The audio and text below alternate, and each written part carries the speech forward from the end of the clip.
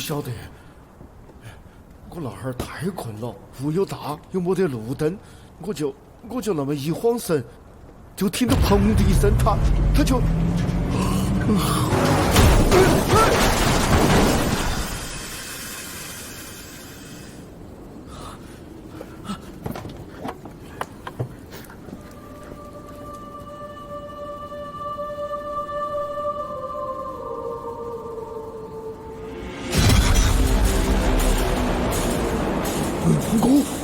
我也没想到，那儿垮的一条腿，我会有人想陷害我。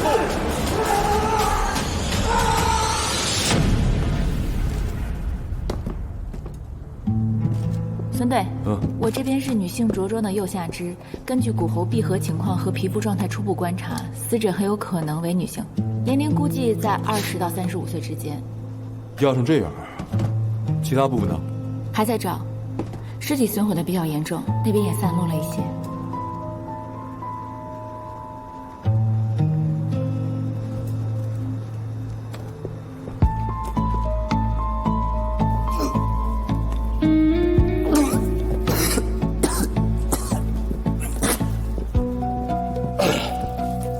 头一根，下次记得在上门口。闻不到尸臭味，但是能闻到自己有多怂。头找到了吗？还没找到。初步来看，死者的颈部肌肉撕裂，颈椎呈剪刀性断裂，倒是符合高速撞击导致头身分离的特征。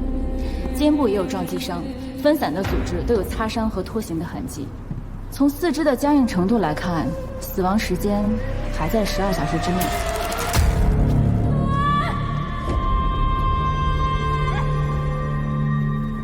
师傅，那儿怎么躺了个人？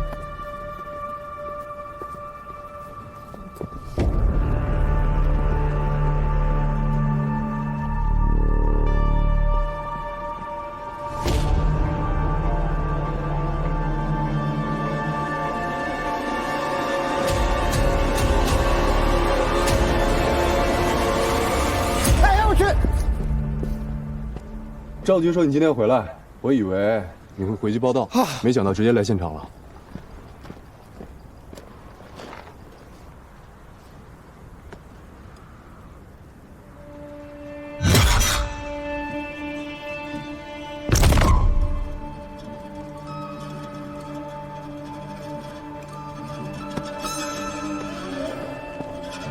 师傅，这位是？这是我老搭档，严密。兄弟，欢迎归队。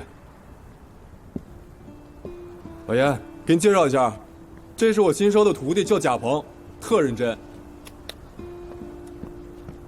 严哥你好，我是小贾。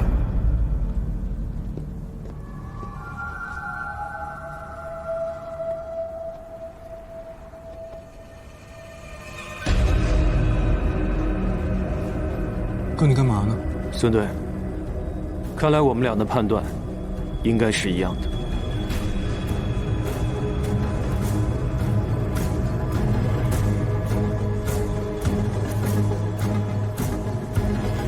这不是车祸。对，是抛尸。抛尸？那为什么呀？师傅，你不刚来吗？你怎么看出来的？第一，这里距离城区将近40公里，周围除了工厂外，没有任何居民区。这一片荒无人烟的，没什么人过来，专门走一些运私货的大车。从尸体的各方面状态来看，被害人平时注重保养和形象，不是从事体力劳动的人。这样的一个女人，为什么会出现在这儿？又是怎么会出现在这儿？第二，血迹是从这里开始的。这是第一撞击点。不，是碾压点。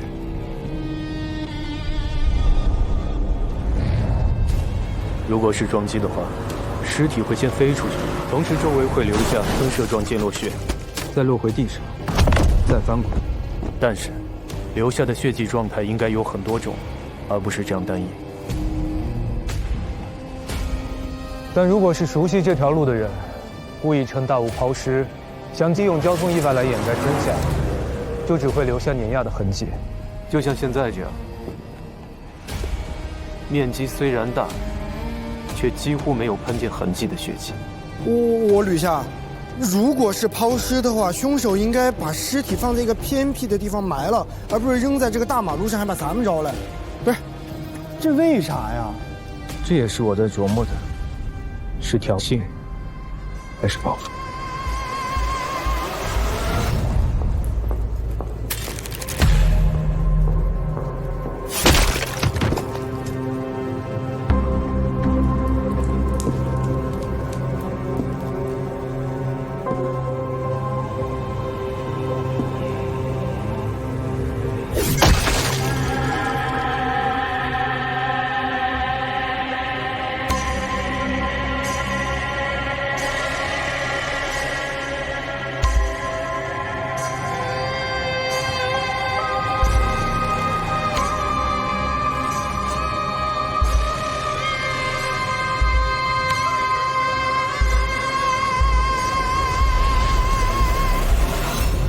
死因鉴定出来了吗？直接死因是头颅与身体的完全性断离导致的失血过多。表面上看，肌肉、皮肤、颈椎断面符合高速撞击致死的特征，但事实上，头不是被撞掉的。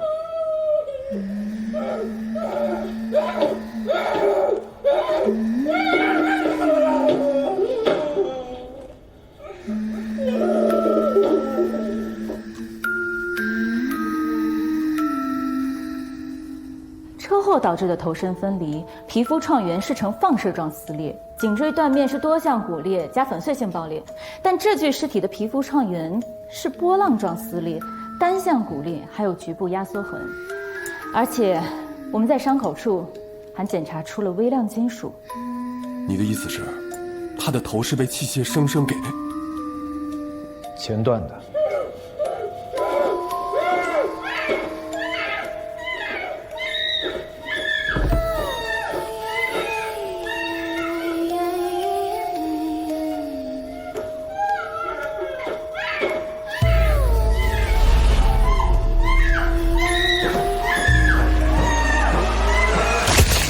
这条路从12点到报案的2点，共有17辆大车经过，只有1辆是没有上高速的，车牌号是江E94845。根据监控，这辆车最后消失在这个物流园之后就再没出来过。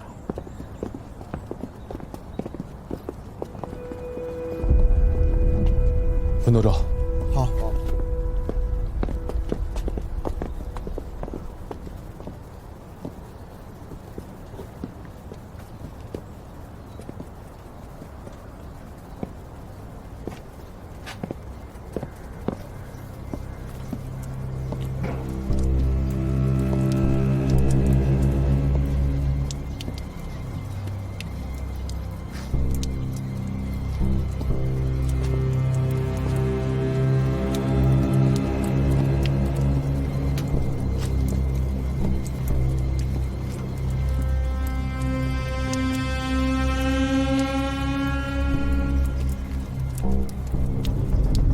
9484。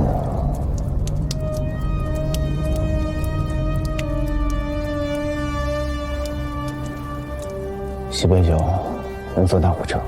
收到。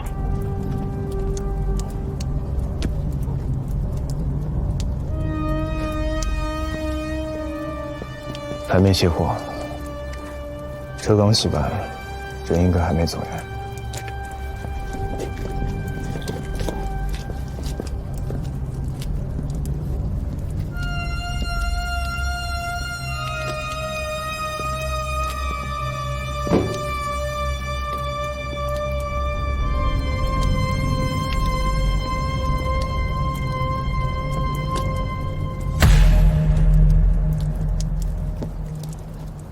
师傅你好，我想问一下，您这车能……你是什么人？啊，我是……哎，师傅，那个去大棚多少钱？我不抽烟。那个我这2天车做保养不拉活，你们找别人吧。别啊，师傅，帮个忙呗，我们给你加钱。啊，对，我那客户要的急，我看这片就你这一台车歇着呢，是吧？你们还是找别人吧。哎，师傅，你别走啊！师傅，那边的人说吕伟。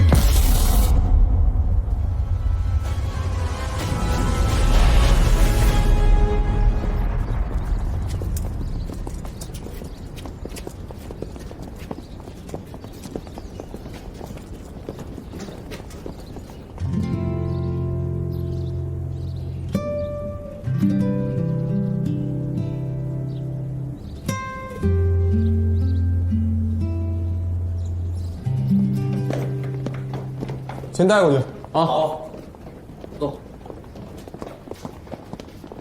咱们直接审他呀！先晾他一会儿。这事情发生到现在还不到半天呢，记忆还新鲜着呢，让他好好想想。到时候，一熟就落，一捅就透。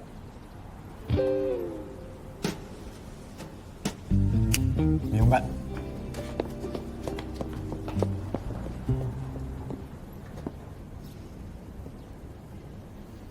还是老样子，什么都没变。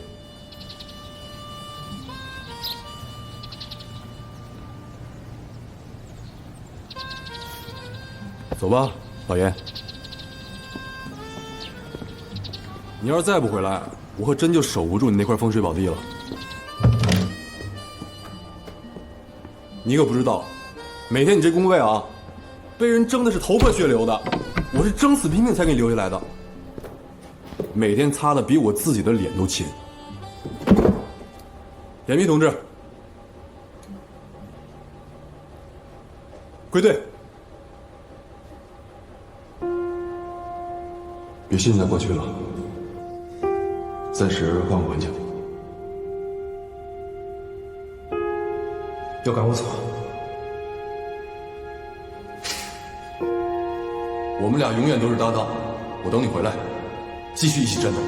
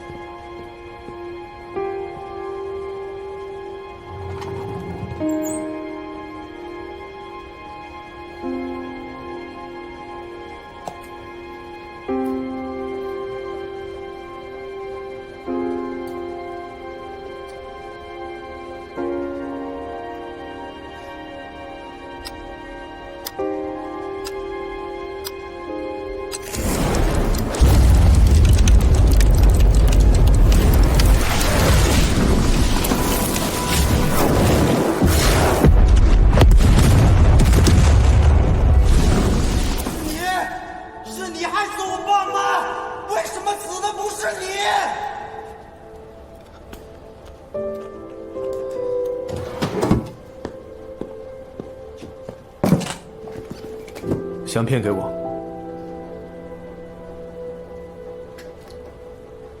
老严，事情已经过去了，师傅的案子已经结了，事实清楚，证据充分，就是马广福蓄意报复，没有人在背后指使他。可炸弹呢？他自始至终都没有交代炸弹的来源，一定是在包庇他身后的真凶。只有找到这个人，才能找到师傅被害的真相。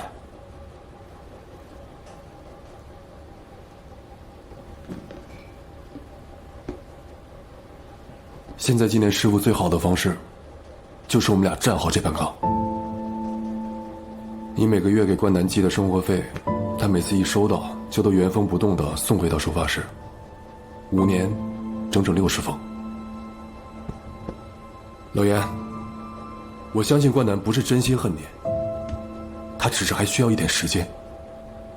时间都是向前走的，我们也不能总困在过去，我们得向前看。可有的时间，他没往前走。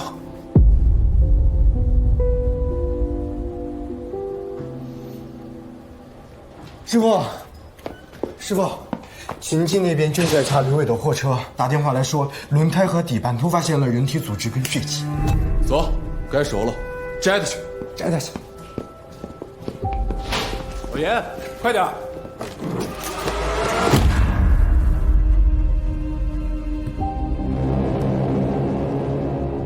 你以为压到野狗？李伟，你自己品品这句话可不可信？压到野狗的话，见到警察为什么要跑？李伟给你机会不用是吧？行。不是，我没想跑，我开始真以为是压到野狗了。我下车一看，那玩意儿根本不是狗啊！当时车速多少？我忘了，可能70、80吧。撞完之后停没停车？等一下，你是压过去的还是撞过去的？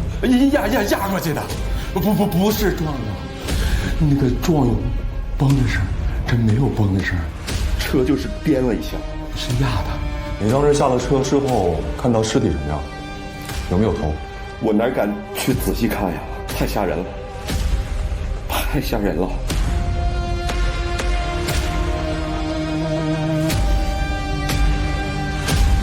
凶手手段残忍，手法专业，而且还在尸体上制造了大量的虚假痕迹，以此来迷惑咱们。可见凶手也是经过了精心的策划。是的，尸体的状态非常触目惊心。我们现在已经完全确认，公路不是第一案发现场，但由于凶手在运输尸块的过程中十分谨慎，所以具体的犯罪细节我们还在复原。凶手转移受害者，一定会使用交通工具。我建议回到现场，寻找突破口，找到抛尸的车，就能找到抛尸的人。现在可以确定，这是一起惨绝人寰的杀人碎尸案。我宣布，立即成立517专案组，我亲自挂帅，具体侦查工作交由刑警队负责，全局上下所有部门给予全力配合。废话不多说，所有人给我绷紧神经，尽快将凶手绳之于法。是。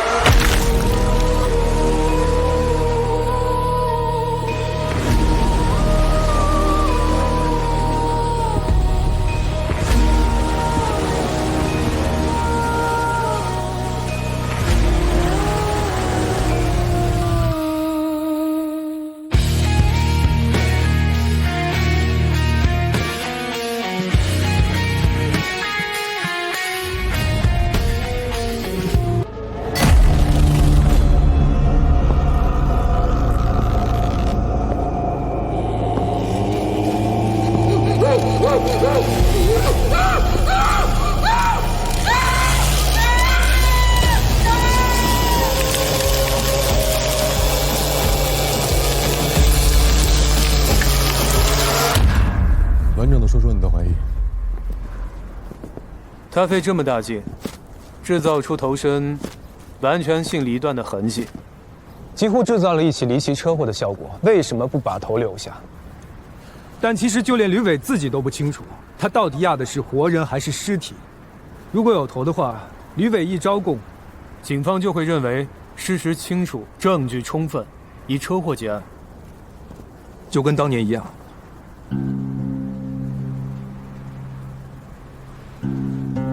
当年是当年，师傅的案子没有任何疑点，那也是我的师傅。那现在呢？你认可我的推断吗？你的推断成立，所以头为什么会不见了？我怀疑凶手是故意把头带走的。跑到这么偏远的地方抛尸，必定要使用交通工具，可是为什么没留下印记？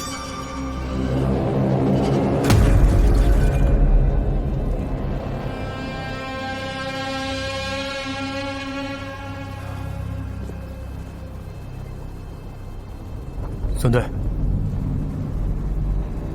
你仔细看，这条轮胎印又窄又浅，又套在大车的轮胎印里，的确很容易被忽视掉。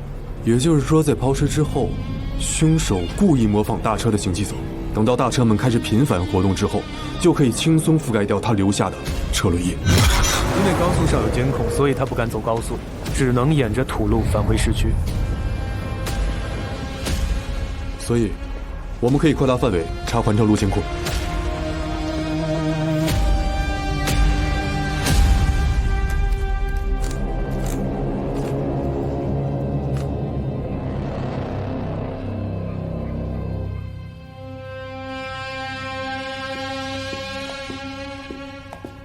找到了，这辆11点47突然出现在环城西路上，符合从石子路上出来的特征。这辆车最后出现在子明花园外的交通监控12点24，车主叫孔娇，家住子明花园3号楼8-A。咱们分两路，我和老严上楼，林霄、贾鹏，你们去地下车库看看。是。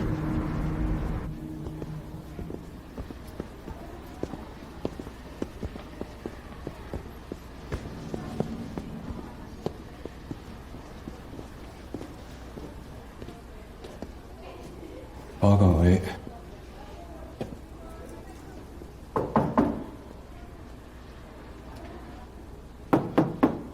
靠！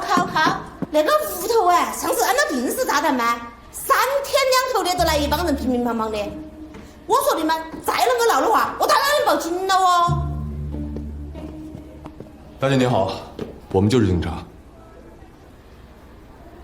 哎呦，警察同志，你们也不知好说。那个屋头那小两口是不是犯啥子事儿了哦？哎呀，我早都觉得那男的不对头。大姐，您给说说怎么个不对头？那个男的素质特别差，每次下夜班就要搞出很大的动静，还总是弄一身铁锈渣渣，好几次都弄到我那个铺盖摊子上了。铁锈啊！我想起来了，有一回呢，身上落了那个粗、那个长把螺丝带，捡起都跑了。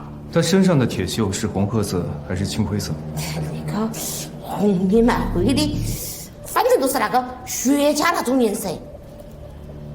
红铁框扎，混合金属氧化物的颜色，符合4矿运输车辆的辐射特征。大姐，您给说说这俩夫妻平时关系怎么样？哎呀，想起来上个月我听到外头叮当哐啷的，我就透过那猫眼往外头一看，就看那个女的扶起肩膀都跑起出来了，那个男的那个那么长根铁棒棒，知道他说再跑的话把这腿打断。你说嘛，说那个话像人说的不嘛？那男的叫什么？哎呦，那个我都不晓得了。没什么事了，谢谢你啊，大姐，谢谢啊。哈哈。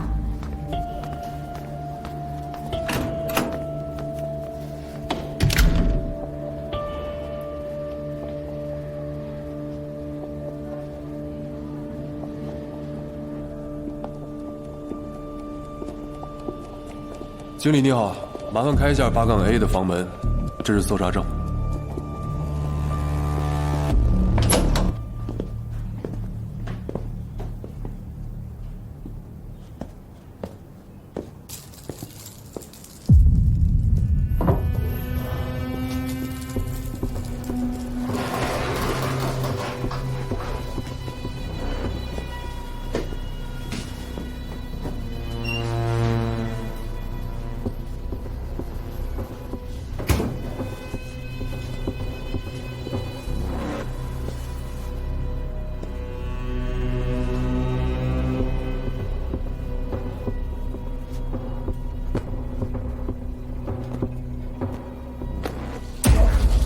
老严，孔娇应该是和另外一个男人一起生活，所有的生活用品都是2人份。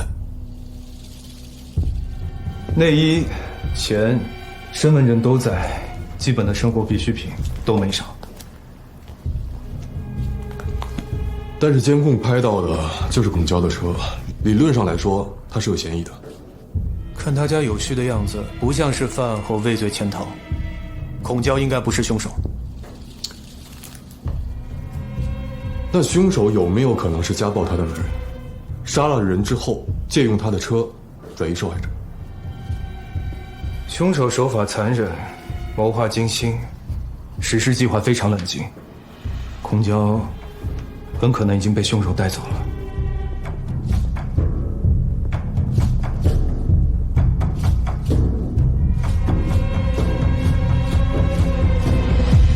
李潇，8238。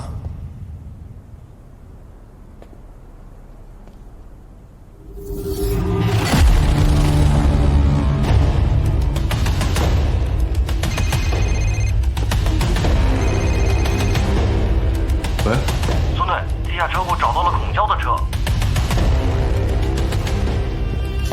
马上过去。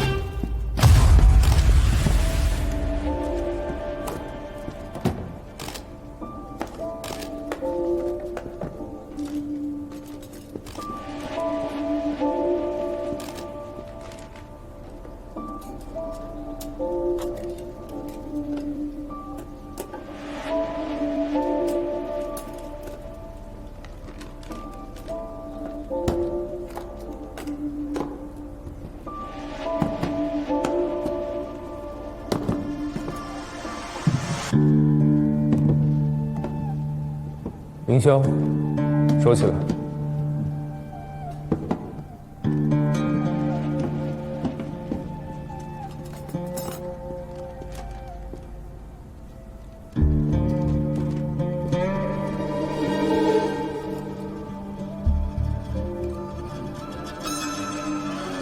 孙队，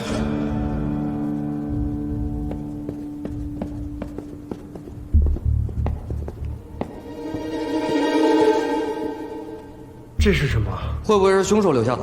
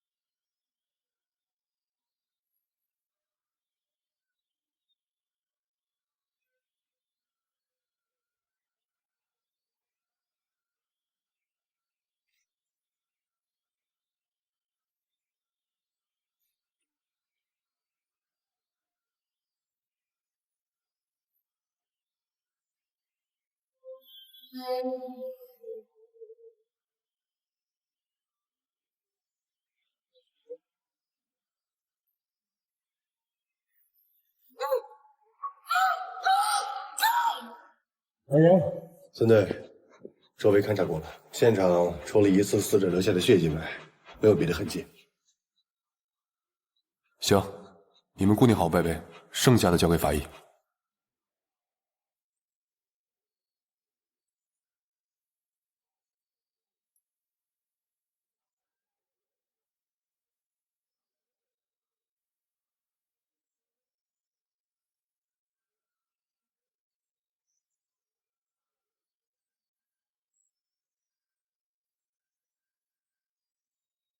叶子，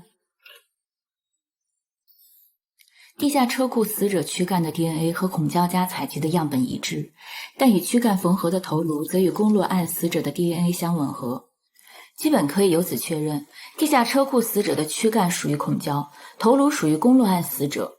孔娇的死亡时间是在2天前，也就是15日凌晨。尸表淤伤集中在胸腹和四肢，皮下出血形态符合钝器击打的特征。部分伤痕边缘有皮革样化，证明死者生前有反复受创的经历。反复受创，家暴啊！重点在这儿，死者颈部缝合处有活体反应，切割时肌肉收缩导致创圆成锯齿状，所以很有可能是凶手在切割的时候，他还是活的。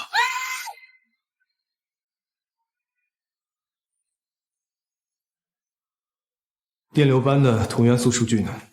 在这儿，结果和你们猜想的一样，同元素与紫明花园地下室接地铜壳成分一致。现在基本可以确定，案发的第一现场就是在地下室。哎，孙璇，你再把茶倒我绿萝里，下次尸检我拿你当样本。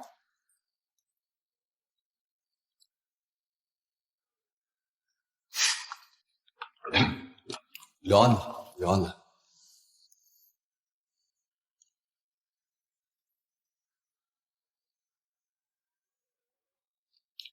在孔娇家小区的地库里，我们发现公路案的受害者的头在孔娇的身上，孔娇的头又不知所踪，而且孔娇的死亡时间要早于公路案的死者。公路案死者的头为什么会出现在孔娇的身上？他们两者又是什么样的关系？我们现在已经确认了，他们既没有受到性侵，也没有财物的损失。那么凶手他的动机到底是什么？情杀还是手杀？我们排查了交通监控，推断应该是凶手驾驶孔娇的车到的地下车库，但是由于遮阳板的遮挡，交通监控并没有拍到凶手的样子。他放下遮阳板是为了让自己的脸处于监控视角的盲区。凶手熟悉小区电路结构，能巧妙避开监控，他的反侦查能力很强。我觉得这很有可能是一起连环杀人案，他可能还会动手。我们得抓紧时间，否则还会有人遇害。小韩，你来确认死者的身份，发函给各地的派出所协同调查。小鹏，你和林霄去排查他的社会信息，尤其是他跟孔娇的交叉点，给我找出来他同居的男人是谁。行动起来！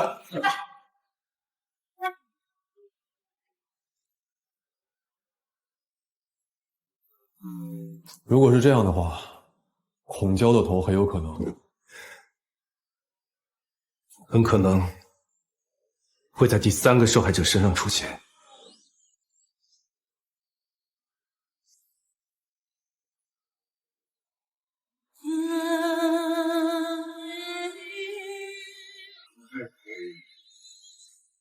The machinery has started to move and nothing could stop it.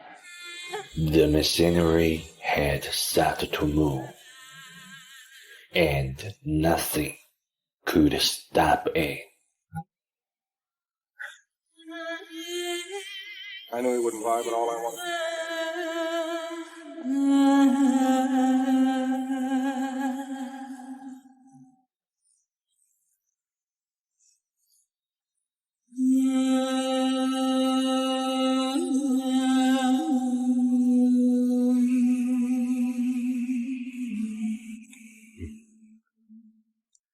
哦，对了，师傅，这天晚上的凌晨1点到3点之间，你没发现什么异常？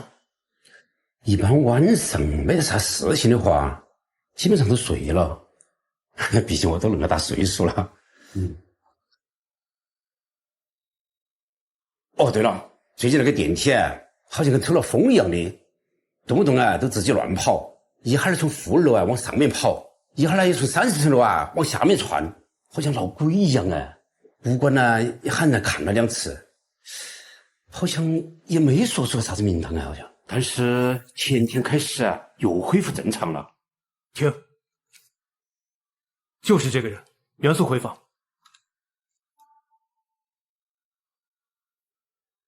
孙队，我先去看一下电梯。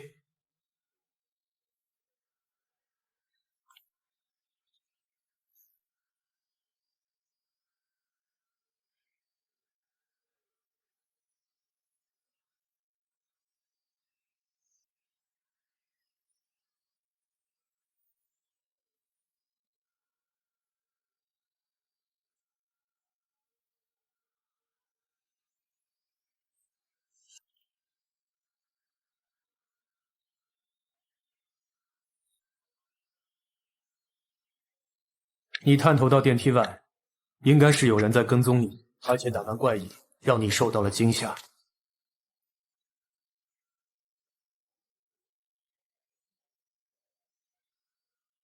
第228楼，那是你家的楼层。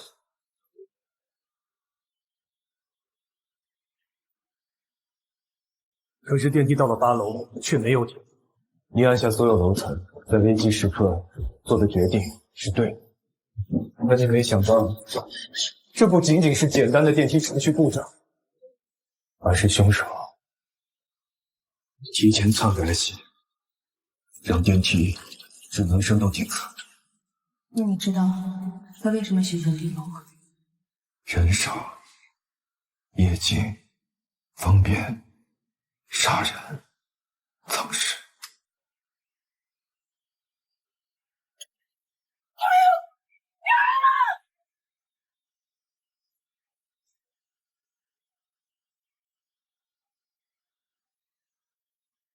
谢谢你师傅，谢谢。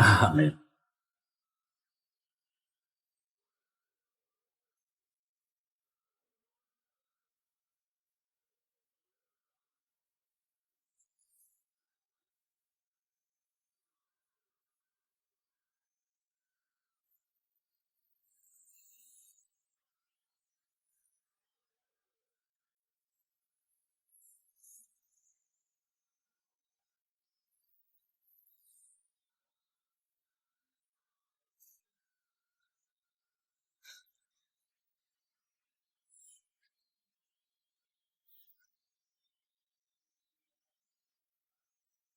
你被电梯带到了顶层，于是你只能跑到天台，找寻楼梯间下楼回家。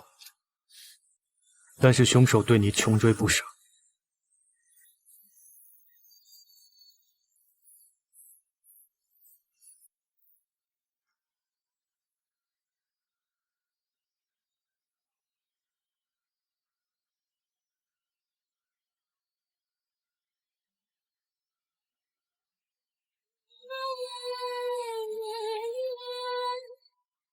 他喜欢看着你，就像受到极度惊吓的猎物一样疯狂逃窜。你越是害怕的瑟瑟发抖，凶手就越是兴奋、疯狂。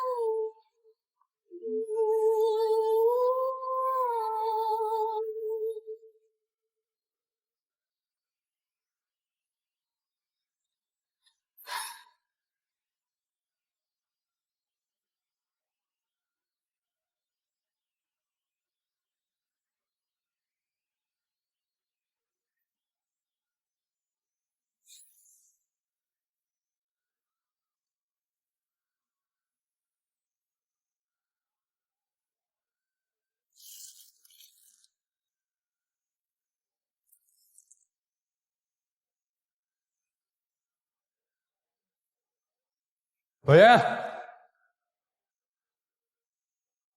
你来看这边。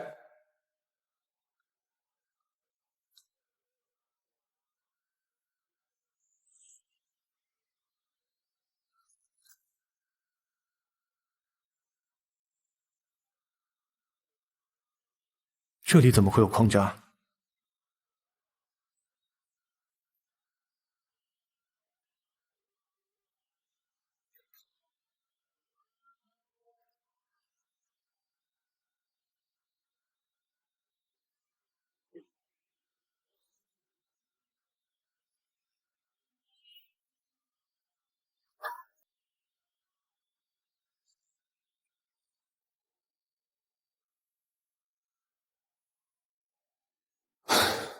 老严，下次能不能换一招？打斗的痕迹，还有那儿。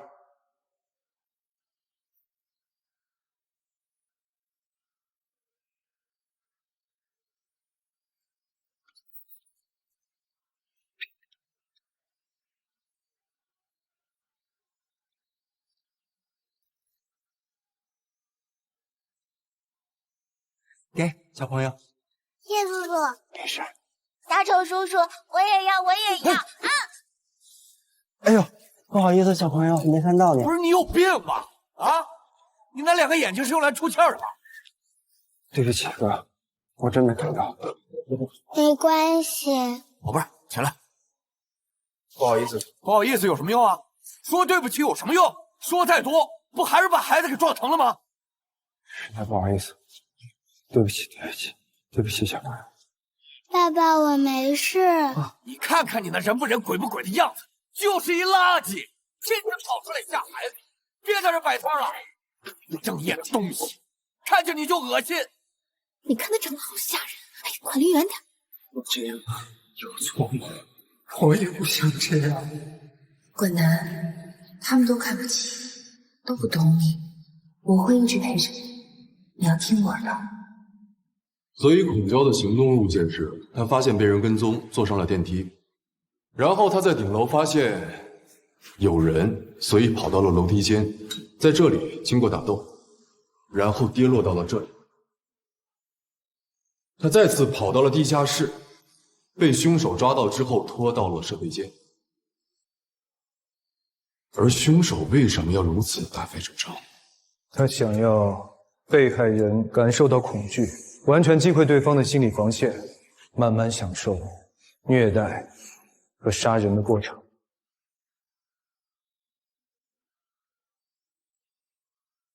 喂，收到。小林来消息了，说公安有人提供线索，受害者曾经在湖光 KTV 工作过。巧合的是，孔娇也曾经在湖光 KTV 工作过。他们去查了，咱们先回队，走。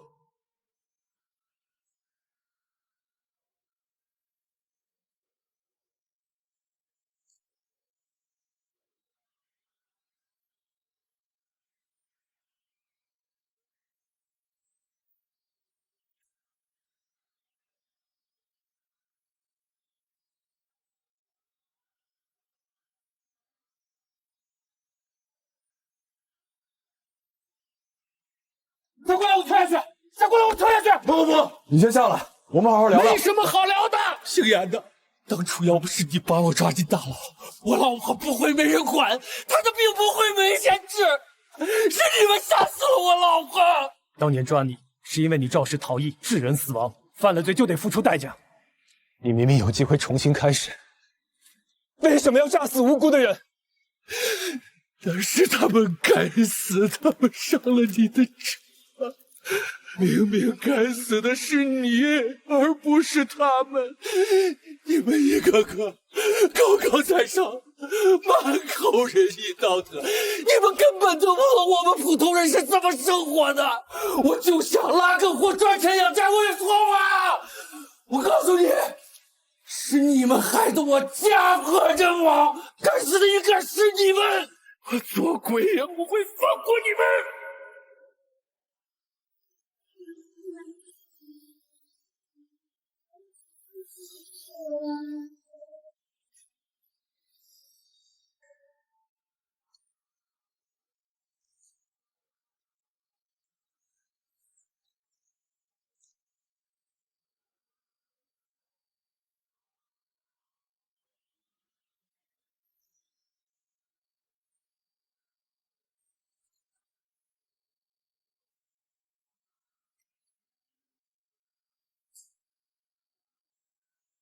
重点排查。严哥，老严，上车。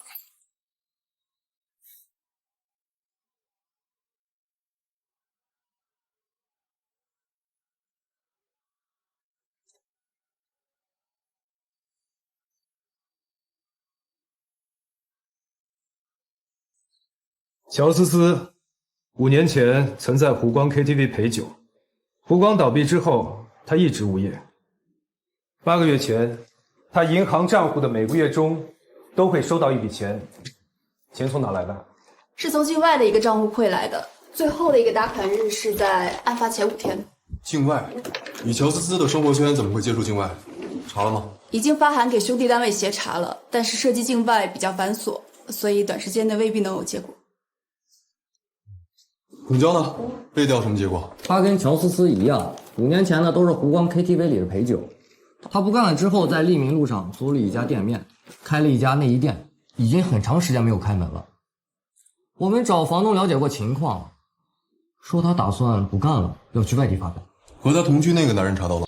查到了，他叫马金光，是一名矿工。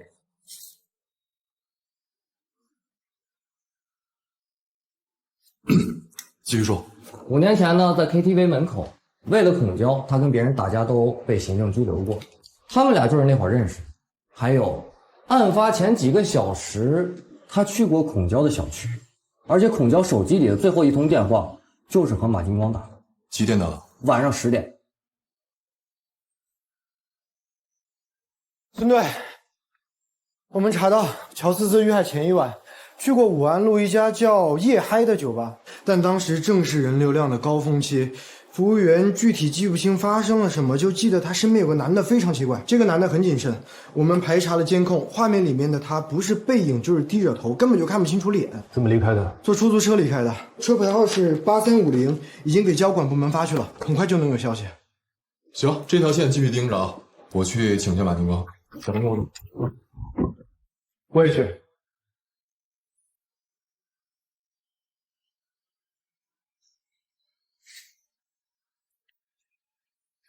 师傅，严哥，我和小韩去问问周围的邻居吧。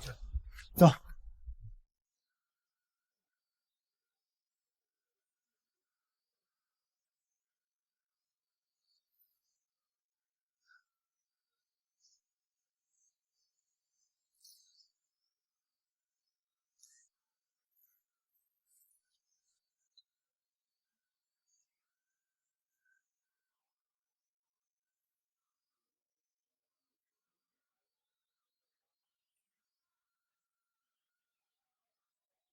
小严，该放下了，人不能永远都活在过去。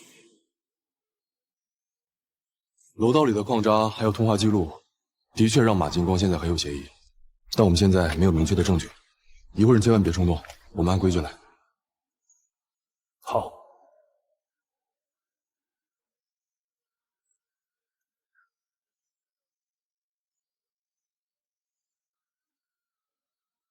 马金光，警察要强闯民宅是吗？我们需要找你了解一些情况。我没空，也不想见你们。你是不想看见我们，还是害怕看见我们？马金光，我们现在是问询，希望不要变成讯问。你应该明白这两个的区别。不用吓唬我，想抓就抓吧，反正你们是警察，就像当年你害死我爸那样。啊！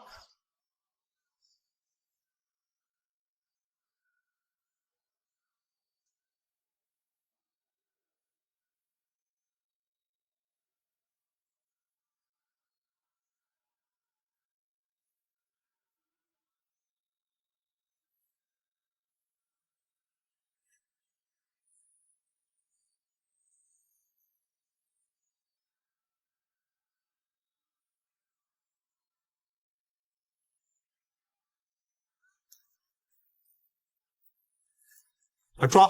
抓呀！快点儿！要是没事就赶紧走。孔娇死了。孔娇死了。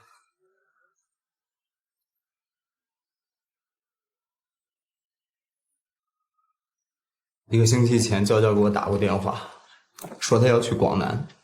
当时听他语气态度还挺坚决的。去干什么？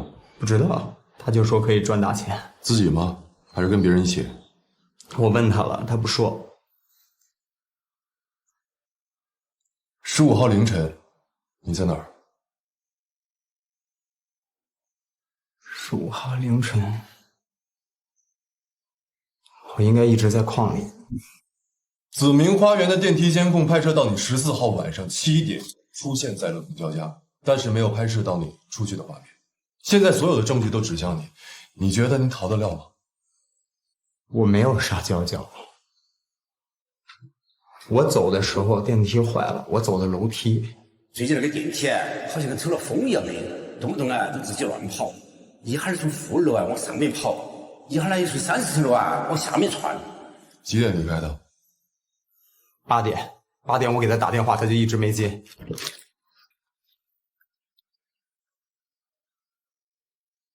这是孔娇遇害的楼梯里我们发现的矿渣，你怎么解释？我是个矿工，我走过的地方有矿渣，不正常吗？还有我从紫明花园出去之后，我就回到矿上，那天上夜班的人都能给我作证。孔娇身上这些伤是你打的吧？你一直在对孔娇实施家暴。我们吵架了，越吵越激烈，就动手了。那他也打我了，这是他挠的，还咬的。因为什么吵架？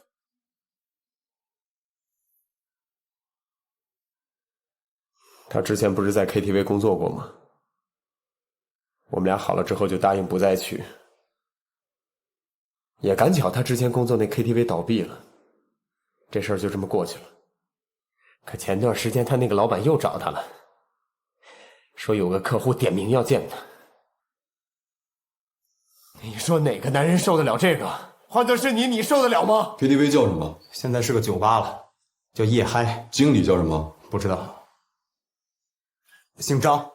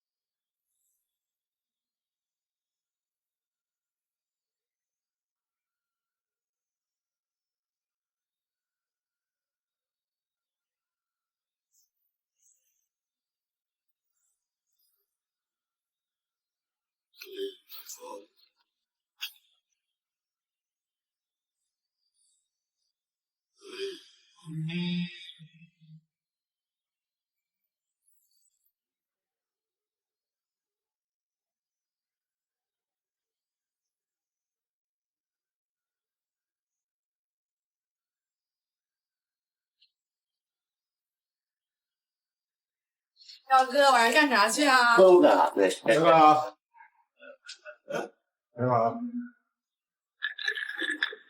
对，哟，我好哟。彪哥好。哎，早说那些，快，进去。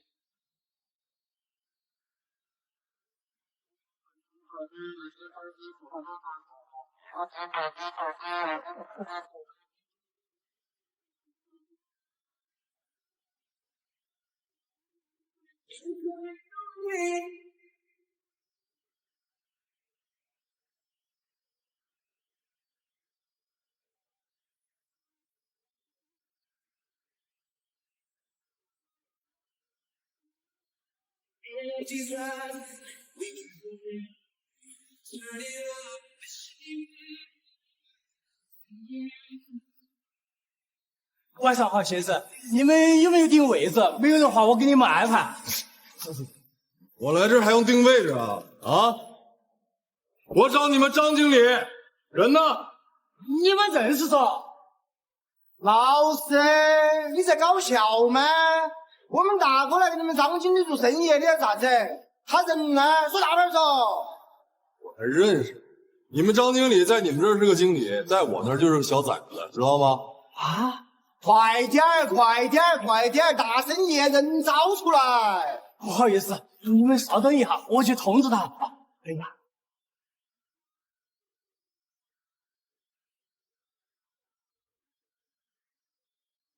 哎，表哥，就是下面那几个朋友说的。哪个？对。嘿，嘿，哪点的朋友？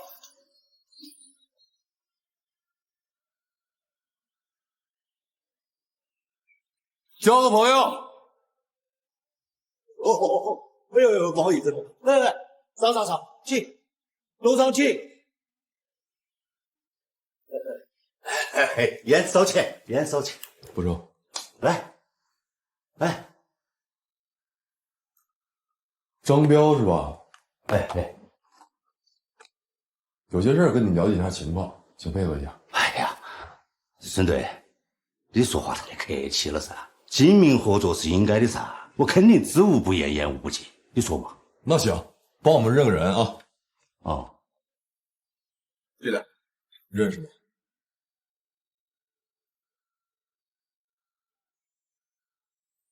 我有啥子事？我跟你说，我那点女儿恁个多，我哪里记得到嘛？是不是吧？张彪，如果没有确实的证据，我们是不会来找你的。武光的事情，你都忘了？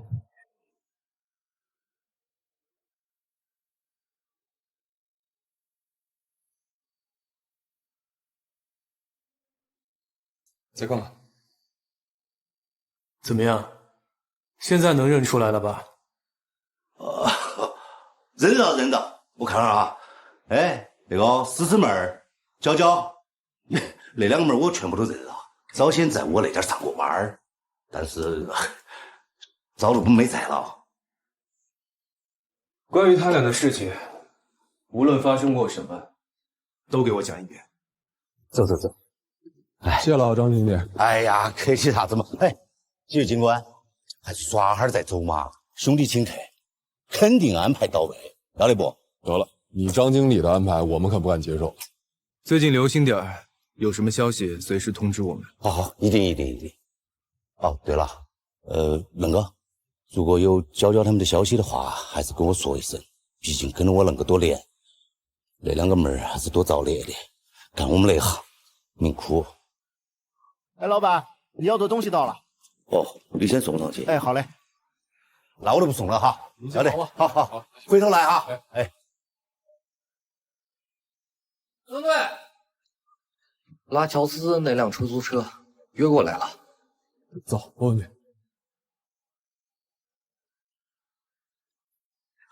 几位去哪儿啊？是刑警队的，跟你了解一下情况。怎么了？帮我们认个人。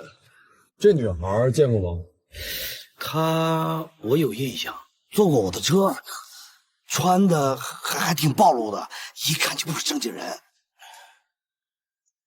哎，对了，那天晚上跟他在一起的还有一个男的。一个男的跟着他啊？长什么样？戴个帽子，天黑我没看清楚。师傅，前面给我停一下，给我买包烟，就停这儿吧。你还没到地儿呢，要不抽一波我的？你这烟我抽不了，我抽外烟，谢谢啊。哎，你这能走吗？那师傅您还记得超市在什么位置吗？在那个万福路口那个烟店。对了，那个男的走路好像一瘸一拐的。那片都是拆迁区，没有小区啊。老爷。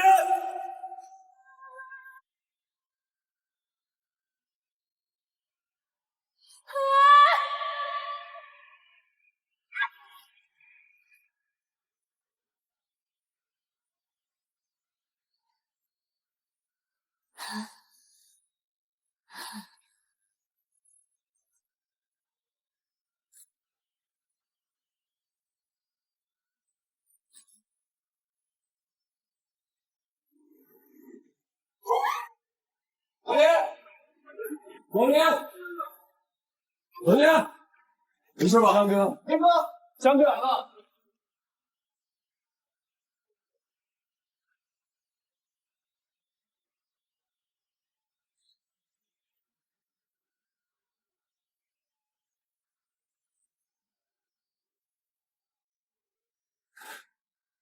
去叫法医。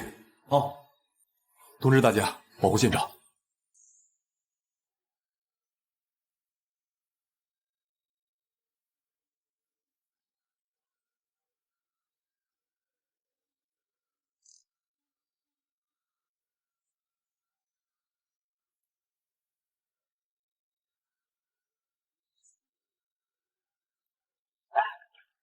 好，是吧？是吧？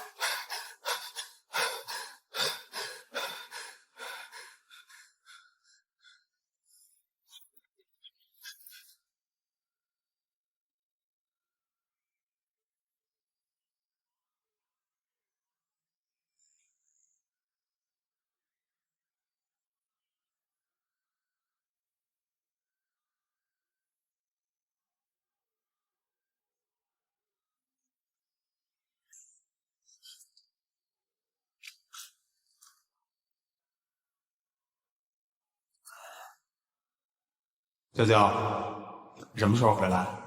要不要我把饭给你热一下？马警官，我想过我自己的生活，你不要再打给我了。你在哪？天天的不回家，你到底在外面做什么？放着好好的日子不过，你到底要闹什么呀？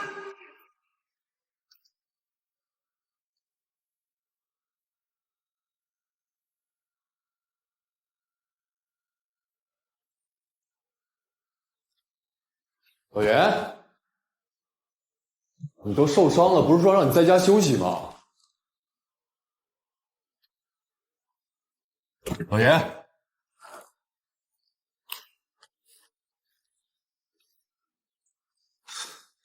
钢珠表面呈镜面光泽，无可见车销纹，可能是自行车轴承的专用钢珠，爆炸后的穿透力比普通钢珠更强。自制消化棉炸药，轴承钢珠跟当年的案子一模一样，所以师傅的爆炸案马金光有嫌疑。当年的凶手是马广福，不是马金光。根据犯罪现场对凶手做出的心理侧写，部分符合马金光的成长经历和心理形成特征，他身上有太多与案子的关联。老严，我们不会排除马金光的嫌疑，但现在最重要的是，我们顺着佛像以及爆炸的线索，去找出真正的凶手。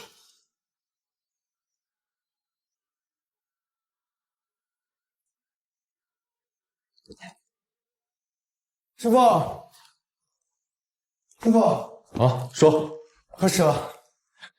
张彪一直迷信，最近找大师请了一尊神像，但这尊神像根本就没有发货。送货员说是有一个人给他打电话，让他到批发市场的路边取货，邮费就 CC 镶边。批发市场的业务量很大，他们经常这样取货。我们也排查了附近的监控、店家，并没有拍到相关人员。电话，他打的电话呢？电话也查过了，是一个超市门口的公话话吧。店主说每天打电话的人太多了，没有注意过当时。但是唯一有一点可疑的就是这个话吧就在夜嗨酒吧的附近。放心吧，师傅，我们会继续排查，他肯定会留下蛛丝马迹的。你们问的那个出租车司机，他说的那个一瘸一拐的人呢？小韩他们已经去过拆迁区了，那周围没有监控，也基本上没有什么人，根本就没有线索。现在我们就知道的是他的体型和他疑似残疾人的特征，排查起来难度太大了点。我们还初步排查过孔娇、乔思思、张彪，他们之间最大的关系就是之前倒闭的湖光 KTV， 但那已经是5年前的事了。KTV 里人员往来结构复杂，所以调查起来。3个受害者作案手法不同，但都有极强的反侦查意识，并且作案手法极其残忍。我们在调查爆炸的同时，继续盘查一下这3个受害者的人际关系，尤其是跟他们有交集、有过节、有资金往来的。是。还有，这一件案子都没破，又有2有3。局长，孙学啊，孙学，你可以啊，还在市区里发生爆炸案。你知不知道这社会影响有多不好？赵局，我们正在努力排查，我保证。你别保证，你赶紧给我抓紧时间破案。保证有什么用？一天到晚净整些没用的。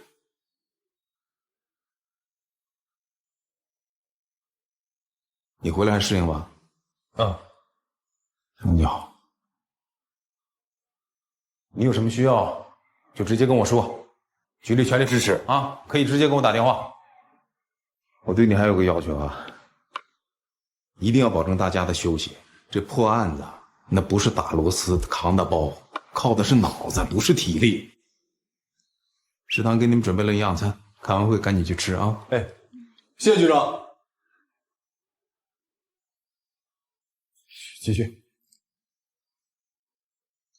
我说，哎，麻利的啊，一会儿凉了。啊，知道了，局长。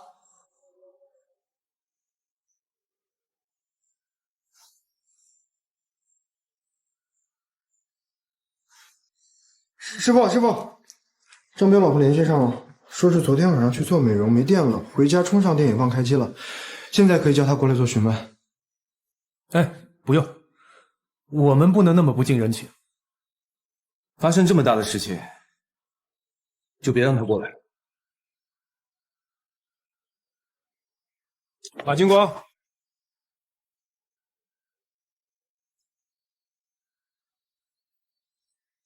听说昨天有家酒吧爆炸，一个警察还被炸伤了，原来是你啊！哼，报应！马金光，我警告你，你别给我犯浑啊！马金光，你昨天晚上在哪儿？杀我老婆的凶手找到了吗？有什么可以通知你的，自然会同步给你。就是没找到。为什么抓我抓那么快？一有个风吹草动就想往我身上泼脏水，你们有这个精力怎么不去抓凶手啊？你放心，我们肯定会抓住凶手的。我有线索要提供。什么线索？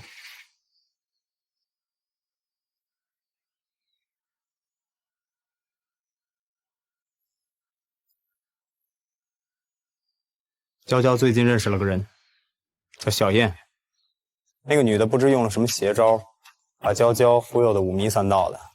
自从认识了小燕，娇娇天天跟我闹，动不动就说要离开家去南方发展。我好容易给她劝好了，让她别再联系她，好好跟我过日子。好容易答应之后去，还有吗？反正这个女的一定有问题。这2天我碰见过她，一见我就跑，鬼鬼祟祟。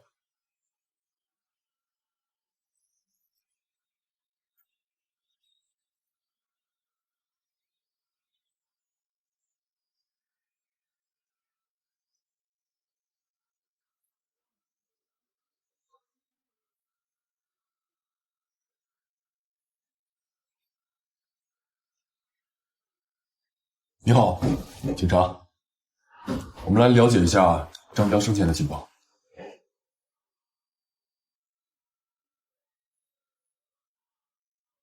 您丈夫张彪人际关系怎么样？尤其是有没有什么仇家？他从小就混社会，开过 KTV， 也开过酒吧。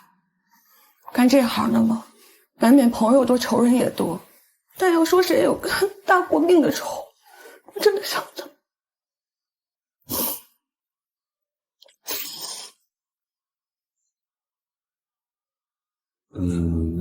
孔娇和乔思思你应该听过吧？张彪平时和他们有来往吗？他们俩原来都是 KTV 的员工，从开业那年就一直在 KTV 跟着张彪干。KTV 倒闭以后就都散了，交集多不多我不清楚，工作上的事儿张彪一般不带回家里说，我也从来不会主动问。昨天你在哪儿？昨天你们什么意思？我老公，你们怀疑我是吗？不好意思，不好意思，我们有点冒昧了。你不用紧张，我们只是例行问话而已。你先坐。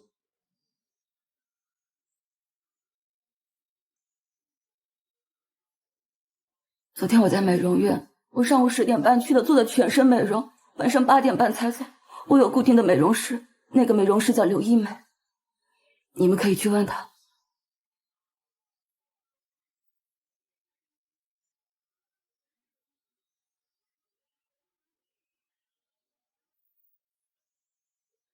这王洪家有问题，思维条理太清晰了，连思考的过程都不需要，甚至连愤怒的反应都像是提前练好的。墙上的印子应该是原来挂结婚照的。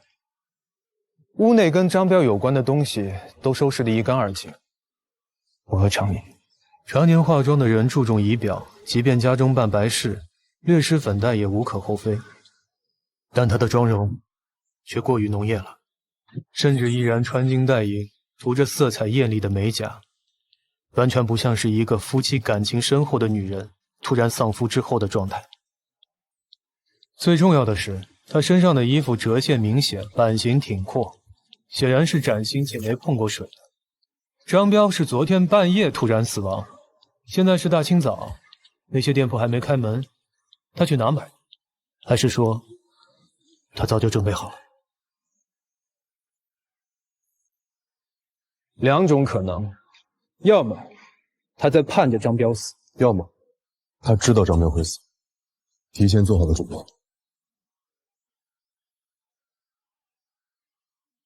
王洪家，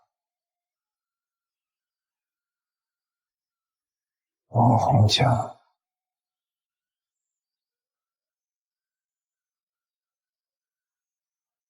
哥，我重新排查了这附近，发现这个位置正好能够看到张彪在酒吧路边停的车。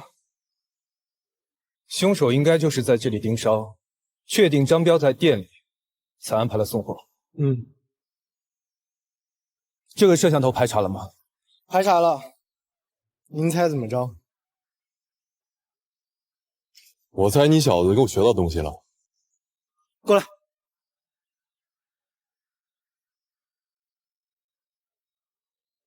就是这个人，最近非常可疑，老出现在这附近。放大他脖子的地方。啥？你们认识啊？不认识。哦，对了，佛像运输那条线继续要排查。好，我就不信没人认识他。谢谢你啊。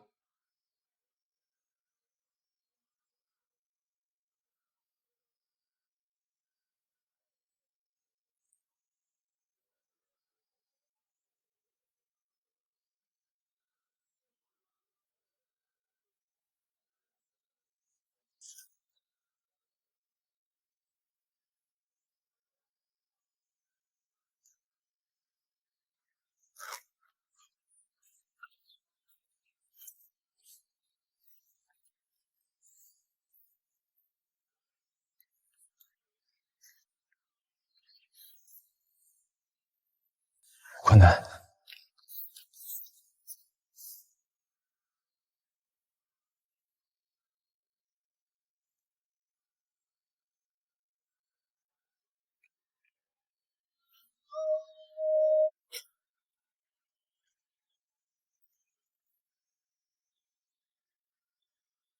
冠南，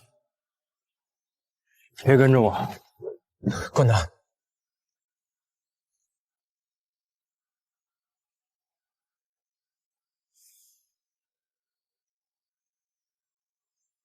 我永远都不想再见到你。为什么当初死的不是你？师傅，车钥匙。回来请你吃饭啊，记得把我车修上。放心吧，我一会儿就去。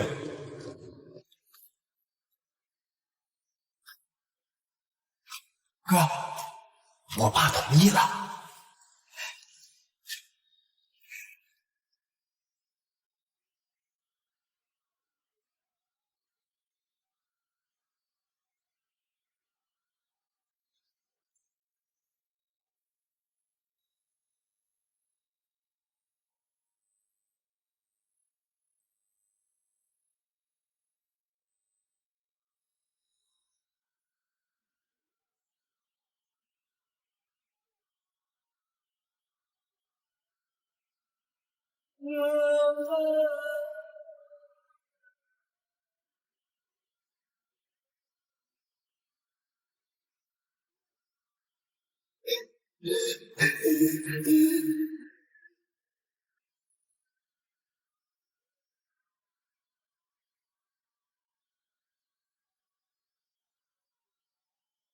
傅，再见别的，师傅。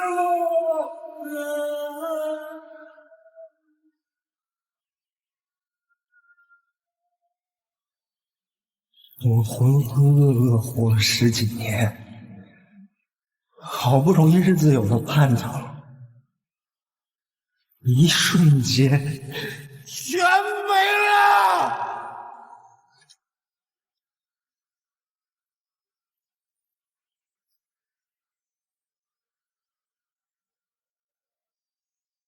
关南，来，哥帮你，走。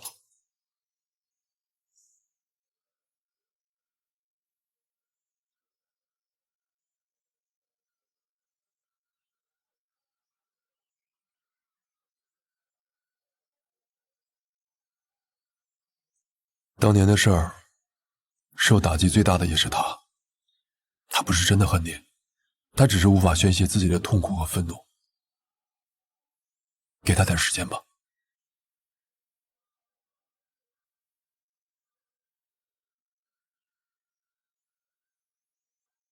你也是，就算要找真凶，你也得先走出来才行。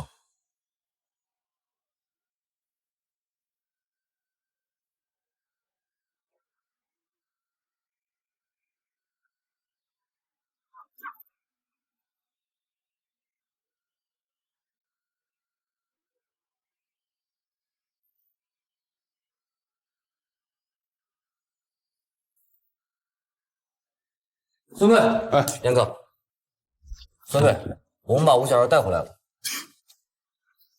怎么给带回来了？我们查到吴小燕是本地人，刚成年的时候她就去打工了，但就在半个月前，她突然辞职，她爸都联系不到她，说她要去外地发展，但人却没有走，住进了一家小旅馆里。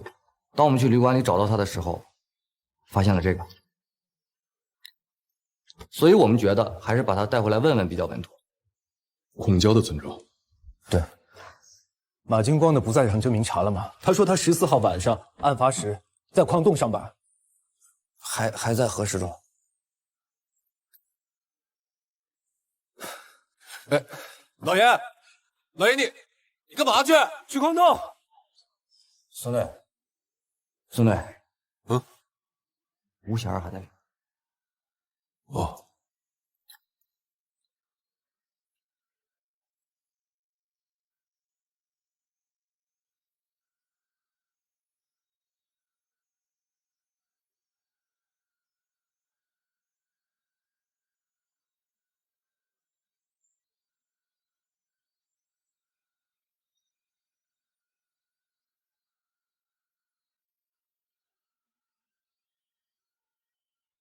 警官，潇潇是不是出事儿了？你怎么知道孔郊出事了？马金光又对他动手了，是不是？他伤的严不严重啊？潇潇现在在哪个医院？他怎么样了？你先冷静一点，先听我们孙队说明情况。坐下。您先别着急，我们就是了解一下基本情况。你可以先说一下你跟孔郊是什么关系？朋友，好朋友，像亲姐妹一样。你干什么呀？非常不情了！干什么呢？众目睽睽之下调戏老板娘是吧？我哥是警察，要不要我先给他打电话？走得巧，好汉不跟女的。滚！谢谢你啊。其实我刚刚是骗他的，我根本没有什么当警察的哥哥。不过你那个我也有。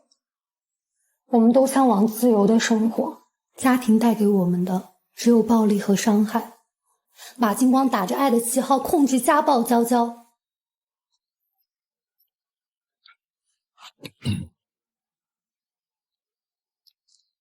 孔郊的存折为什么会出现在你家里？因为我们要走，去过自由的生活。要走，我们手里肯定要有钱啊。拿着，马金光看我就跟看贼一样，你把他藏好了，等攒够了钱，咱就走。可是他要是发现存折没了，会打死你的。这里的每一分钱都是我的，跟他马金光没有半毛钱关系。我想好了，以后我得为自己活，我们每个月都会偷偷往这个存折里存些钱，已经存了2年多了。月初的时候，娇娇说不攒了，她再也忍受不了马金光这个人，我们必须要马上离开，所以我们就约好7号我们就出发。我就提前辞了职，从家溜出来，偷偷搬进了小旅馆。我在这等他来叫我，可是最后我就联系不上他了。你最后一次见孔娇是什么时候？月头3号这样。这期间你一直在旅馆吗？还去没去过什么其他地方？我一直都在旅馆啊，因为娇娇说她不让我去找他，她说要先处理好她跟马金光的事情。可是到了出发的时间，他人又没有来，我又联系不上他，我就有点害怕了。你们知道吗？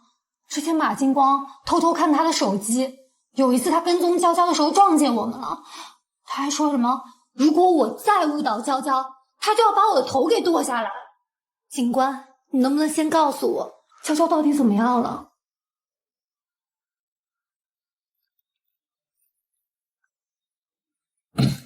有什么人可以证明你一直在旅馆？证明？为什么要证明？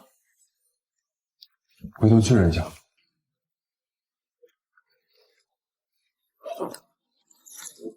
你可以回去了，有什么可以公布的信息，我们会随时联系你。不对，警官，娇娇这个伤得很重，是不是？一定是马金光干的，你们把他抓起来了没？孔娇遇害了，但是你相信我们，我们一定会抓到凶手。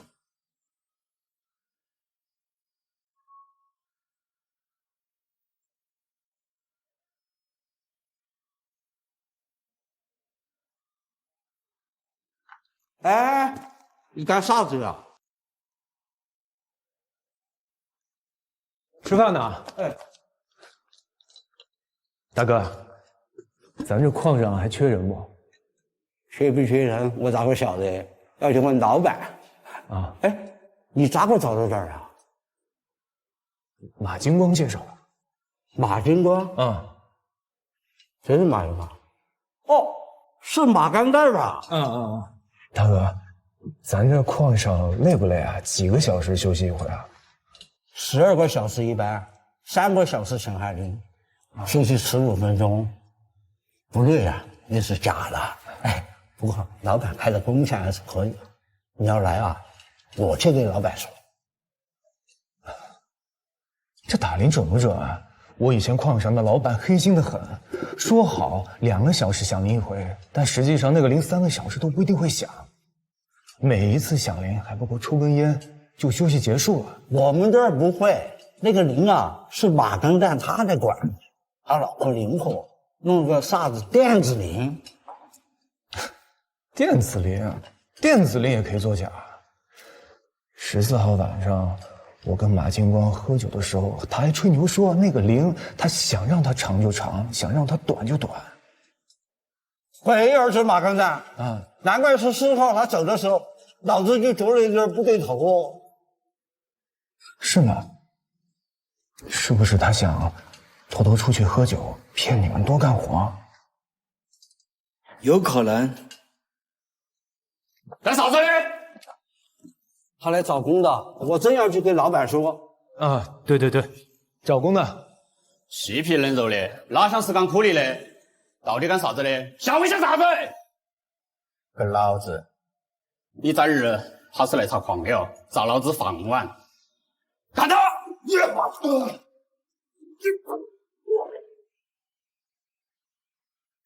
中枪！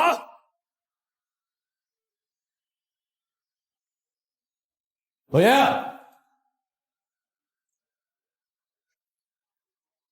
什么情况？袭警！哎，没有警官，我们不晓得他是警察。嘿，那不是警察就可以打人是吧？哎呀，我们只是想吓唬他，没有想真的打他呀。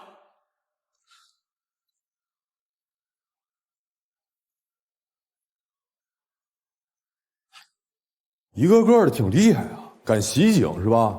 小鹏，叫人给带过去，全部给你带过去。算了，他们只是想保住自己的饭碗。小鹏，通知兄弟单位来查吧。是。我再问你一次，14号晚上马金光出去的时候，铃响了几回，有没有感觉到响铃的时间不对14号，马金刚走的时候，响了一次上工铃，响了休息铃。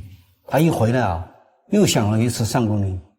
不过我感觉啊，这次上工铃响的时间有点长，我以为是老板让马金刚这么干，就没敢开枪。怪不得那天干活的时间那么长哦，我都差点拉到裤兜里头了。还有其他的异常吗？不晓得，慢个点找我拿绳子，那个算不算异常情况？你那个算啥子异常情况嘛？人家马上就把绳子还给你了。他走的时候才接的，回来都还了，那还得太快了哟。绳子呢？马金光说他8点多离开的矿洞，赶在第2次休息，也就是12点之前回到了矿洞，所以没有作案时间。但如果他改动了响铃的时间间隔，把2个小时改成是2个半小时，甚至是3个小时，那他回到矿洞的时间就会是凌晨1点，甚至是2点，就完全有作案时间。他之前就承认对张彪和孔娇的联系有意见，再加上吴小燕说的那些话，我认为有理由怀疑马金光。他确实有作案动机，也在不在场证明上撒了谎，但我们现在还缺乏他直接涉嫌犯罪的证据。但撒谎已经证明了他的嫌疑，现在就看绳子上能不能检测出现场和尸体的痕迹了。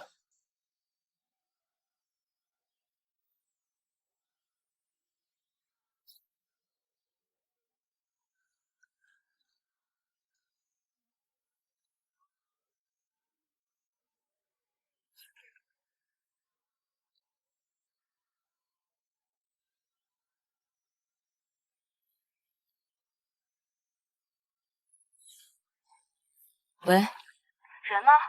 你在哪儿？你管我在哪儿啊？是不是一个人来的？废话，不让我多叫2个人过来陪你打牌啊？钱带了吗？带了。你在哪儿啊？一个大老爷们磨磨唧唧的。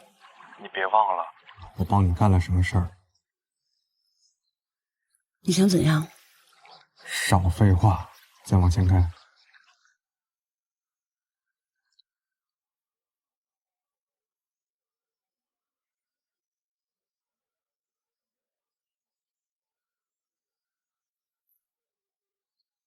马金光，你这个畜生！干什么呢？你就为什么杀了娇娇？是你杀了我老婆！马金光，我没他做过什么，你知道吗？就是你！没有！马金光，动手能解决问题吗？你就这么对孔娇的吗？说不话就动手！不听话就要打！你承认对孔娇家暴了是吧？要是打不老实呢，那就打老实。你们听见了吧？就是他，一定是他杀了娇娇！我告诉你，你现在说什么都没有用。先把你的事情交代了，带下去。走，走，走。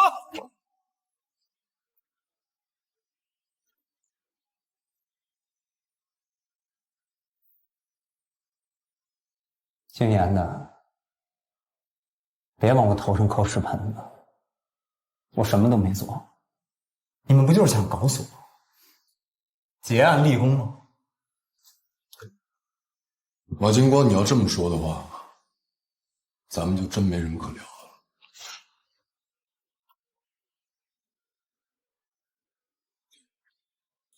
我那天是回过家，但我不会杀了我自己老婆。我是想让她留下。有。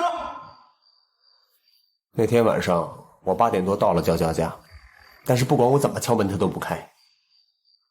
打电话屋里也没动静，我就很生气。我承认我去她家是有目的的。她非要走，我就想，不行，先用绳子把她绑了，好好劝劝她，让她清醒清醒。但到了家里没人，打电话也打不通。我等了很久之后，就从楼梯间下楼了。下了楼我也想通，他也就是一时鬼迷心窍，等到了外面，吃了苦受了罪，就知道这个世界上谁才是最爱他的，也就回来了。谁知道？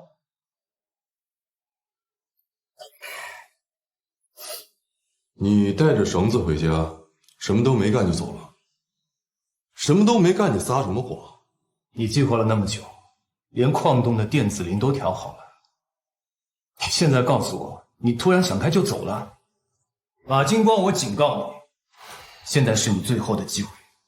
我调铃是想少扣点钱，1个小时30块，是我家1天的买菜钱。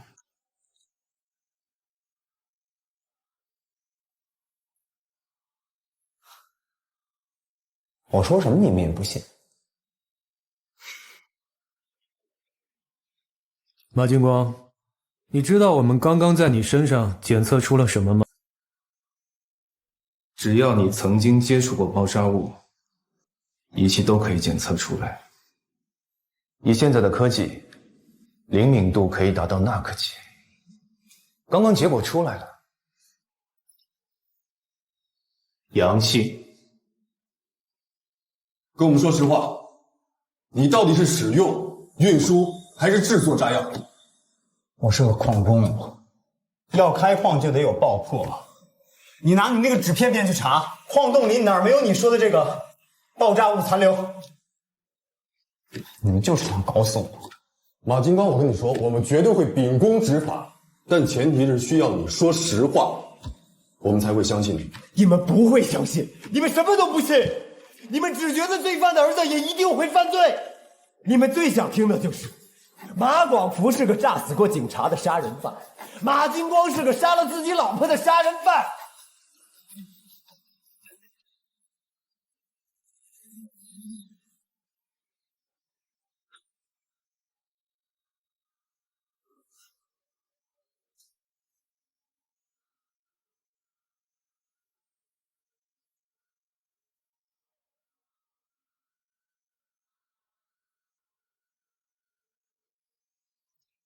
老王出报告了，那条绳子上确实没有检验出孔胶的 DNA， 哪怕极其微量的皮屑物质也没有，也就是说明孔胶确实没有接触过那条绳子。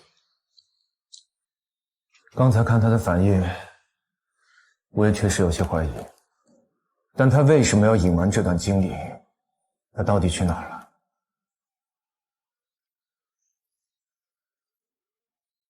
？3件案子，手法完全不同，件件都经过精心设计，几乎完全抹去了犯罪的痕迹，却又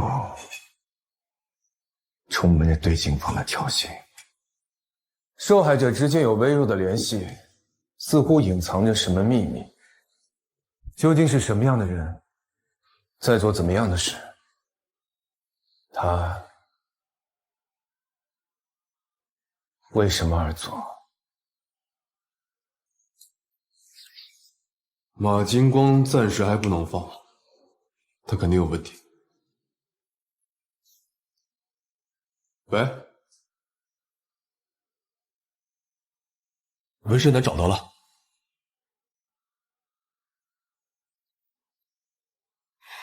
收个钱搞这么麻烦，我让你悄悄的，谁让你搞这么大动静了？收的是人命钱，不怕我还怕呢。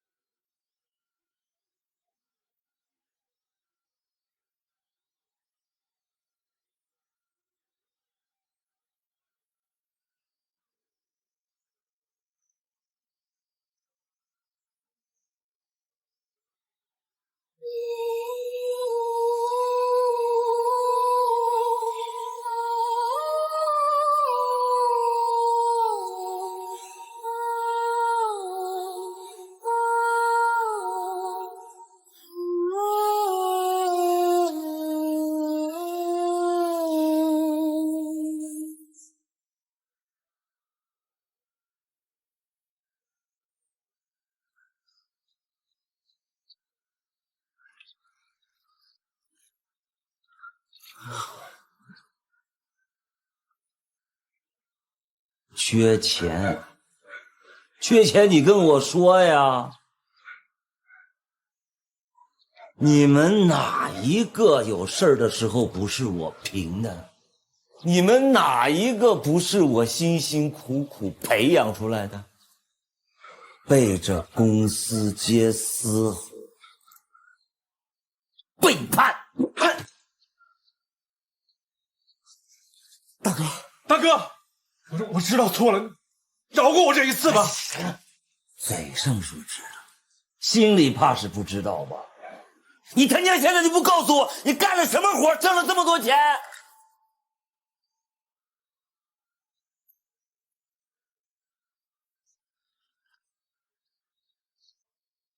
你有挣钱的道，你居然不跟大哥分享？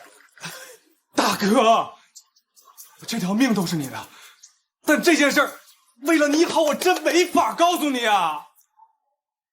二毛，他喜欢钱，多给他一点。大哥，警车来了，孙旭那家伙好像也在。大哥，要不我先去躲一躲。郝卫国，好久不见！哎呦，这是什么风把您二位给吹来了？有事尽管吩咐。找你帮我认个人，认识吗？哟，不认识。好好看看，真不认识？真不认识啊！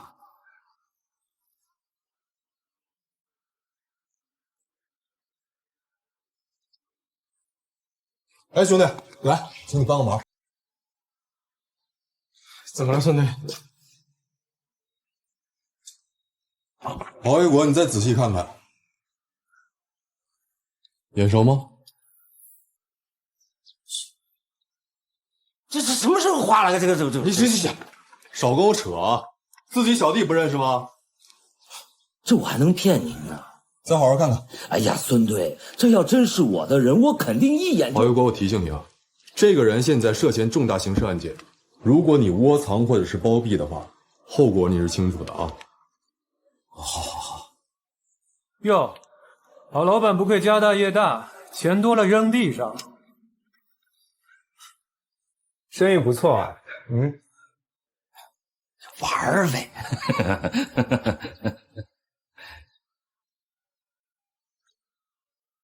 打开看看。哎呀，这里边都是这帮兔崽子往进扔，乱七八糟的，不必看。打开看看。哎呦，个人隐私嘛。打开看看。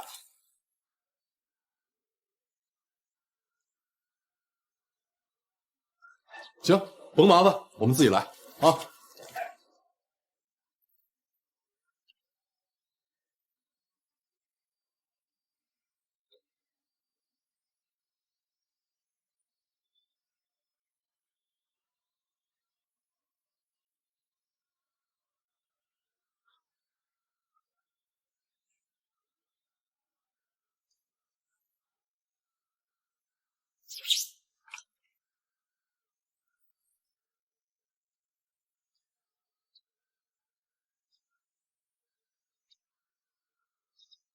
我觉得现在卖棺材这么挣钱吗？见笑了，见笑了！你看我这不天天在这拜着呢吗？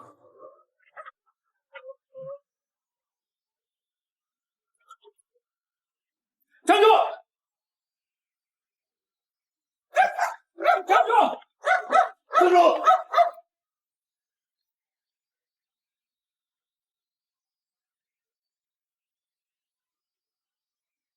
队长！站住！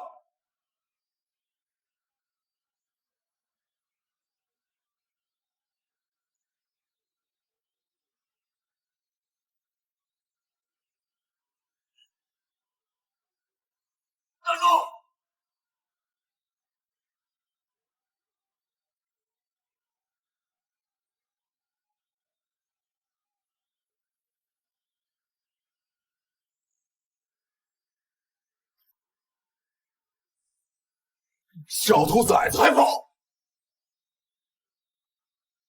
站住！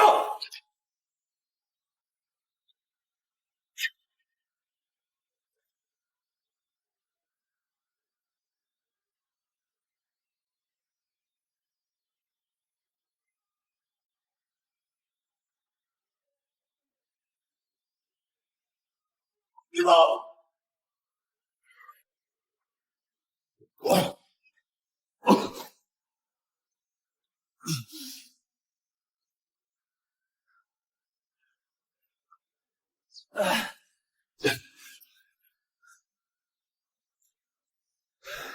没事吧？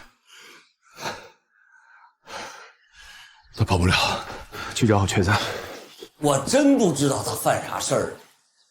你们来之前他刚到，说是得罪了什么仇家，害怕的很呐，一头都钻在鸡窝里。我正要上前去问，你们就来了。这小子，他叫什么？家住哪儿？他叫陈昭，家在链条厂老厂区住。哎，我打听问一下呗，这小子犯啥事啊？他涉嫌一起特大恶性案件。你什么不可能，绝对的不可能。他还是个小孩呢，每次出去看人打架，自己躲他后边。我替他担保啊，就算他吃了雄心豹子胆，也干不出这事儿。那就帮我们把他找出来，我们来确认他到底有没有这个胆子。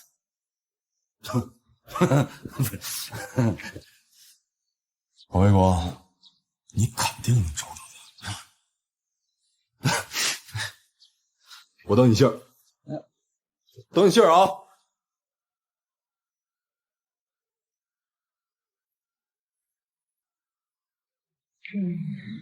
怎么办呀，大哥？赶紧让小昭走，能走多远走多远。不是大哥，小昭犯这更不能让抓住了。你想啊，把他抓住，那钱就是赃物，咱们一分都拿不到，说不定还把咱牵连进去。你替他呀。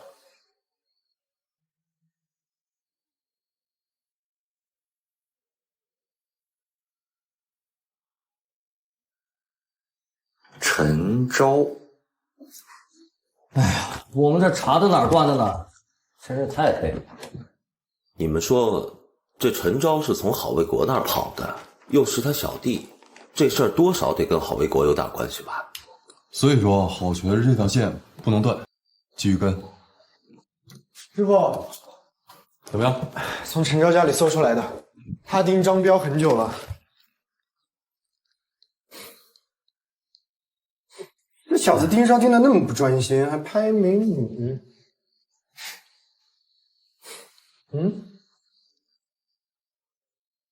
哎，这不是乔思思吗？他盯他干啥？他们之间有啥关系啊？别着急，等陈昭找到，一切都清楚了。最近都熬得不行了吧？轮班休息一下，去吧。谢谢队长。行。啊，走吧，老严，我请你去老韩头搓一顿。我不饿。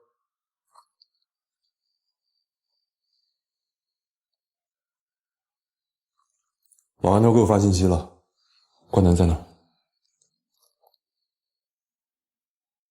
张家的姐儿生得好，你家的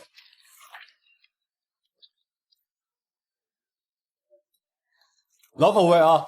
晓得了。关南，明哥，多长时间没见了？最近太忙了，都没时间一起吃饭。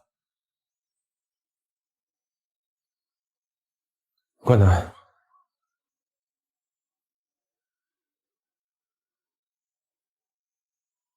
坐下，跟以前一样，好好吃顿饭。来，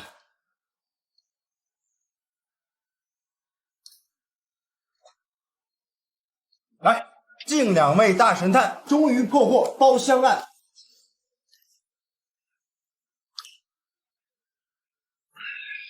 密哥，你跟我讲讲呗，你俩是咋发现凶手的？我看跟我电影里看的一样不？我们警队有纪律，不能泄露办案机密，除非你也考警校当警察，加入我们。哎，我才不呢！我要当一名演员，一名表演艺术家。你以为表演艺术家那么好当的？那我多努力不就可以了吗？万一以后真行了呢？要不要我现在给你签个名？以后成名了可就千金难求喽。你们不要啊？你不要是不是？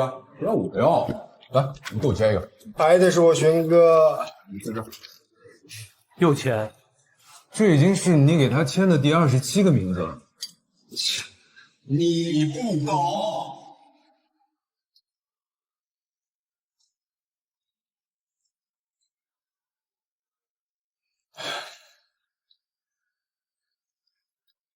关南，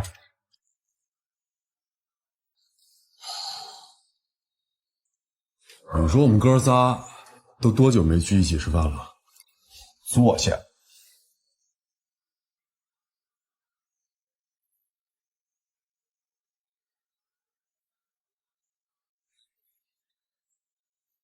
不一样了。有的人再也没法在这儿吃饭。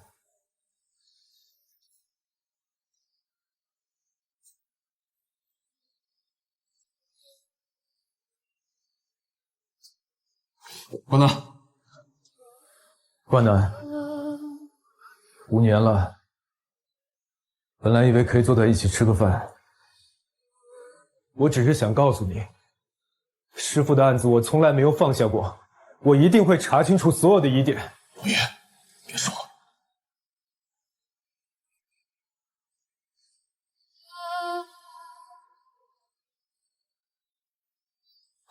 好啊，那你告诉我，你到底在怀疑什么？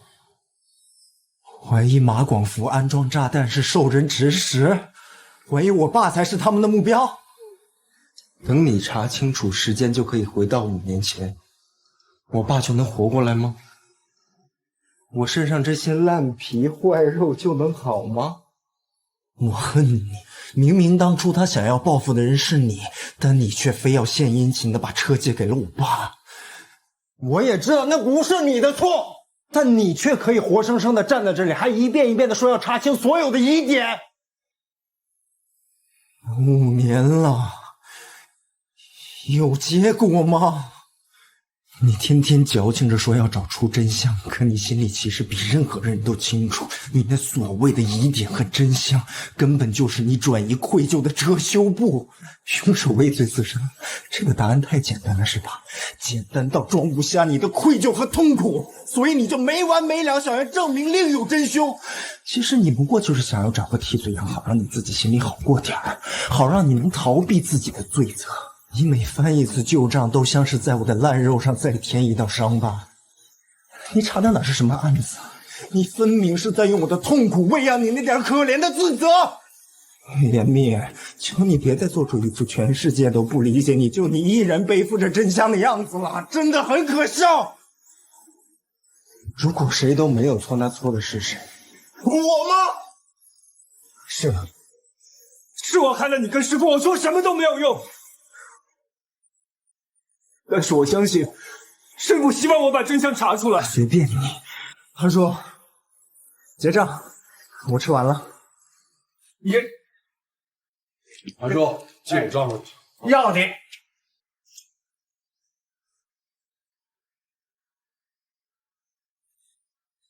我还有手有脚，能赚钱，也还吃得起饭。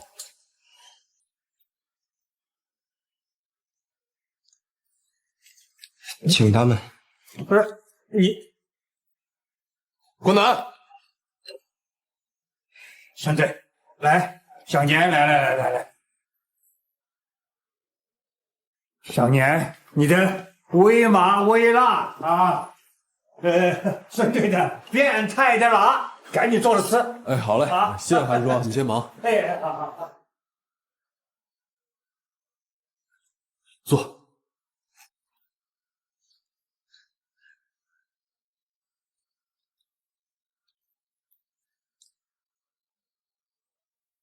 关南现在住哪？他之前家属院那老房子给卖了，现在搬到了一个单身公寓。我去看了，条件还挺不错的。这样也好，要住在之前那老房子，他每天想着之前的事儿，也不容易走出来。冠南说的那些就是个发泄。这么多年，其实没有人能真正帮到他。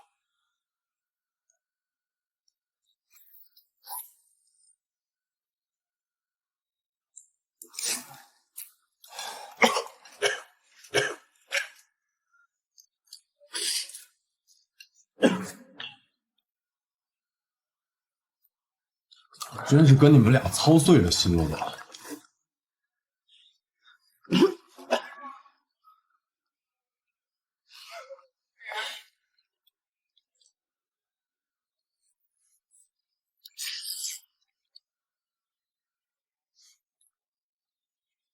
喂，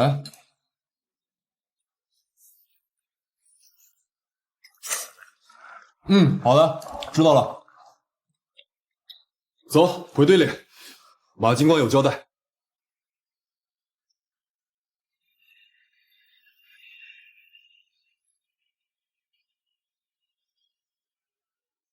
去吧，带上未定制的礼物，去完成我们的使命，这样才不算辜负我对你的信任。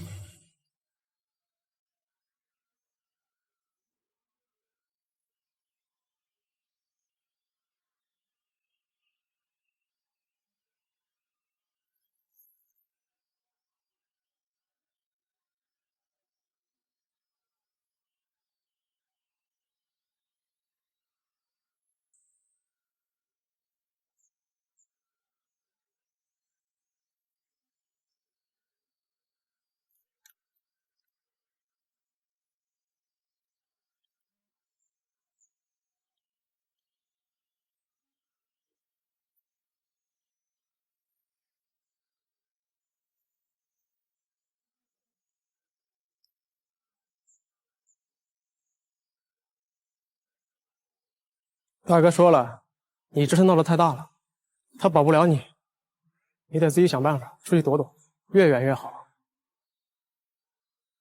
最好是往南走，出国。我这么大，连江州都没出过，还出国？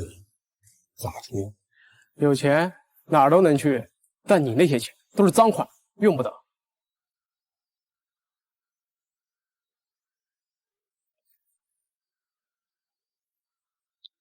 这些是大哥给的，你先拿着。这点钱够干啥的？给你就拿着啊，总比没有好。大哥已经对你够好了，出去避避，等2年风头过了再回来。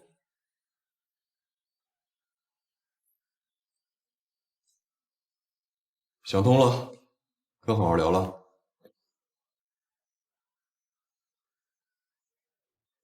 你们这儿睡觉太不舒服了。我们这儿监狱，睡觉舒服。我不会被你们送进去的。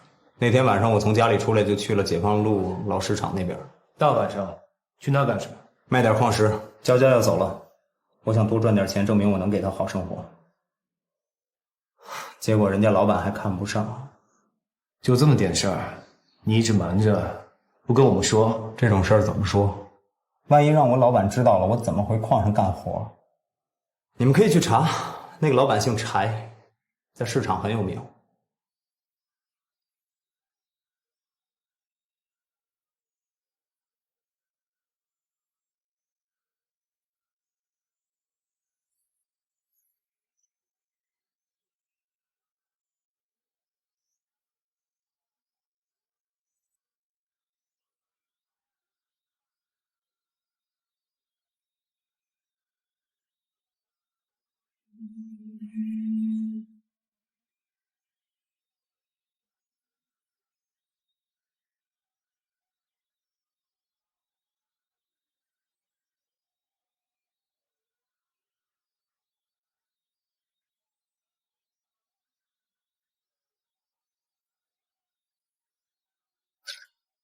师哥，陈昭有动静了，走。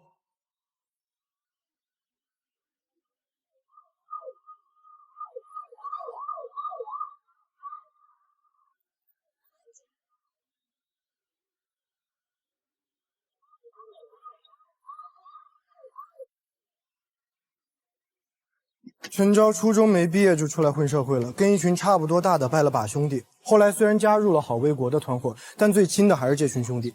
昨天晚上我们排查到这些消息以后，立马对这些人进行了布控，发现他们一大早就聚集在这儿。这家棉纺厂已经停工很久了，是陈昭一个叫大龙的好兄弟负责看守的，他们可能会携带器械。监控排查到，他们现在所在的位置在这儿，2号生产车间。来，走起！来了，来看看。明天一早我就走了，舍不得你们。这一路啊，都是咱们一起过来的，挨了多少打，受了多少累，咱都一直在一起，咱们是真兄弟。来，兄弟，你们都好好混，等我回来，还得靠你们。来，好好混，好好混啊！来，OK。我分配下任务，大家听好了，我和贾鹏带1队，从正门突入。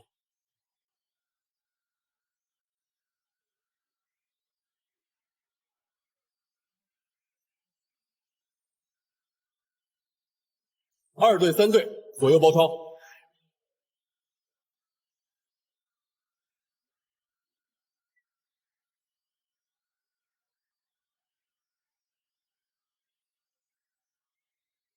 林湘4队从后门拦截。兄弟，严哥，哎，来的正好，老严，你带4队一起从后门拦截。石头，是。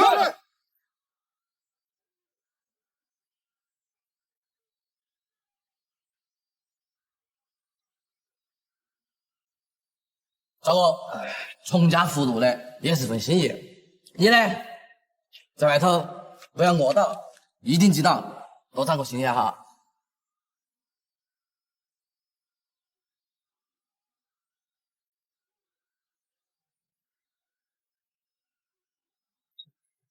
哎，你们自己留着，好哥都给过我了，真的，你拿着花，拿着花。好哥是好哥的，我们是我们的，对不对？拿了，拿了嘛。我有你们这群兄弟。是啊，来，一辈子兄弟，起车，队长，走，快跑！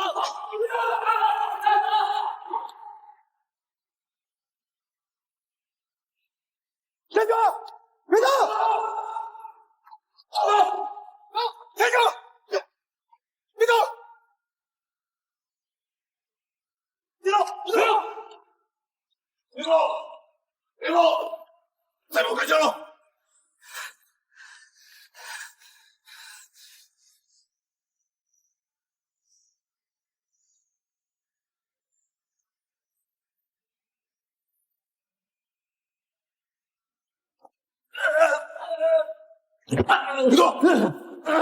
别动！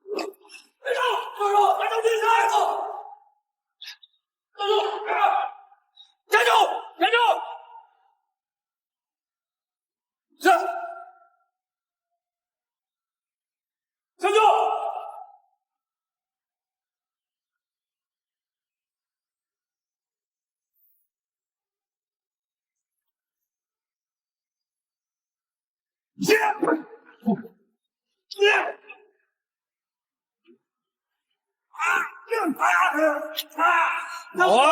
我还敢吸血？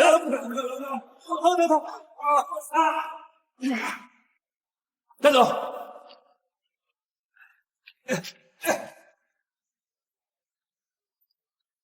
走吧，现在身手可以啊。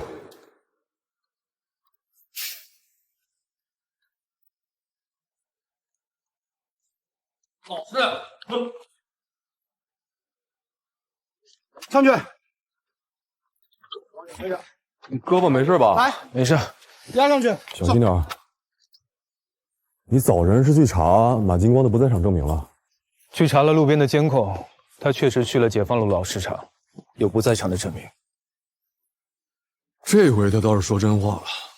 你看看这个。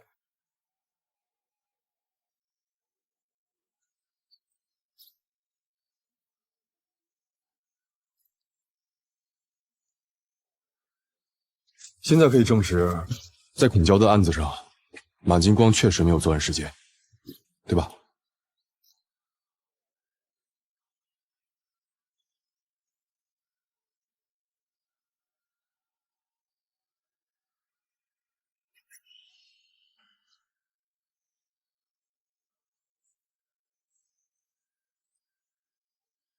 马金光，那天晚上你真的是去卖矿石吗？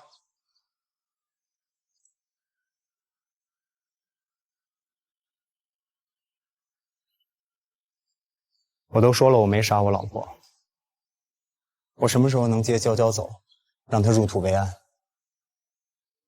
情况允许的时候，我们会通知你。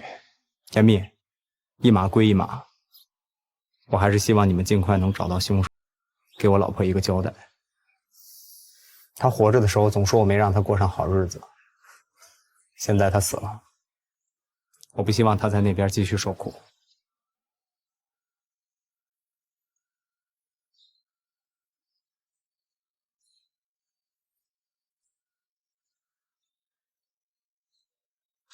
胆儿挺肥呀，还敢袭警！你赶快把你那点事给我交代清楚。想清楚了啊，在令行上，主动交代和被动坦白那是两回事儿。胡说是吧？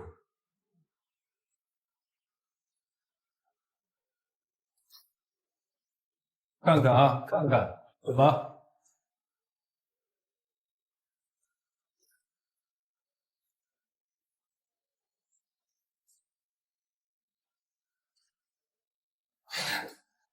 我是打算弄死张彪的，但他最后不是我弄死的，我还没计划好怎么弄死他，他就被炸死了，真的。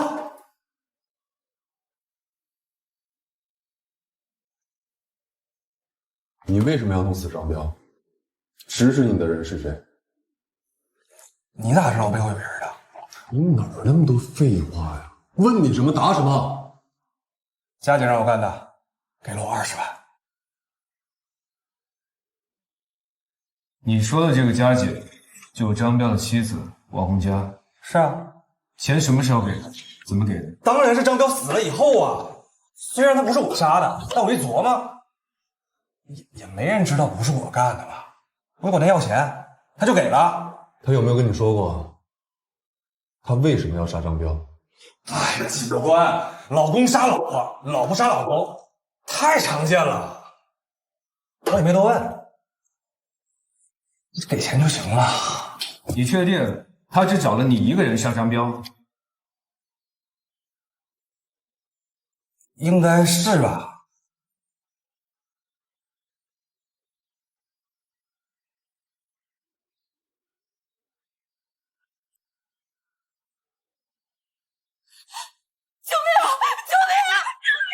你的意思是，王洪家同时雇了2个人来杀张彪，而陈昭之外的另外一个杀手，才是爆炸案的真正主谋？只是猜想，即便王洪家有可能是张彪爆炸案的幕后黑手，那么乔思思呢？孔娇呢？为什么要杀他们？师傅，银行那边查到王洪家确实在案发之后取走了20万现金，但是他的手机又打不通了。我不想死，求求你放过我！我不想死，求求你！我不想死，要什么我都给，我有钱，我有很多钱，我都给你。不说，别杀我，别杀我！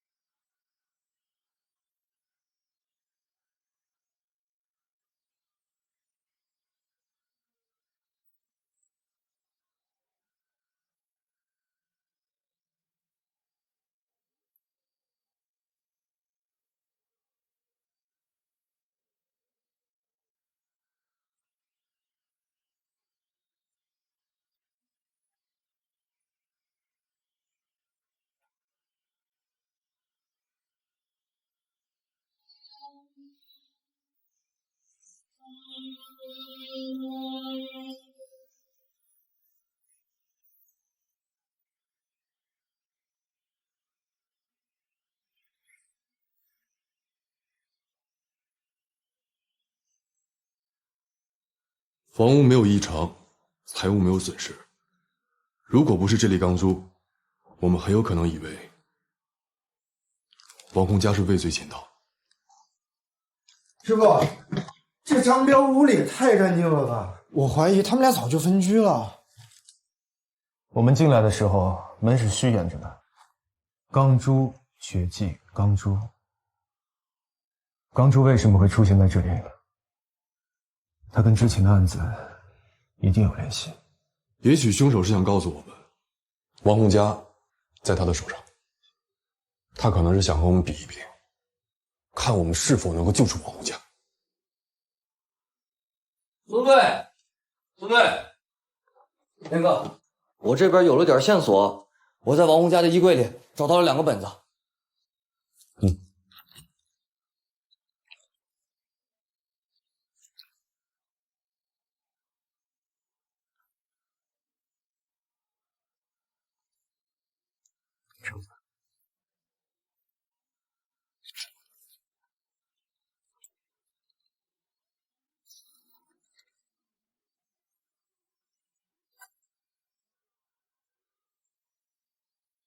拿回去，让急诊好好检查一下。好。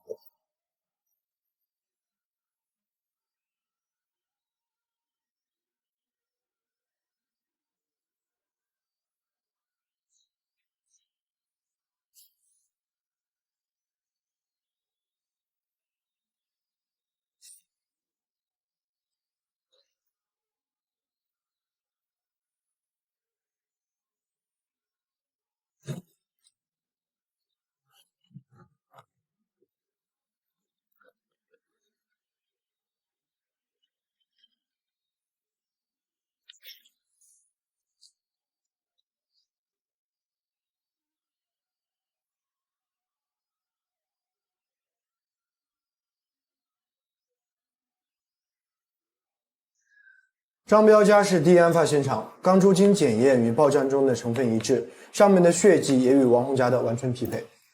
另外，我们发现王洪家的车不见了，车牌号为江毅86168。通过交警部门排查了监控，这辆车最后一次出现是在光复路的出城方向。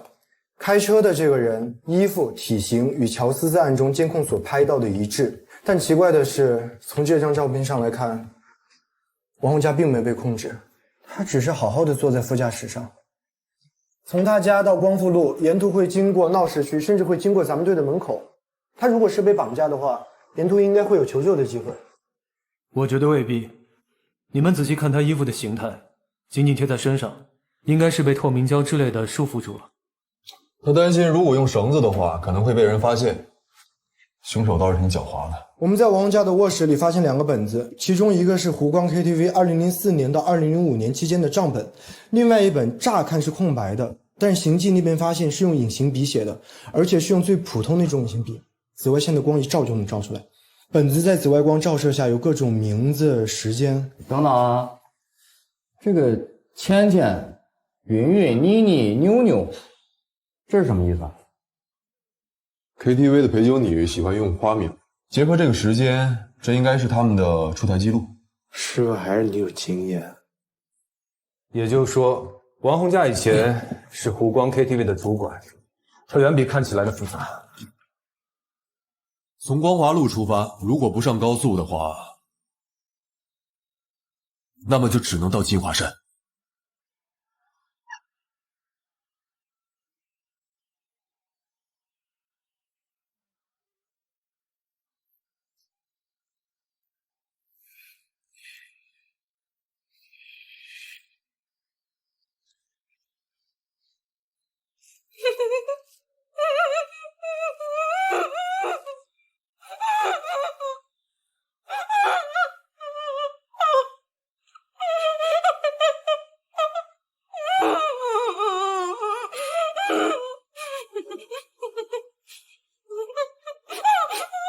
张彪是我炸死的，不是你找的那个小废物，很意外吧？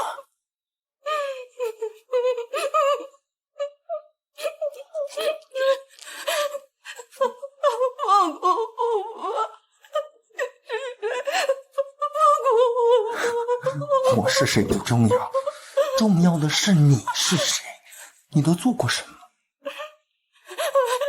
有些事儿不是注销一张营业执照就能彻底抹除的。不过看在你也想杀张彪的份上，我会留你一条命。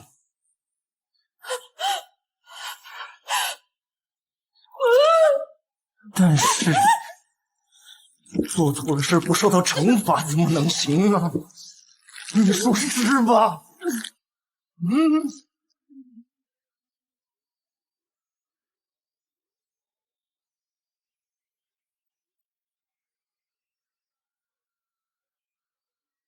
这荒山野岭的，半天才一辆车，这都查到什么时候啊？这才哪到哪儿啊？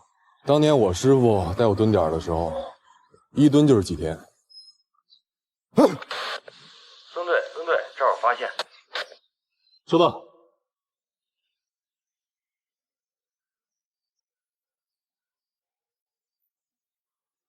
那个孙队，刚刚找到的，这辆车就停在这儿。还是热的，但现在这个天气，晒半个小时也会是这个温度。他是故意扔这儿的。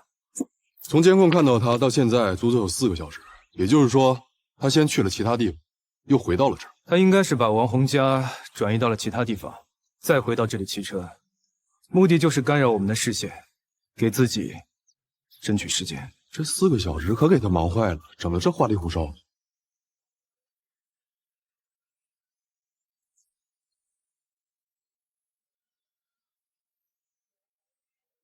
紫阳土，这附近只有瑞云峰有。王洪家是被藏在了瑞云峰。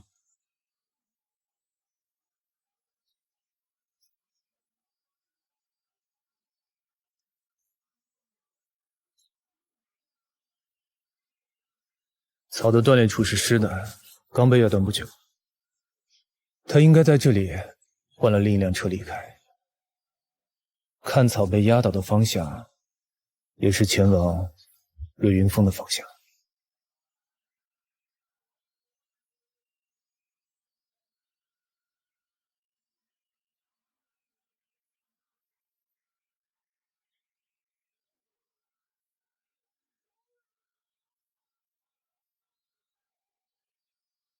孙队，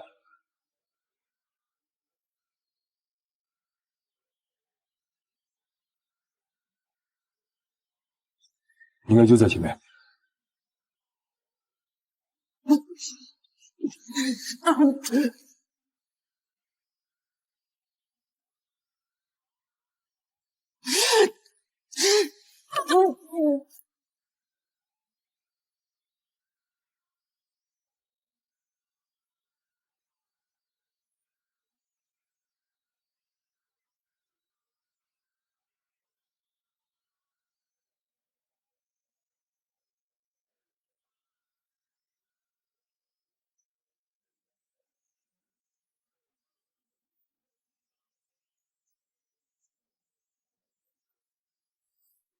硝酸的味道。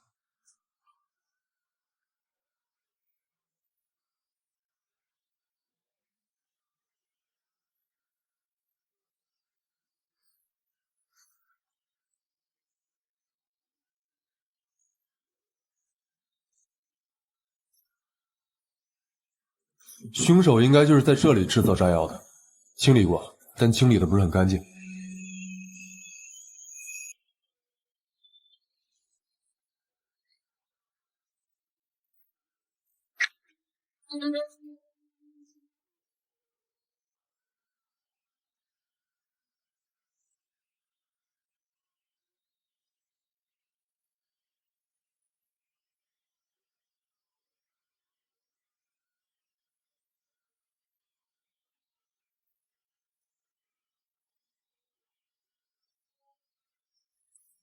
马金光的包，怎么又是马金光？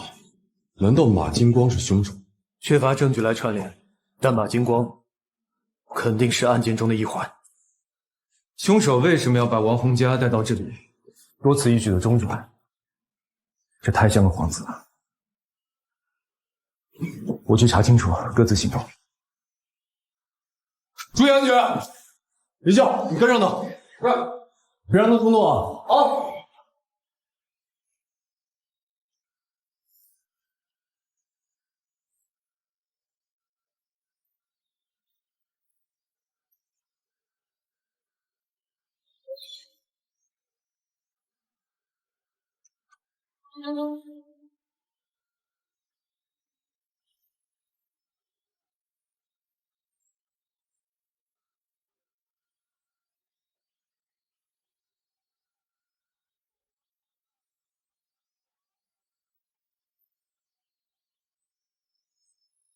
严哥，严哥，马金光还在找，目前没什么消息，电话一直关机。你知道有什么发现吗？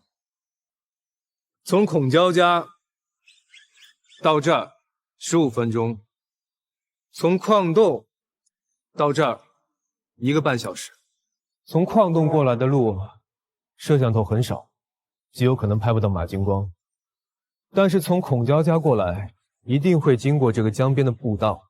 会经过这个监控，一定会拍到马金光。偏偏那天晚上，马金光说是去卖矿石，却又回了趟家，是从孔家家过来的，时间上也对得上。你的意思是，他是故意的？是巧合，一个令凶手出现失误的巧合。让你查的另一件事呢？问过了。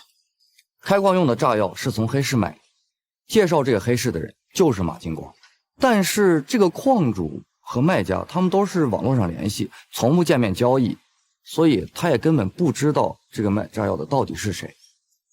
还有，我给矿主看了那个包的照片，确定了装炸药的就是这个包。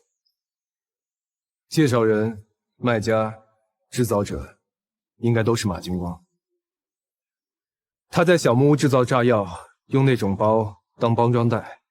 那天晚上，他就是来这里交易炸药的。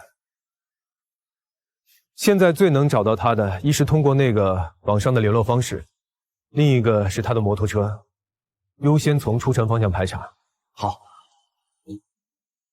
你去哪儿？我得好好想想。如果我是马金光，我会去。怎么样，老王？啊，孙磊，发现几条异常的轮胎印，应该是米街马85系列轮胎，老车用的比较多。车应该是在这儿停了一段时间。以我经验的话，最有可能是老普桑，而且轮印清晰，应该是刚换的车胎，新车胎。我估价胎毛都在。新轮胎的老普桑，走。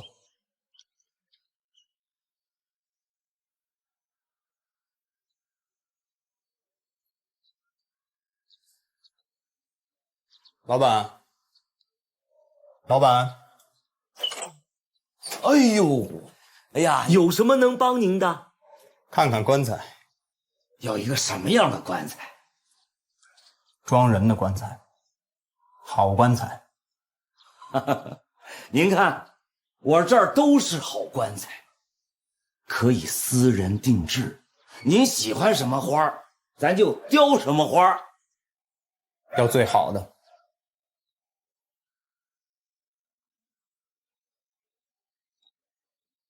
普桑，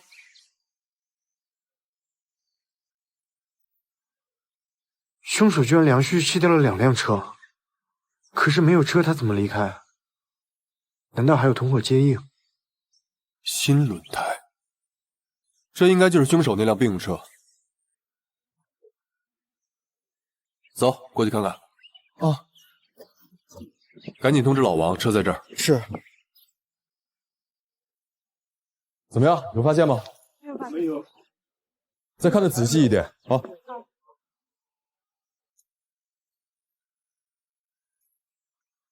主要看看有没有车轮印，还有脚印。我打了好几个人，都不晓得他在哪儿。我又咋个晓得马干蛋他枪在哪儿吗？我要晓得他，我还巴不得上去弄死他呢。他害得我们所有的人都没工作了。他在矿上有没有什么关系好的朋友？他在矿上干了3年多，顶多就是跟那个二娃子干活的时候合得来。那个二娃子也是两脚也踹不出一个屁来的主。能不能把他的联系方式给我？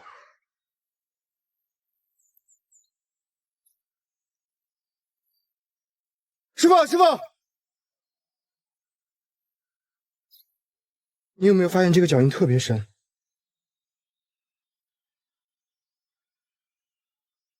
这是我们正常的脚印，他的脚印完全超出了一个人的承重范围。他是背着受害者走过去的。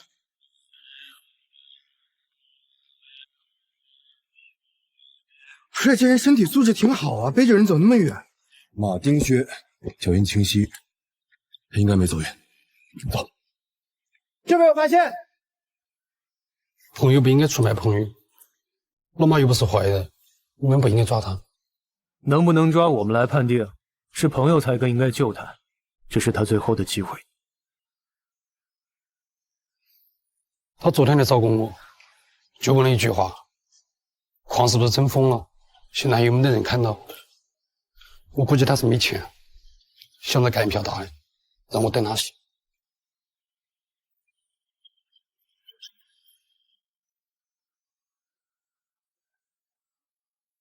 摩托车印。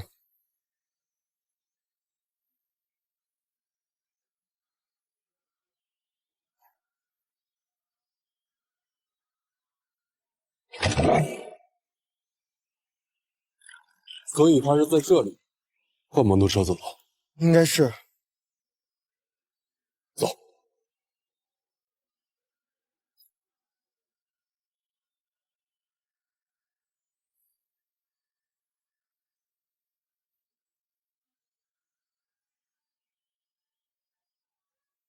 这条路向西就是银杏大道，银杏大道的南边是城区，北边乔思思被发现的高速路附近。老矿山，也是马金光上班矿洞的地方。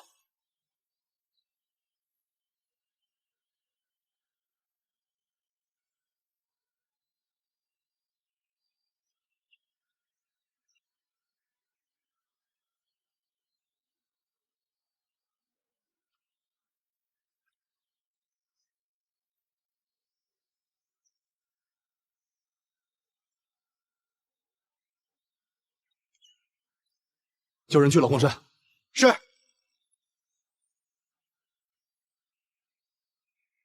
喂，老严。孙队，我觉得我们的方向错了。什么方向？钢珠的特征太明显，所以炸弹大概率就是马金光做的。但张彪的案子，我感觉不是他做的。你的意思是，凶手在嫁祸马金光？很有可能。我觉得这一切都是凶手的刻意安排。我在马金光家发现他其实买了很多个一模一样的背包。如果他真的是在网上非法销售炸药，为了安全，那他们肯定不会当面交易，只会把东西放在交易地点。所以他要用背包来装那些出售的炸药。凶手拿到炸药后，把背包扔在犯罪现场，嫁祸给他。可背包是个变数。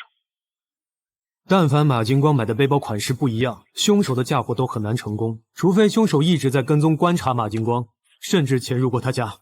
既然凶手铁了心要伪装成是马金光做的，那么他一定会让王红佳出现在他附近。这样的话，张彪就变成了他杀的，王红佳也是他绑架到小木屋的，一切都串起来了。凶手应该就是这样计划的，只是其中出现了一个意外。什么意外？一会儿就确定了，马上到了。你去哪儿了？矿洞。天快黑了，矿洞可能会有危险，你注意安全，我马上过去。好，那你尽快赶过来。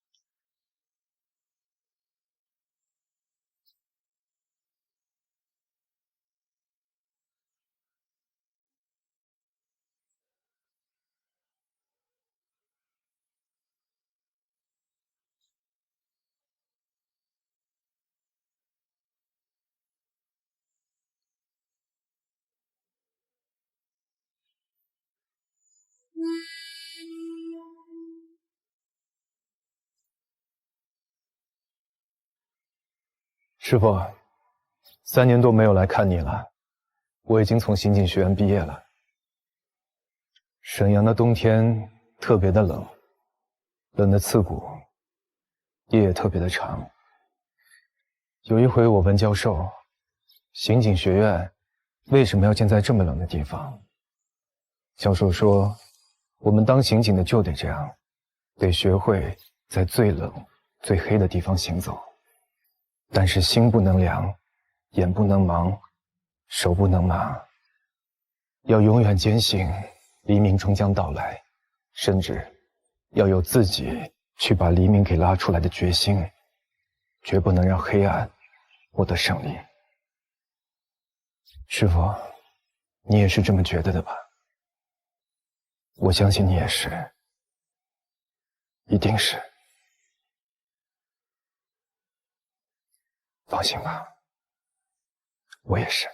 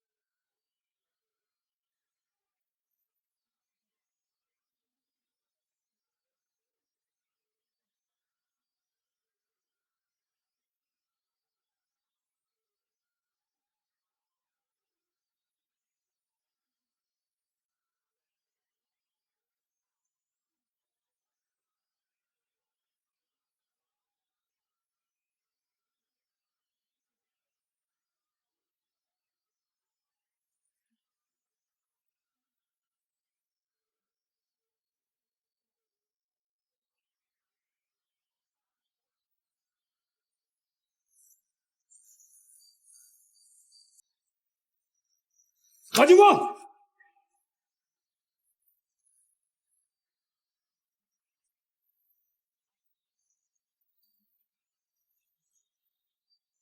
不是我干的，他是谁？为什么在这？你又为什么在这？这都什么事儿啊？他叫王洪佳，是张彪的老婆。我说了，不是我干的，怎么这种事总让我遇到？我到底是做错了什么，让老天爷这样对我，让你这样对我？别过来！慧浩，别过来！你离我远点啊！你要是再逼我，大不了一锤死。我相信他不是你害的。我相信你跟这件事情没有关系，但你之前，你骗了我们。你说你那天是去卖矿石，但你实际上是去卖炸药的。你买了很多一模一样的包，你那天背的包都是用来装炸药的。那又怎么了？我没有炸死张彪，更没有杀我媳妇儿。还有这个突然冒出来的女人，这个人我连认识都不认识。炸死张彪的炸药是你做的，张彪死的时候你就知道了，特征那么明显，街上都在传。你口口声声说要为孔娇报仇，为什么不告诉我们？告诉你们，你们不就是觉得我是杀人犯吗？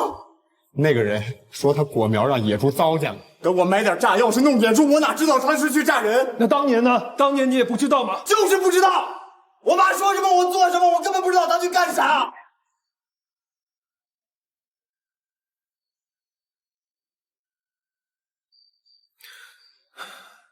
你承认了，果然是你。当年的炸药就是你做的。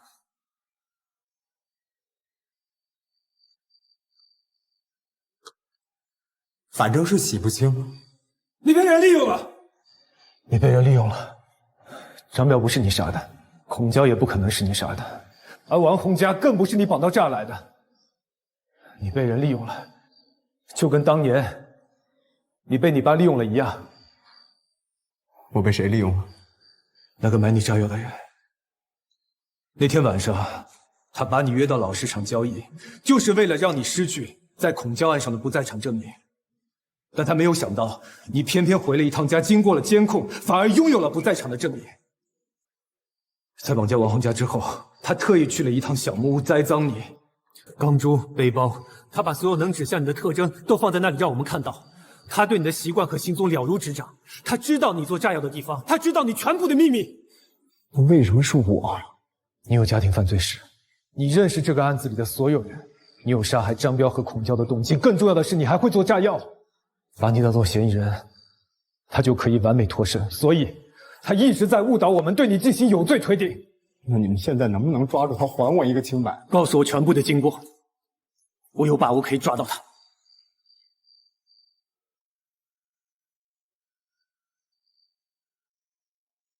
你相信我吗？你今天为什么来这里？是不是有人让你来的？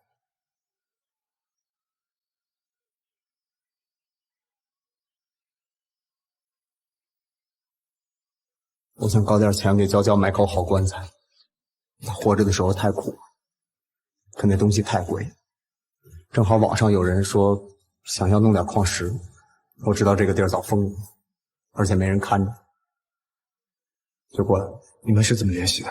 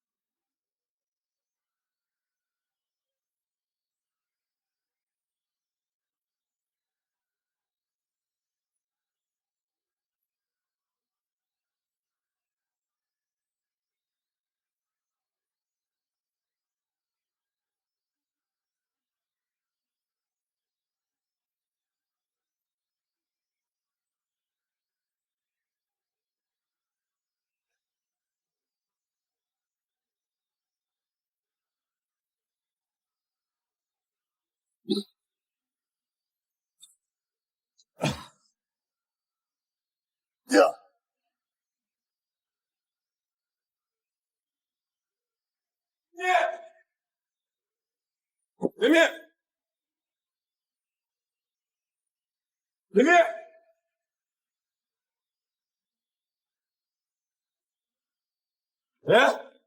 老严，走马经了。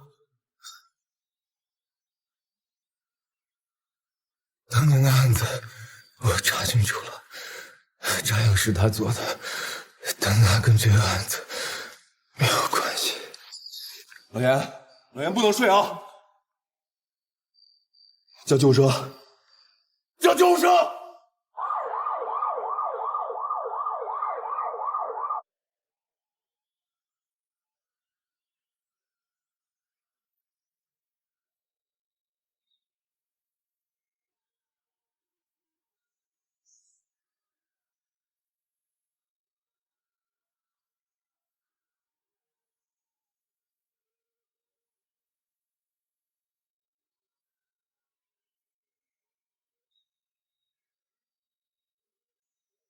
就说我们俩今天唰唰那2下，就把持刀带大群主给制服了，厉害不？最重要的是把案子破了。师傅，我们今天太鲁莽了。干刑警是要靠这一腔热血吗？啊，破案重要，抓人重要，但最重要的是你们和搭档的安全，最重要是你们能安安全全的回来。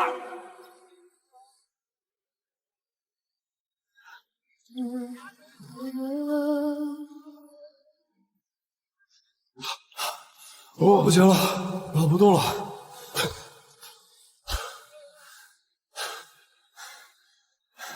还有3圈。哎，不要命了还跑？没有过硬的体能，怎么扬善出啊？继续跑啊！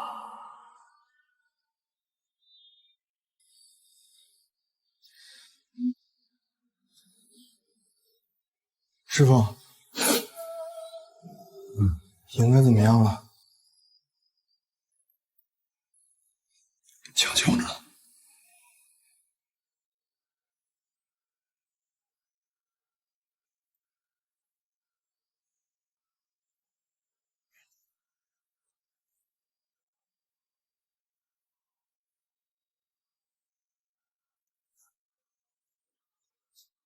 说说吧，现场怎么样？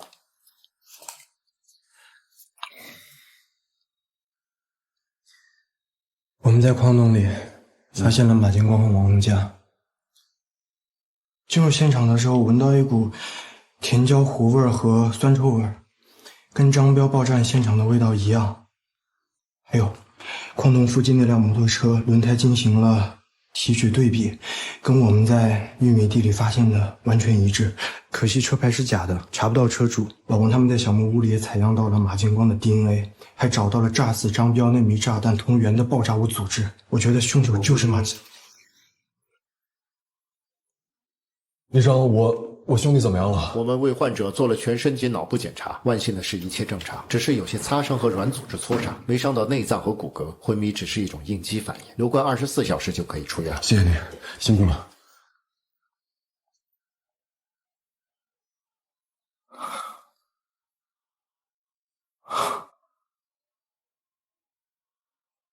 在昏迷之前，老袁跟我说，当年炸死师傅的炸药是马金光做的。他还说，马金光跟王红佳没什么关系。没关系，他们俩都在矿洞里面，怎么可能没关系？而且那么多的证据，凶手不可能不是马金光。不知道。之后他就昏迷了。师傅，现在那么多的证据全部指向马金光，凶手不可能不是他。那会不会是严哥？他有什么话没说完？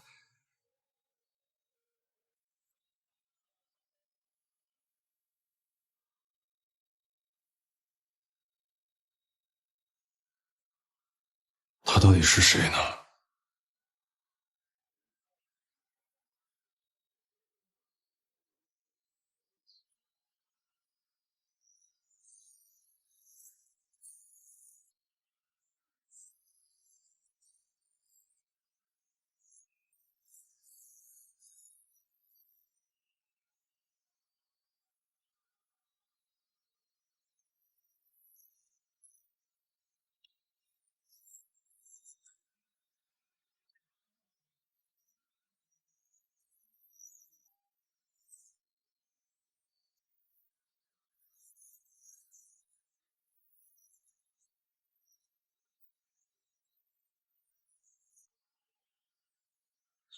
救命啊！救命啊！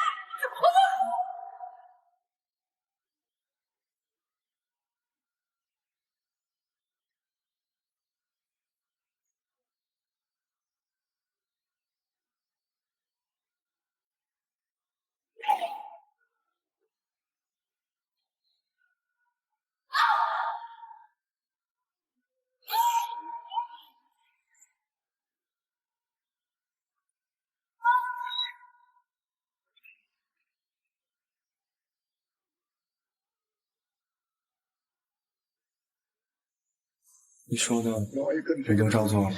很好，但还不够。那还要继续？当然。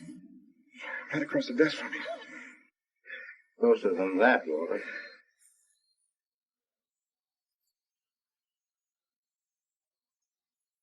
That was it, Keys. The machinery has started to move, and nothing could stop it. The machinery has started to move, and nothing could stop it. The machinery has started to move, and nothing could stop it. The machinery has started to move, and nothing could stop it. The machinery had started to move, and nothing could stop it. 没人能阻挡它，没人。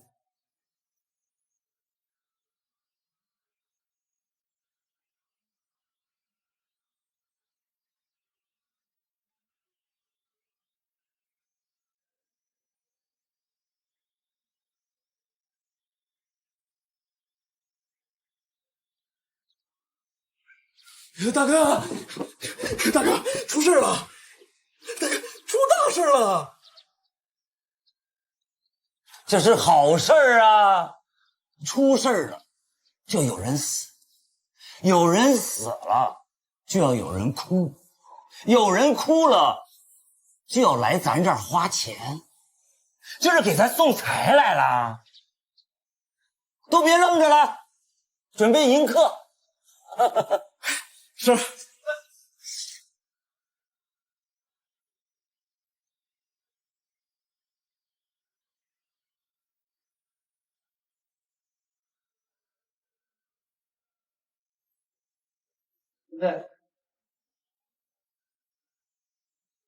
老王，什么发现？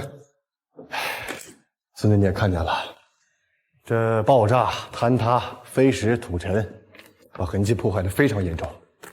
不过我们从现场残留的导爆索、起爆器和炸弹碎片上，都发现了马金光的指纹。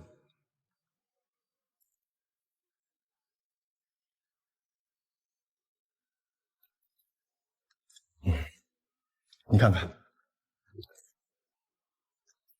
而且，经过检测，炸药成分跟炸死张彪的完全一致，所以我们初步推断的，炸弹应该是由马金光制作、安装和引爆的。只有马金光的。现场除了王洪家、严密，还有马金光，没有出现第4个人的痕迹吗？目前没有。继续排查。既然严密说王洪家的案子不是马金光做的，那么当天在现场一定出现过第4个人。挖地3尺也得给我找出来。是，孙队。再找找，仔细点。是。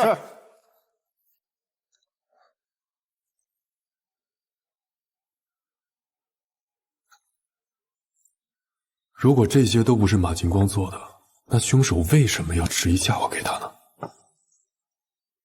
但是狐狸再狡猾，也会长尾巴。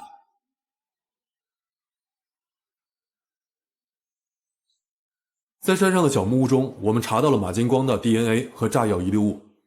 经过检测，这些遗留物与张彪爆炸案中的残留物成分一样，可以合理推测，马金光就是在小木屋中制作炸药的。再结合他之前的一些口供，我们可以合理判定，马金光就是5年前周刚爆炸案以及现在的张彪爆炸案的炸药提供者。仅仅是提供炸药啊？他有没有具体的直接实施犯罪？证据显示，谋杀王洪家的不可能是他。虽然这次在矿洞爆炸案中，他所穿的衣服与监控拍到的和绑架王洪家所穿的衣服完全一致，但现有证据无法形成闭环。而且，目前王洪家和马金光全部属于重度昏迷状态，在没有得到更多信息之前，我们还无法做出进一步的判断。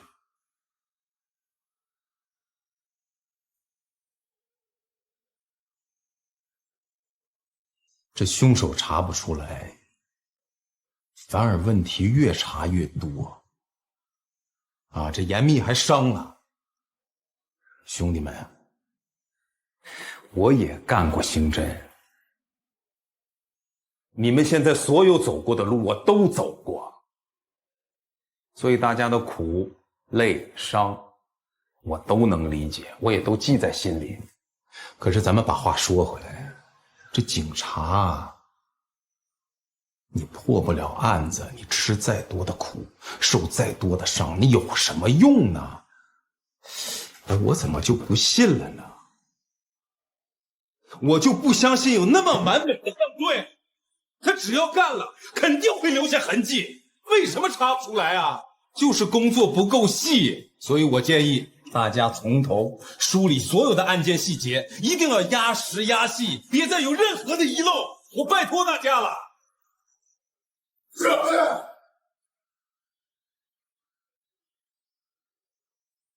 赵局，有件事儿，希望您可以批准。你是干嘛呀？拆我台啊？啊！我刚说完，你就要当逃兵啊？我绝不当逃兵，这个案子我肯定追查到底。不是，那我还是没明白，那你这什么意思？5年前我是周刚案子的主办人，现在发现案件证据链确实有缺失，理应受到追责。这追不追责，怎么追责，轮不到你操心啊！对你来说，现在最重要的是怎么看待自己的错误。有没有勇气和决心去改正错误？以错为师，以诚为戒，别再犯另外一个错误。周局，行，你别那些没用的了，你把心思给我放在破案上。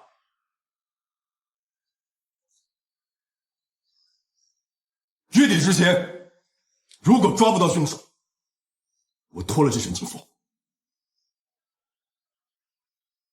这个就是王红佳身上的东西。对，这是一种叫血红小菇的菌丝，可以在黑暗中发出淡绿色的荧光，不过发光强度很弱，仅凭肉眼很难观察到。发光的蘑菇，凶手费这么大劲，到底想说什么呢？你来看这儿，凶手是划开了王红佳的皮肤，将菌丝附着于伤口之上，让伤口呈现出一种瘢痕的状态。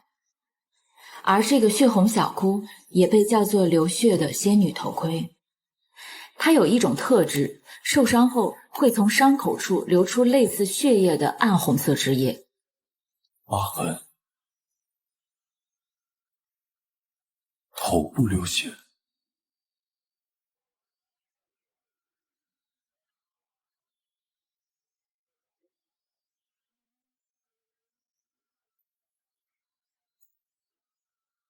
这么说的话，凶手想要的不光是折磨，还有毁灭。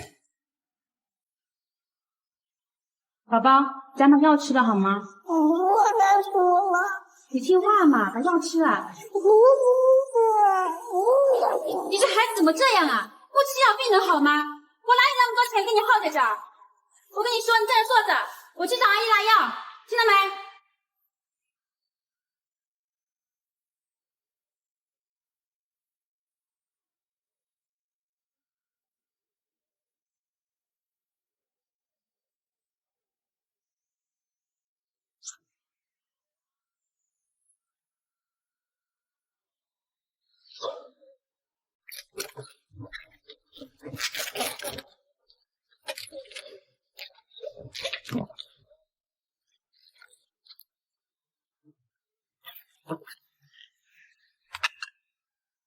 哇哇，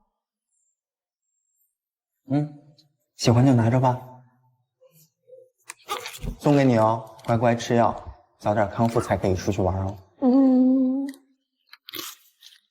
送给你。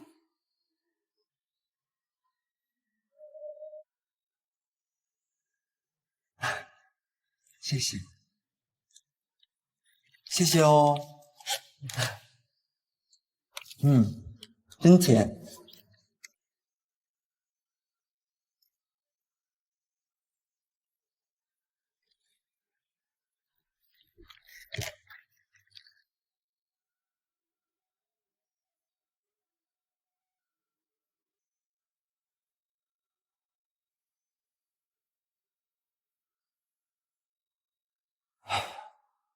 14床严密家属，麻烦过来签个字。好，就来。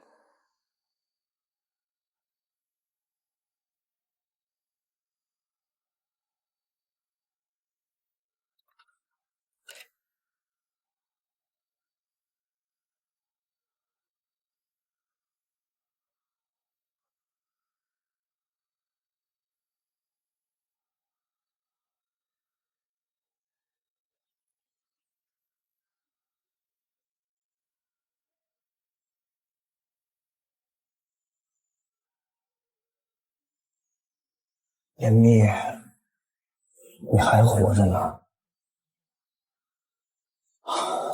也是，活着好。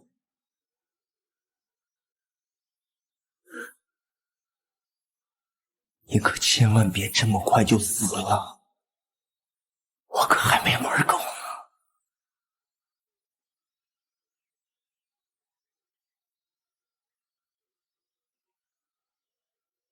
诺兰，你什么时候来的？我们暂时还不允许探视。不好意思啊，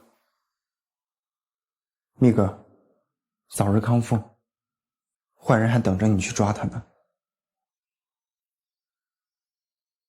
打扰了。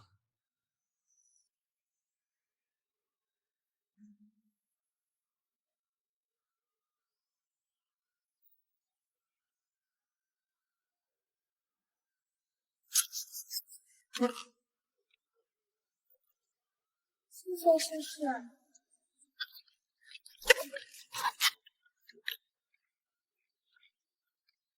叶叔叔，给，谢谢。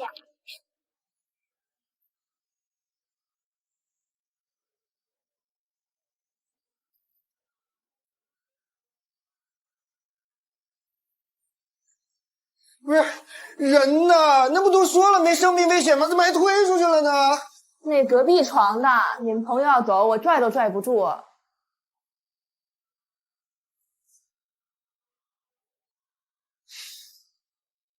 我知道他在哪儿了。哎，师傅，慌了。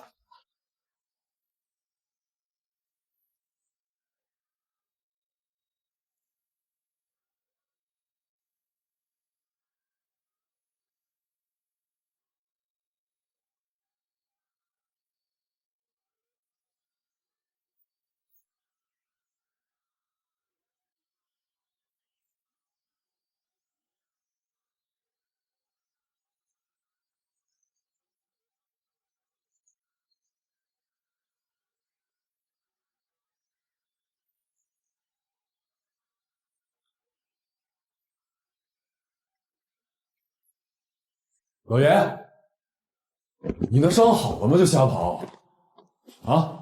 跟我回去养病。不好了，腿能走，脑子能动。现场发现的引爆装置是什么样的？老王说是导爆锁引爆，导爆锁和炸弹的碎片都已经找到了，上面有马金光的指纹。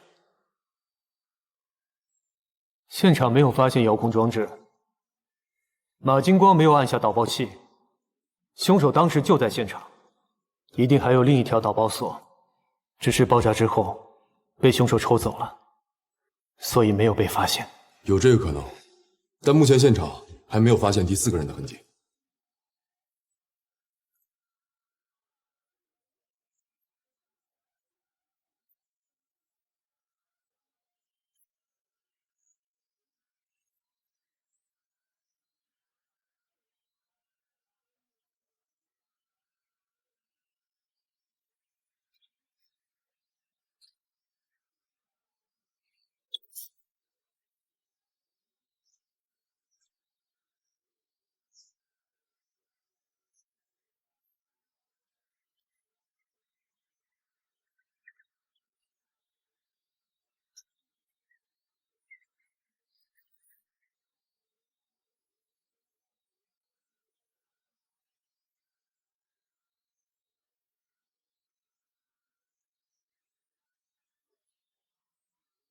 左脚深，右脚浅，惯用受力脚是左脚，他应该是个瘸子。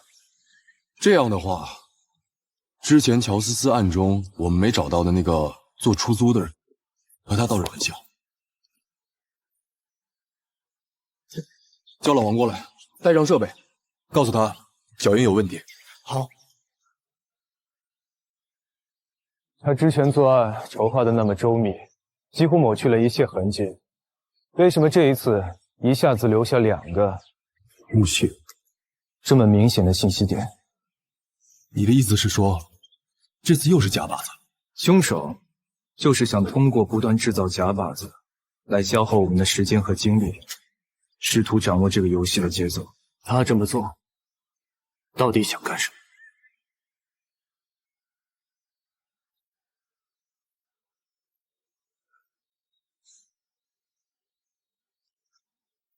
老爷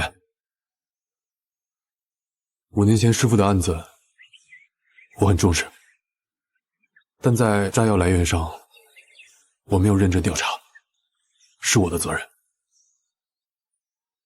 马金光是当年炸药的制造者，是我给遗漏了。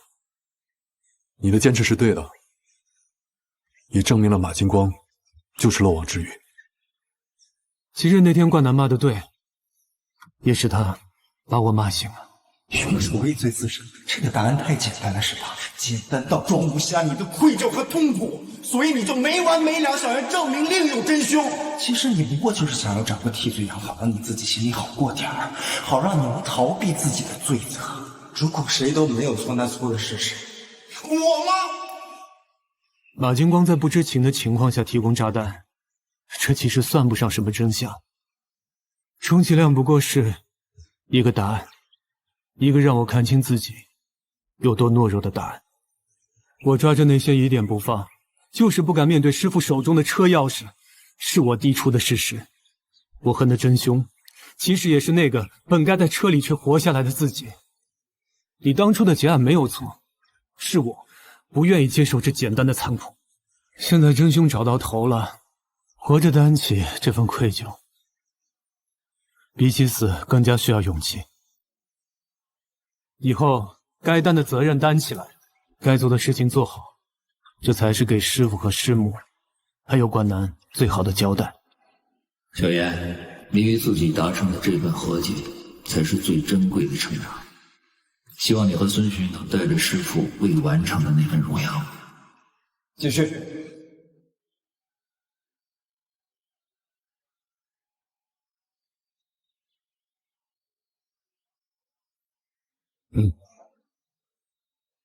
说回案子，王红家身上的菌丝查到了，是一种受伤之后头部就会流血的毒蘑菇。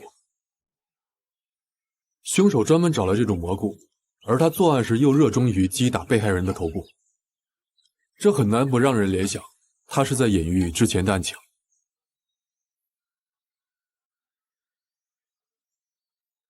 又一场精心的设计，这个脚印更像是一个预告，他在告诉我们，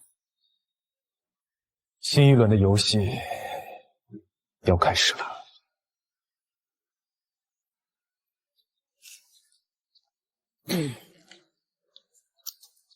我还呐，我们是不还噻。你看你现在太高了，我们商量了嘛？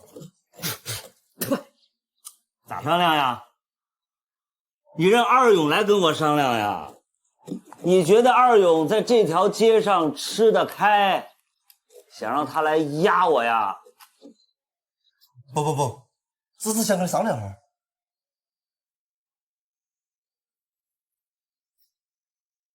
我告诉你，二勇在这条街上不过就是个臭看场子的，你让他来压我，你这不是骂我呢吗？兄弟们，你们大哥被骂了怎么办呀？二哥，我现在你怎么检查我？我求求你了，我求求你了，别把我们这位朋友吓着！喊啥呀？又没人宰你。兄弟啊，我这是让你升官发财呀！兄弟，我给你雕一对龙凤呈祥，咋样？收！我还，你这话好高，就不了，好高，再给我进去，我就知道，好高，我想想，不能知道，好高，好高。我们一直以为马金光的嫌疑是我们调查出来的，但如果换一种思路，他的嫌疑是凶手塞给我们的呢？没错，如果凶手早就知道马金光在小木屋中制造炸药，所以特意找马金光定制了炸死张彪的炸弹。我要的东西做好了吧？钱我已经放在预定好的地方了。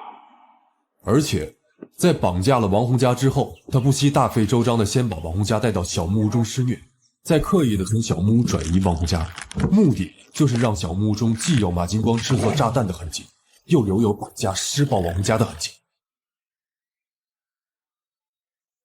他所做的这一切，只是为了嫁祸给马金光。技术部门的同事找到了雷管碎片，发现上面有2个引爆点痕迹，其中真正引爆炸药的那根导爆线已经被抽走了。由此可以推断，制造矿洞爆炸案的并不是马金光。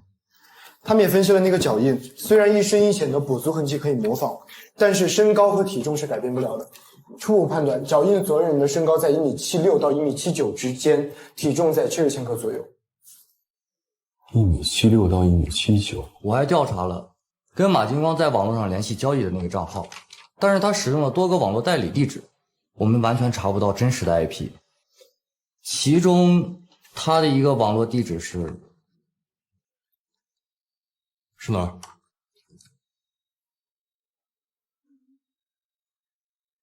中山路3号，咱们队的正对面。孙队，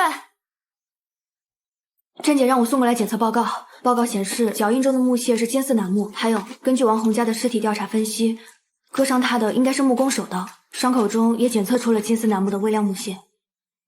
金丝楠木是国家2级保护植物，价格昂贵，一般用在高档的实木家具，还有棺材上面。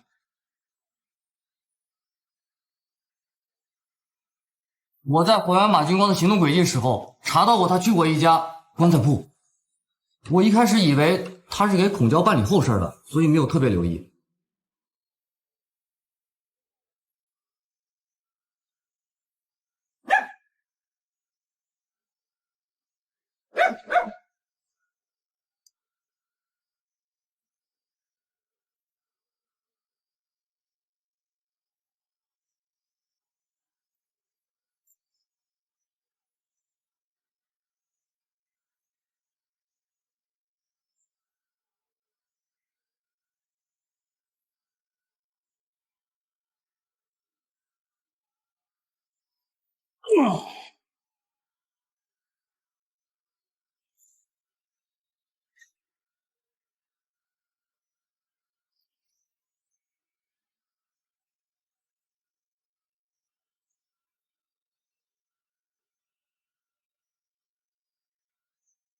老板儿，有没得最好的棺材？哎呦，贵客前来啊，有失远迎。您别看我这店儿小，我这棺材什么样的都有，大小的、长的、短的，杉木的、楠木的、檀香木的，应有尽有。您再看看这个，我亲手雕的花儿，艺术品。贵客，您看上哪个了？搞啥子名堂噻？啥子叫我喜欢哪个噻？哎呦，我是说兄弟伙最后一层，肯定是要最贵的。啊，好。来，这是定金。哦3天后我来取噻，你费心了。哦，我加班连夜给您再雕一对龙凤。要得啊，你费心了噻。哎，好，慢走。慢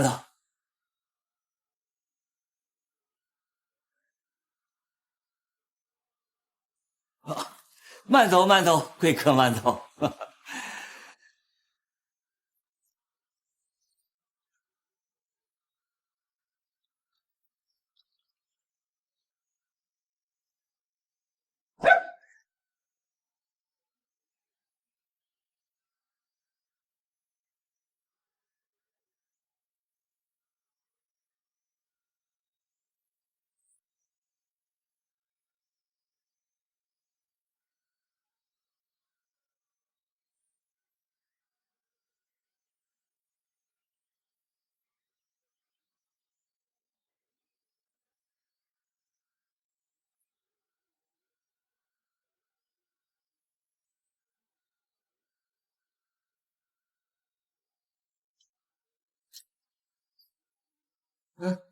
孙队，什么事儿啊？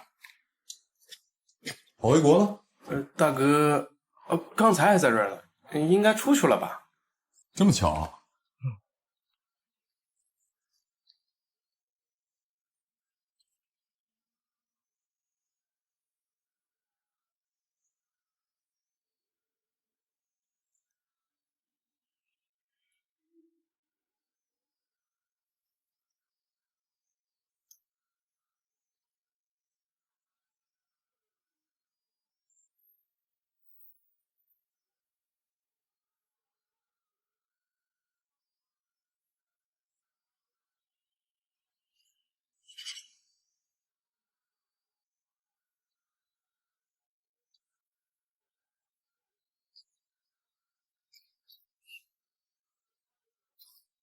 好茄子，老朋友来了，不出来招待一下啊？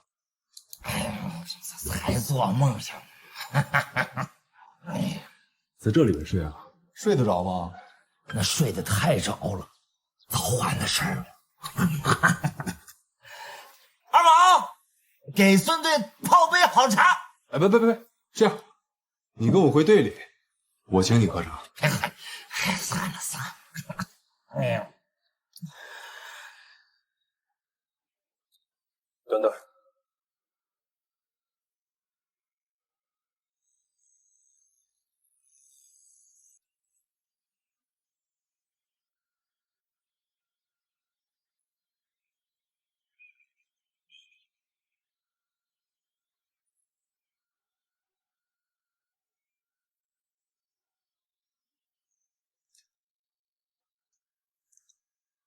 孙队啊，你就请我这么喝茶呀？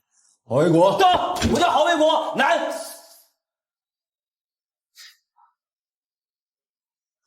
监狱的规矩是一点都没忘，都是老熟人了，流程你也知道，是我挤牙膏还是你知无不言？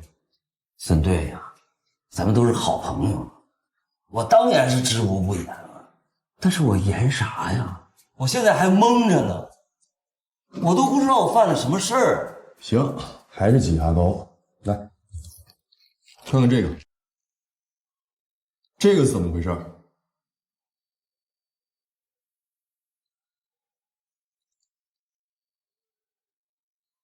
讲清楚再说啊！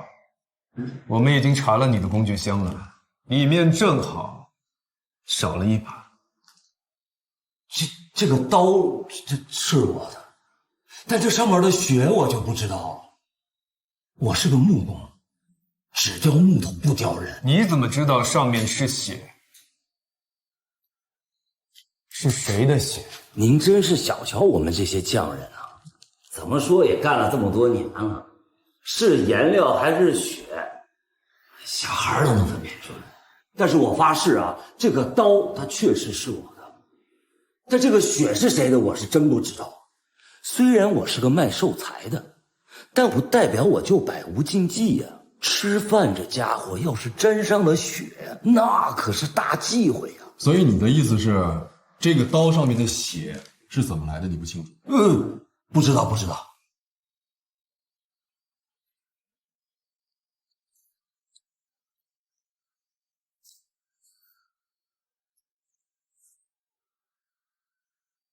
这人认识吗？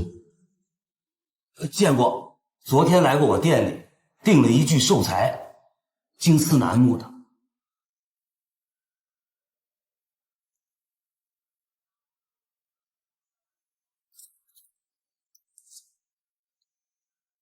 他呢？这不是佳姐吗？阿彪的老婆，原来胡光管小姑娘的。哎，我向你们打听个事儿呗。听说前一段时间阿彪冷不丁的被哪个仇家给炸死了，有这事儿吗？我还想着去问问佳姐来我店里买点寿材啥的。乔思思、孔娇，你认识吧？认识，那是胡光的头牌啊。之前啊，我跟他俩有一点点的交流，那俩人长得呀，要模样有模样，是要身材有身材呀。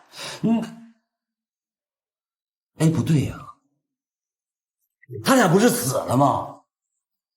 孙队，你不会怀疑他俩的事跟我有关系吧？5月15到18号，你在哪儿？省城，我在城里参加工艺美术协会的培训。什么？答得这么快，都不想一想？我不是想继承家业吗？我就想把我这木雕发扬光大，我就报名参加了培训。2万，你听说结束的时候考个试，能给我发一个区级的木雕师资格证。省城回来之后呢？在店里啊。还做了什么？打牌，都是朋友，每天打就跟上班一样。谁能证明？老金、老袁、2毛也能证明啊。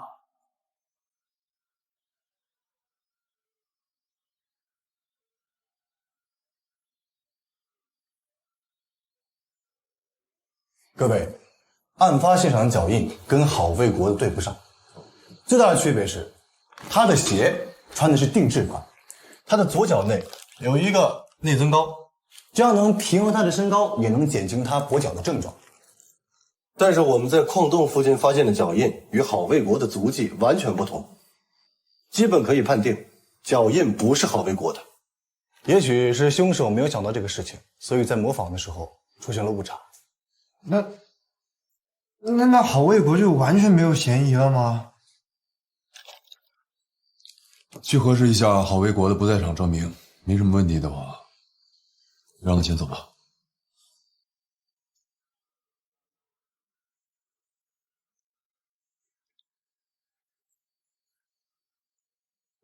所以凶手到底是？爸，我好想你，但我违背了您的教诲。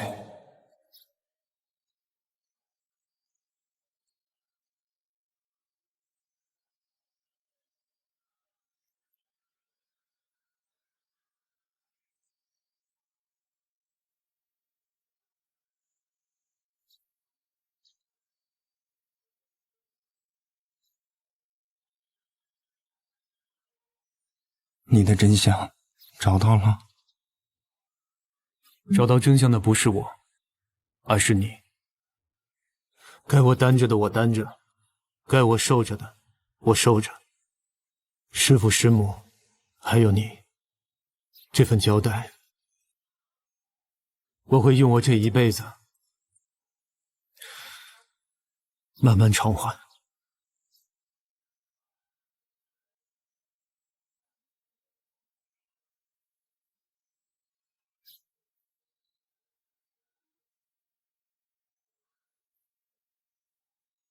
马金光终于还是咎由自取，玩火自焚了，对吗？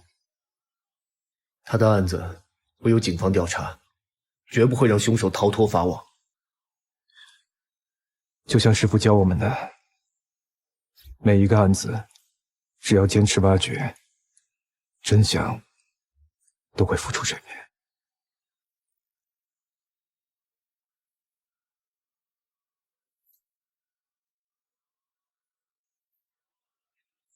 最近你就不要离开本地。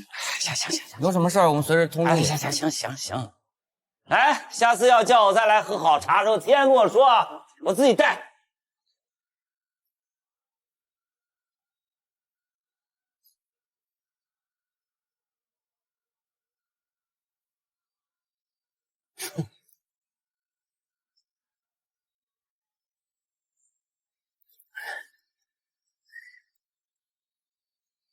哎呀！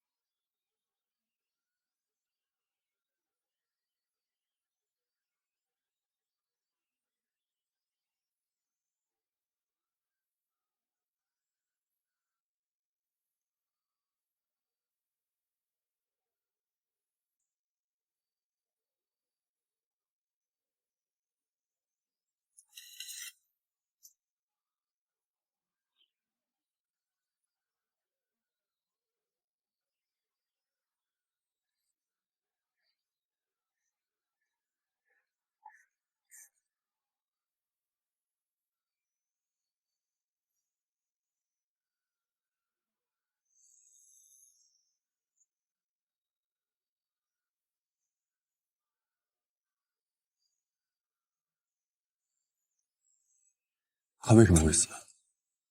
他并没有在吴光 KTV 工作过。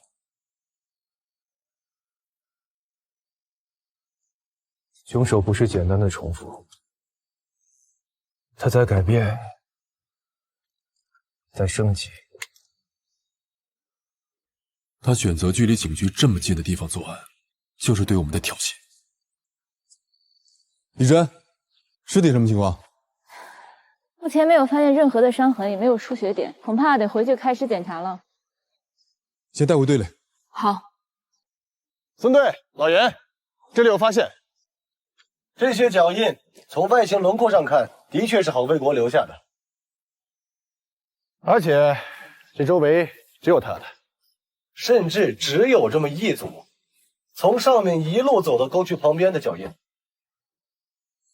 只有一组，那凶手是怎么进来又怎么出去的？这就是我觉得有意思的地方了。你们仔细看看这个脚印，这是郝卫国的脚印，也是凶手的脚印。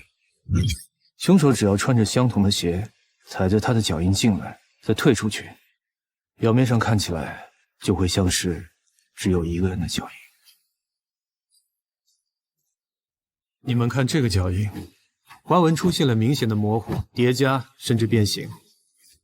以凶手的缜密，他不可能不知道完美覆盖脚印的难度有多大，但他依然选择这么做，说明他的首要考虑不是绝对无痕，而是尽快离开，以降低被人目击的风险。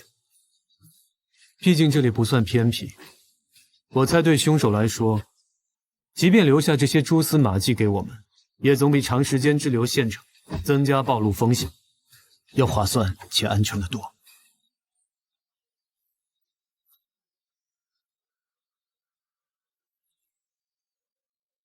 我们的监控只能覆盖到这个范围，路口的监控往那边站，对，也拍不到下水道那边。各位，郝卫国的家属来了。走，过去看看。我老公是死在你们刑警队门口的，今天你们必须给我个说法！必须给我说法！你们必须给我说法！各位，我是队长，我是队长，我是队长。大家听我说，郝卫国的被害地点是中山路的下水道，不是刑警队。我很理解你们的心情，但是现在大家需要冷静一点，我们正在调查之中。你是队长，你能不能告诉我老公是怎么死的？就是被谁给害死的？你们是警察，这个你们总该知道吧？我和你一个人，安总正在调查中，我保证，我保证，一定会将凶手绳之以法，还郝卫国一个交代。你保证？我保证。你们是警察，说的算话。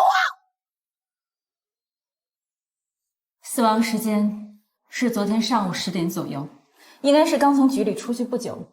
体表初步观察没有任何的伤痕，但我认为他的直接死因是心脏骤停，原因都是跟他颈部下这块淤青有关。颈部淤青，心脏骤停。对，他的冠状动脉有痉挛反应，心血管快速衰竭，都跟颈部这个淤青有关系。这是一种十分罕见的死亡方式，颈动脉窦抑制死，就是在颈部颈动脉这个地方受到刺激，引起了迷走神经反射性的心脏骤停，造成的休克死亡。怎么刺激的？这个很简单，只需要找到颈动脉窦的位置，用特定的力度持续按压，就会造成这种反应。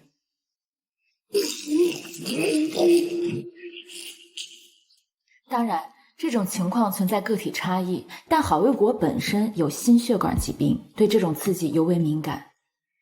正是因为淤青不明显，加上尸僵变色，所以一开始才被我们忽略了。凶手还研究了医学，甚至是法医学的专业知识。为了杀人，他做足了准备。这他妈就是个怪物，他不是拿杀人当游戏，他是拿杀人当事业。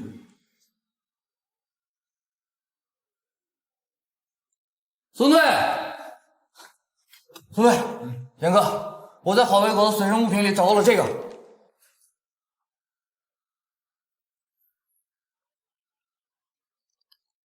胶片在哪儿找的？在他钱包里，这张胶片就藏在了他的家庭合影里。藏得这么严实，肯定对郝瑞国来说非常重要。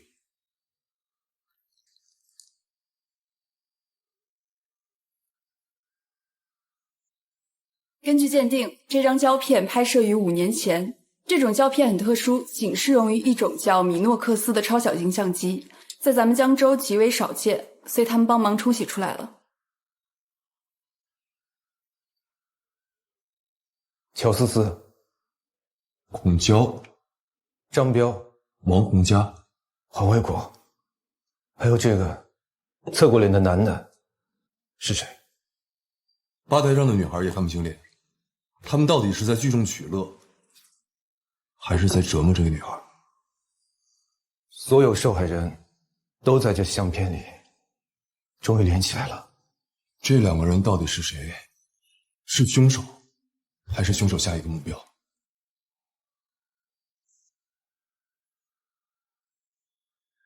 目前我们还看不出这张照片中到底发生了什么，但已知的是，这8个人中有5个人已经遇害，包括拥有这张照片的郝卫国。所以我们可以合理推测，他们的被害原因跟这张相片脱不了关系，而凶手很有可能就藏在相片之中，至少跟这个相片有极深的关系。师傅，我有个问题。说，这照片里边不是7个人，没有8个呀？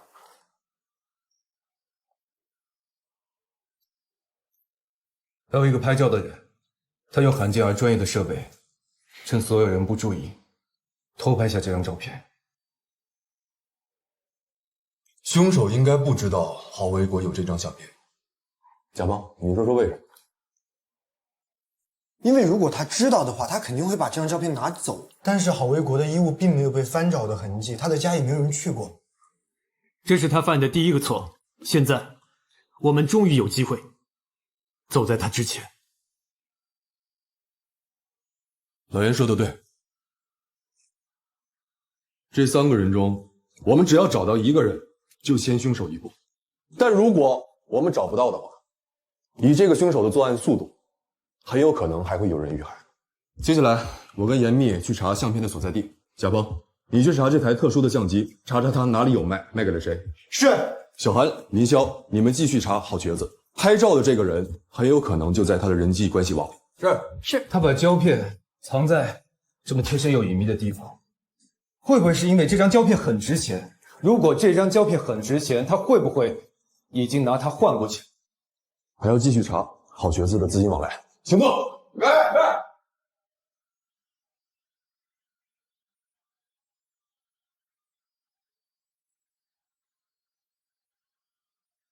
老严，你看这张照片里的装修像不像无光 KTV？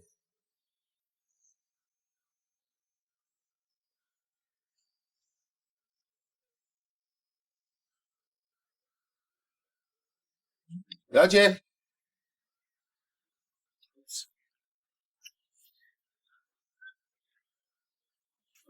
快点！还烦不烦嘛？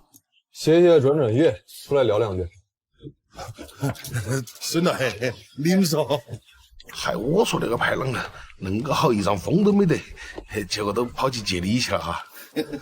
还得，等着哈，不准跑哈，老子说的。这牌留着干什么？啥子？这几个人认识吗？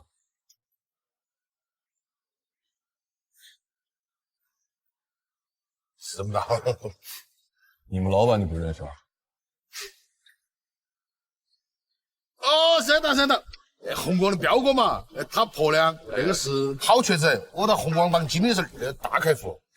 那个女儿她也是红光的啥子？一个叫甜甜，还有一个叫小乔。那这个被压的女孩，还有这个男的呢？我那个脸都看不到我那个人呢。不是，这一看就是老板，对吧？你是个看场子混场子的人，老板来了，你得看到正脸才能认出来。你这套近乎可不就完了？真的认不到啊？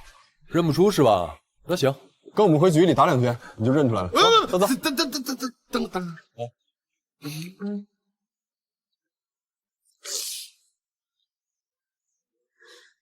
不对哦，队长，你整我冤枉吗？那不是红光的包间，不是红光，不是。你看嘛，那个门是梗的，还有那个墙也是一样的。我们 KTV 全部是按照你们公安要求的，第一门上必须有窗，第二里面不能反锁。你再看那个茶几，东大一个哦，好占空间嘛，哪 KTV 用那个茶几嘛？影响妹妹跳舞。啊，那行了，没什么事了，好，谢谢啊啊，两位慢走慢走啊。哎呀，继续。嘿，这是哪个瓜娃子扔了我的好盘？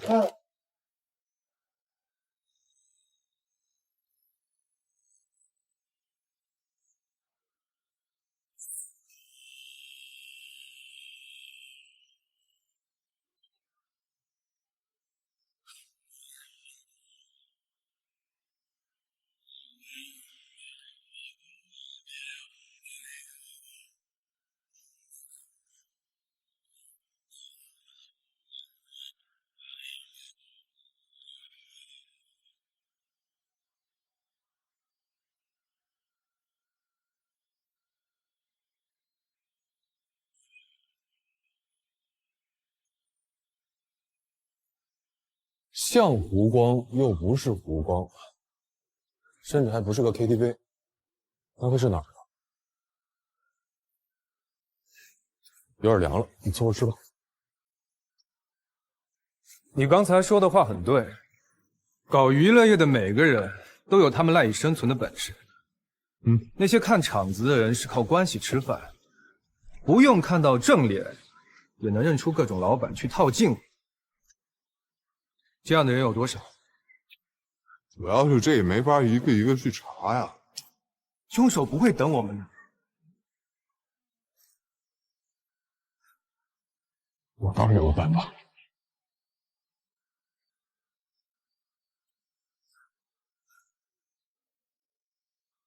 师傅，严哥，我查到去年有一波严打，郝卫国他们3个多月没有干活，手底下的小弟差点压不住。但是突然有一天，郝卫国接了一个电话，拿着钱包单独出去了一趟，再回来的时候就提着一袋子现金。我怀疑这袋子现金就和胶片有关。说结果？因为是现金，不好追查，通话记录也只能查6个月以内的，我们就只能筛他的通讯录，一个一个筛。但他通讯录有3000多个号码。相机呢？查了吗？城里的冲印店和相机店都问过了，这个米诺克斯的相机和胶卷没有人卖过。不过有个老板说，有可能是从大城市买的或者邮购。倒闭的店呢？倒闭的店。相片是05年以前的，那现在数码相机、手机发展的这么快，有没有可能那家店已经倒闭了呢？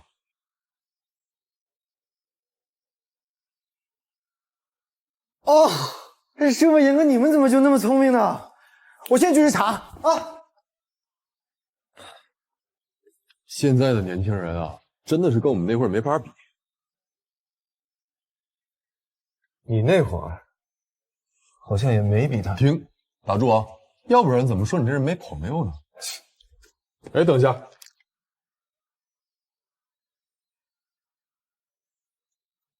晚上带你交朋友去。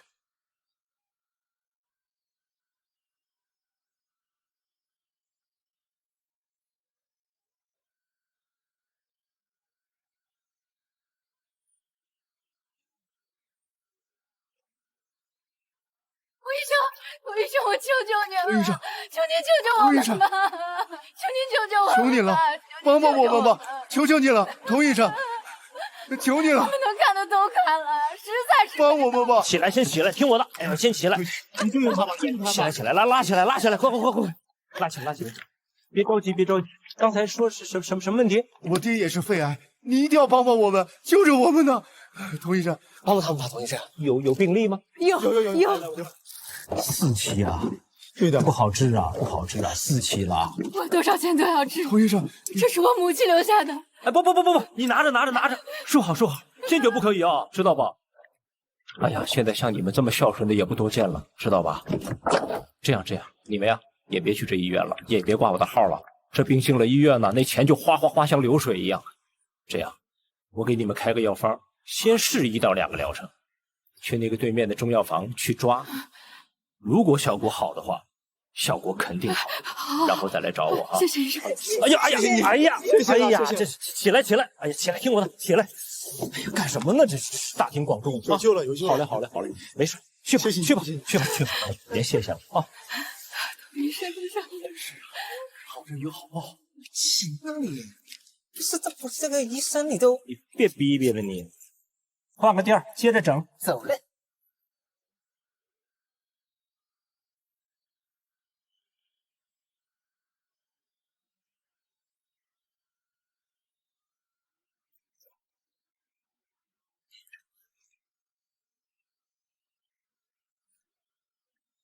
回总，好久不见。嘿嘿，孙队，请我们吃饭还来这么晚？队里事儿太忙了。这位朋友是啊，介绍一下，我同事老严。坐。坐吧。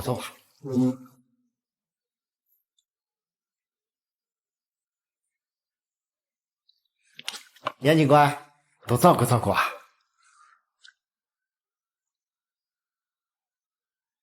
哼。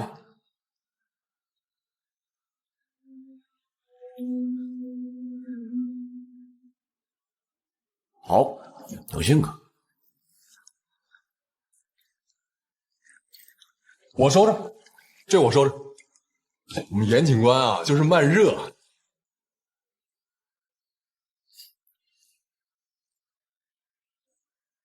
孙队既然能把我们约在火锅店，那就说明没什么正事了。老朋友叙叙旧。您别说，还真有正事儿。05年以前的事儿。各位都是搞娱乐业的大佬，人脉广，认识人多，所以想请各位帮忙认认这个照片上的人还有地点。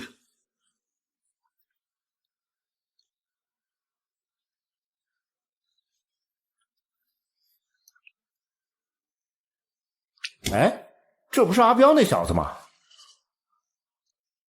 都别忘，我们能有今天，靠的可不是出卖朋友。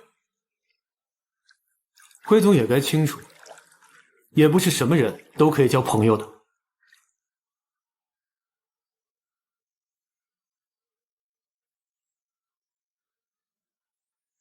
严警官，我们交什么朋友你也要管。大黑是吧？你认识他？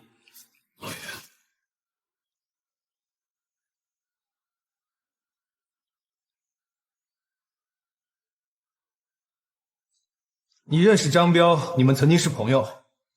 对啊，可那又怎么样？严警官，我们都是守法商人，不是你审讯室的犯人。这样，把这杯酒干了，我们交个朋友。也许我们还能帮帮你。哎，辉总，不好意思，这酒不是不喝，只是我们……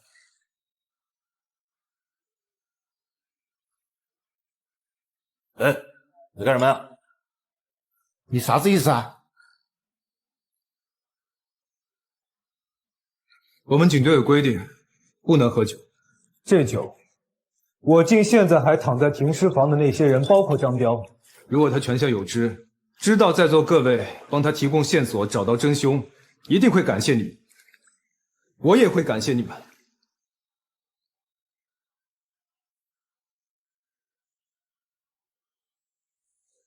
孙队，你这朋友啥意思？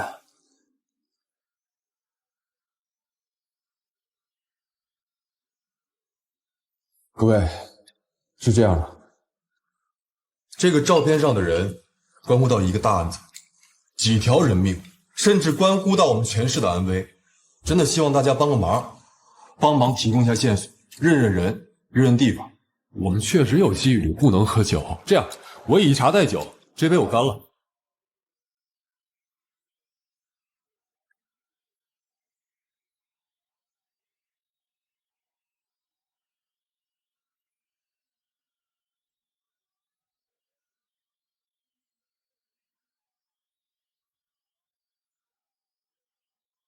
行，分队给面子。大黑，你说你认识，说一说，给两位警官介绍一下。看这身形和这身衣服有点面熟，我记得他出手挺阔绰，是个大老板。这人以前来过我厂子几次，但嫌我那太素，后来就不再来了。说姓名，让两位朋友都知道。名字不记得了，是个干医疗的，感觉就是个骗子。那这个地方认不认识？辉总，您给看下。这么隐蔽的空间，同行一般不会说的。那个女孩呢？那个被压的女孩。茶几上的女孩，没脸，不认得。厂子里的妹子那么多，几十上百个的，谁认识啊？好歹露个胸嘛，胸都没露，我哪认识啊？新闻放尊重一点，他是个人，跟你们一样的人。人都有名，江湖上都喊我富哥。哪里？他叫什么名字啊？你要是知道他是什么人，还要来问我们？哎，孙队，你这同事脾气可不小啊！不好意思啊，辉哥，那个今天失陪了，啥意思？但我都买了，你们慢慢吃啊。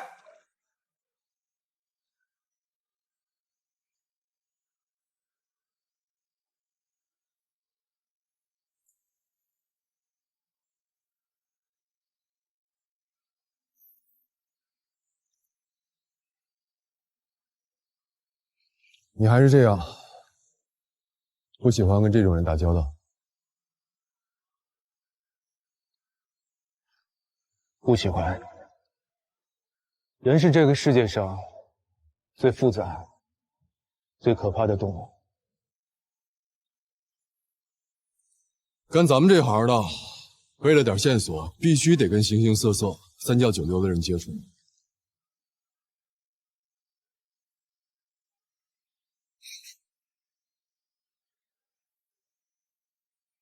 这话以前师傅也说过。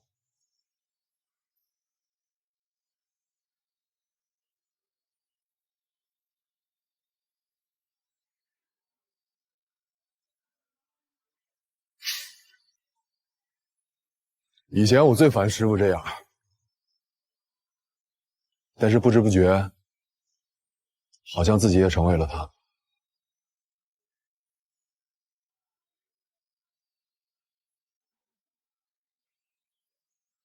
但还是算得到一些有用的信息。按照那人说的，照片上侧脸的男人是大老板，做医疗的，手机号应该是吉祥号。好，魏国的通讯录一筛，很快就能找出来。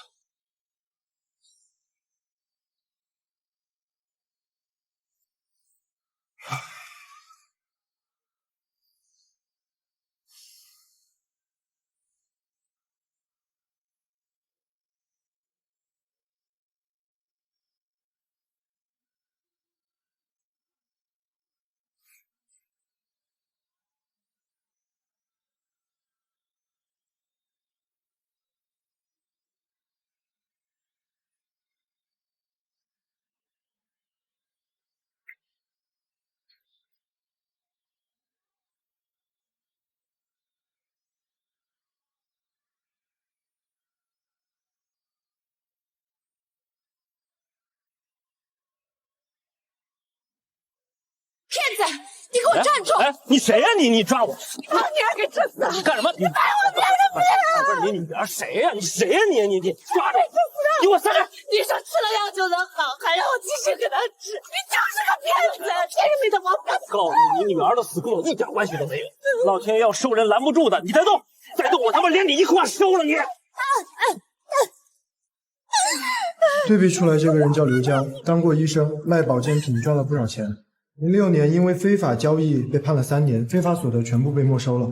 前年刚被放出来，但是不长记性，还是在医院每天蹲着找人骗钱。另外，我们发现去年他拿存单取过一大笔现金，这笔现金的时间和好瘸子收到的现金时间对得上。这是他入狱前的照片。当过医生，有脑子，就是没用在正地方。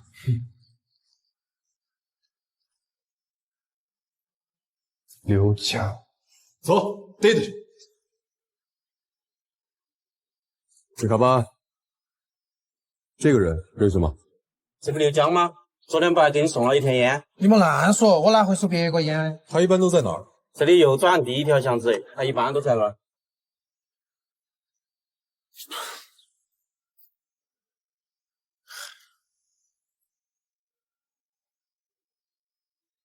哎呦，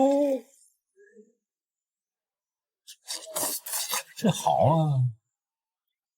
嘿，帅哥，帅哥怎么戴一口罩颤颤悠悠的？哪儿不舒服啊？刘医生，这医院里的医生说我心脏治不好了。治得好啊！你碰到我就对了。有句古话怎么说来着？人间自有大药在，你命由你，他不由天呐。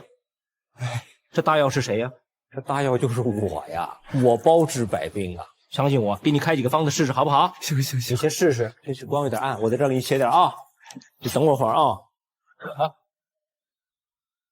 那个，这些都是秘方，我一般传男不传女，贵是贵了点儿，相信我，没问题的。孙队，开好了，那再过来啊。没有发现。好了，秀着，不是，不是，哥们儿干嘛去啊？哎，药方不要了。对你的逼那很。不是，刘江，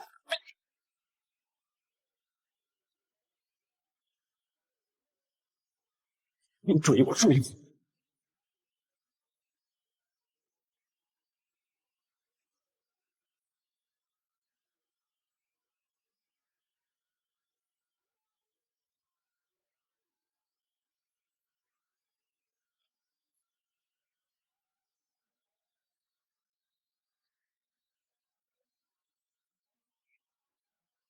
他妈的，累死我了！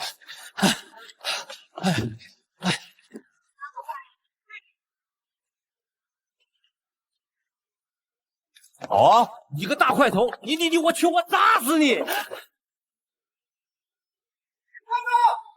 刘真，开住！你跑走！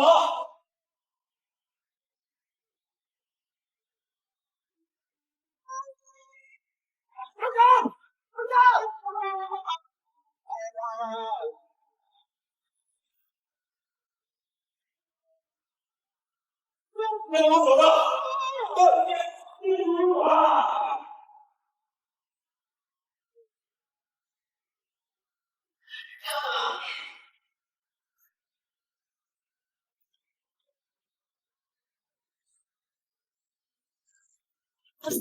快，你快点！刘江，刘江，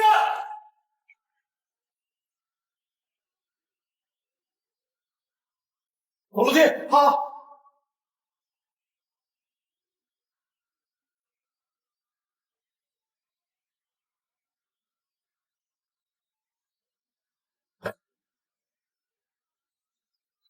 又来了！你怎么老追着我？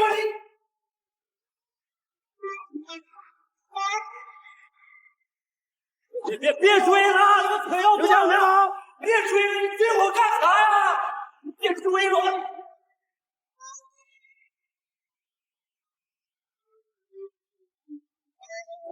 追！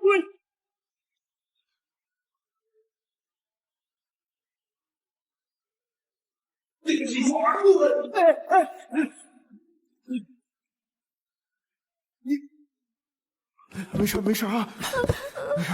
孙队，刘江往地下停车场去了。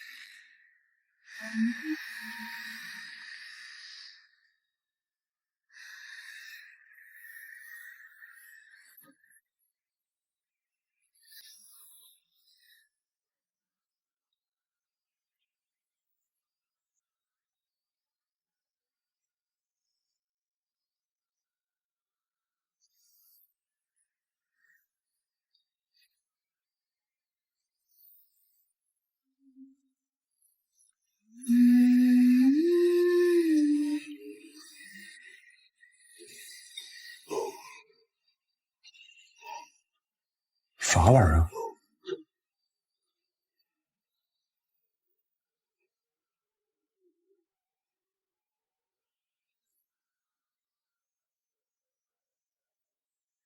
在这儿祈祷呢，有用吗？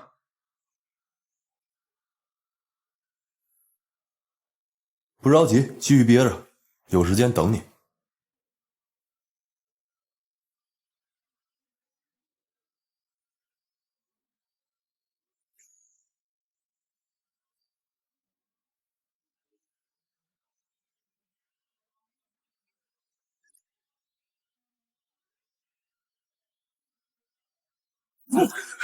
42秒，刘将，肺活量不行啊！等会儿吓死我了！我不是在哪儿呢？我是，哎，你谁啊？哎，你长挺帅的，你挺像演员的。我谢谢你。你也是。跑什么呀？哎，我跑怎么了？跑是我的权利，跑是我的自由。不是我每天我跑步，我锻炼锻炼，怎么了？我玩玩不行吗？扎死人堆里玩啊！你们俩有问题啊！瞧不起死人呐！今天我好好的给你们普及普及。人固有一死，或重于泰山，或轻于鸿毛，你知道吗？你们的价值观是有问题的，你们不要瞧不起死人的。没有生来是刑警支队一大队，办重案的。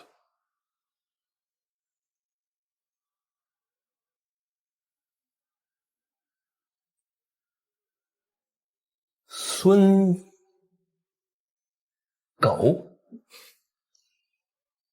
啊，孙日、孙居。就你这文化水平，还当医生呢？靠着。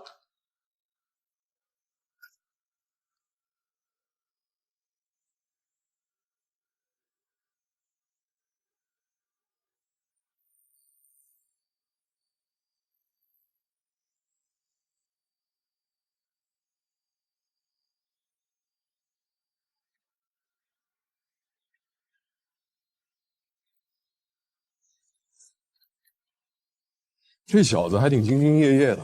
目前掌握的信息来说，确实是。刘江媳妇儿找到了吗？已经带回来了，我和小韩现在就去奔。好。真热，也不给我倒点水啊！气压太低了，这么热，能给我倒杯水喝吗？什么玩意儿？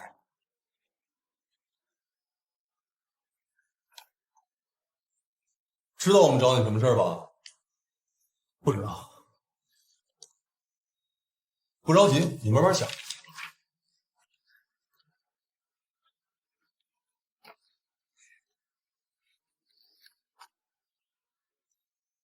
不是，警察同志，我就卖了几副药吧，不至于这么大阵仗把我请过来吧？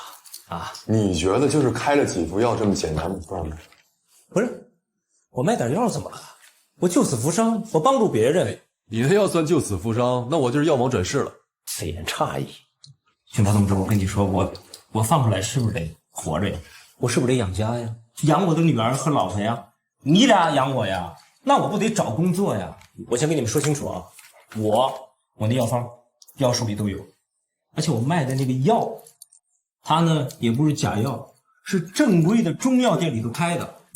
你少给我胡搅蛮缠，知道吗？没什么问题，你跑什么跑？刘江，5月17日开始，你都在哪？警察同志，别5月7号了，我这人呢17号。对，17号，对，我这人呢365天都一样，白天上班早7晚8，风雨无阻，每天早上准时去医院上班，下了班我就回家了，哪儿都不去，好吧？赶紧的，警察同志，到点了，我得回去陪我女儿了，赶紧的。他晚上8点就回来了，回来路上呢，会给孩子买个玩具。哎呀，他天天都买，家里快放不下了。不过他也就这点好，疼孩子。大概8点20、8点半的样子就到家了。吃过饭以后，陪孩子玩了一会儿就睡了，一直到第二天早上的6点起床。他吃了早饭就收拾收拾上班去了。晚上在家的时间只有你能证明？那倒也不是，我们家有摄像头，这个能算证明吗？你们家有摄像头？是啊，这东西还挺贵的，我老公装的，说是为了吓唬那些上门讨债的人，他们要是敢胡来，我们就能拿录像去派出所告他们，让警察能抓他们。乔思思认识吗？也叫乔乔。不认识。这个呢？孔娇。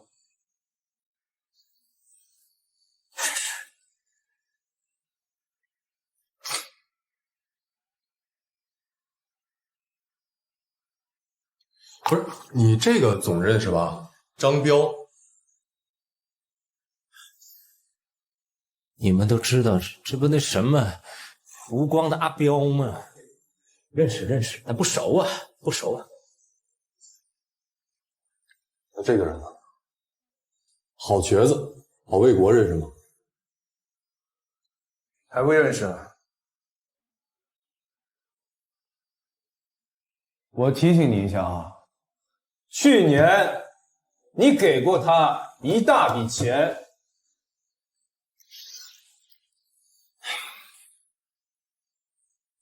想起来了，认识，不是搞那放贷的吗？我拿点钱给他赚点利息，对吧？哎，人家公司是正规的，有证的。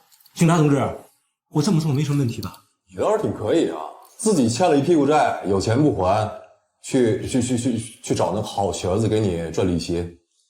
你俩真的是一看没什么经验，生活过得太好了，你们。哎，警察同志，借钱也不能还呐，1分钱都不能还呐。还钱这个事儿，你他妈还第1次就有第2次，而且这帮人天天追着我不放。我告诉你，这帮王八蛋非得他妈整死老子不可！我他妈想想我都愤怒。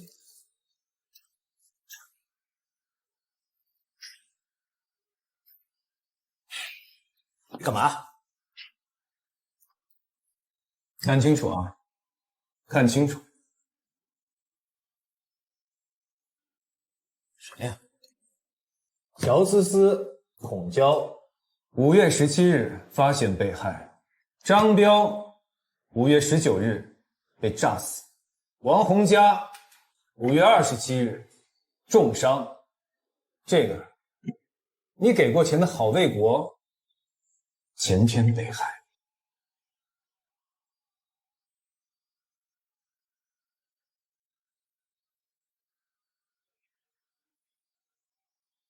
这个人是你吧？啊，是你吗？是不是你？别去，看你。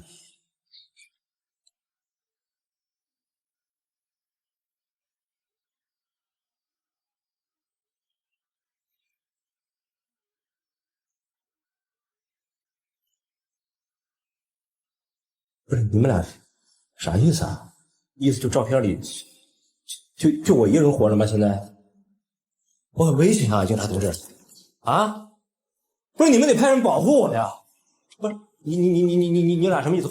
怀疑是我杀了他们吗？警察同志，你们太高估我了，太高估我了！我有这胆吗？我有这能力吗？我跟你说，这他妈肯定有误会。这你好好看看，茶几上这姑娘，你总认识吧？不认识。我刚才那个人，你仔细看。没关系，不认识。现在看。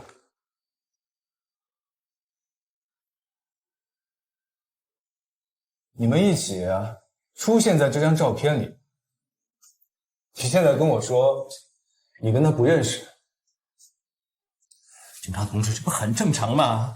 我那时候有钱，是吧？每天换几个不同的姑娘，不是换姑娘，我每天换几个不同的朋友出去玩嘛。那时候这么多人呢，谁能看到谁呀？我能注意到他吗？那时候，这什么时候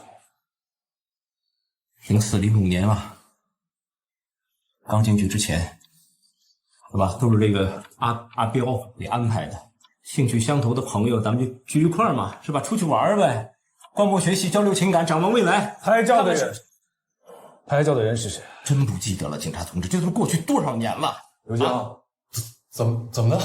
给你机会是真不要是吧？这不很正常吗？警察同志，这个地方谁拍照？我问问你们，你们去玩你们拍啊？这不留着把柄吗？偷拍，肯定是偷拍，查去，跟我没关系。刘江，你刚才说了一句话，我觉得很有道理啊。相片里的所有人，除了这个女孩，只有你还活着，所以你觉得你现在的处境算危险吗？刘江，你给我听好，现在的情况你已经清楚了。我们之所以跟你说这么多，是想保护你，但是你也得给我们保护的条件。这回再仔细看看。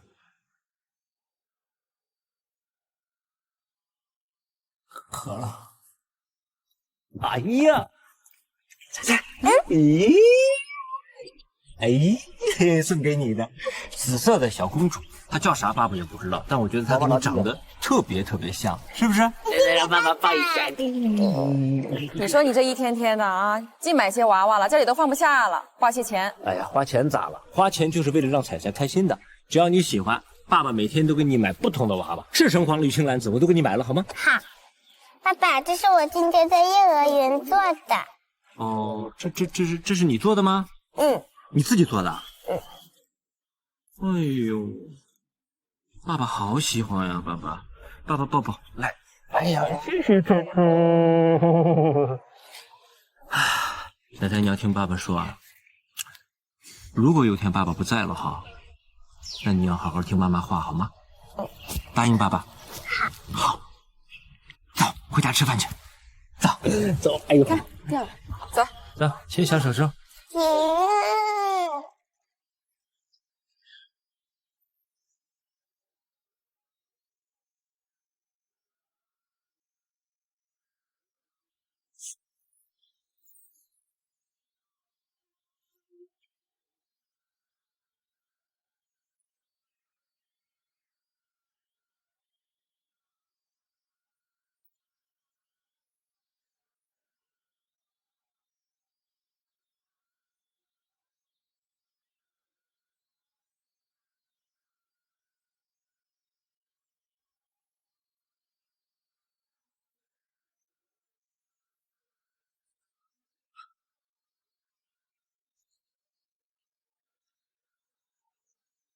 你在这等着，我去看看。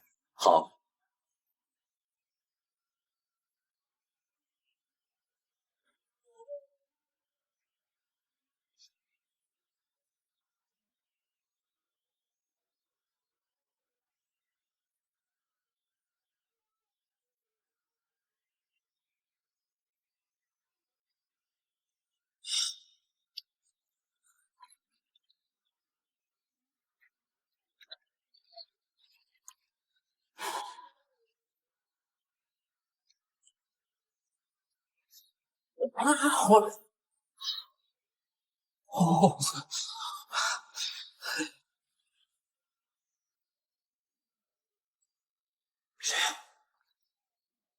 你不该把我的电话给你老婆。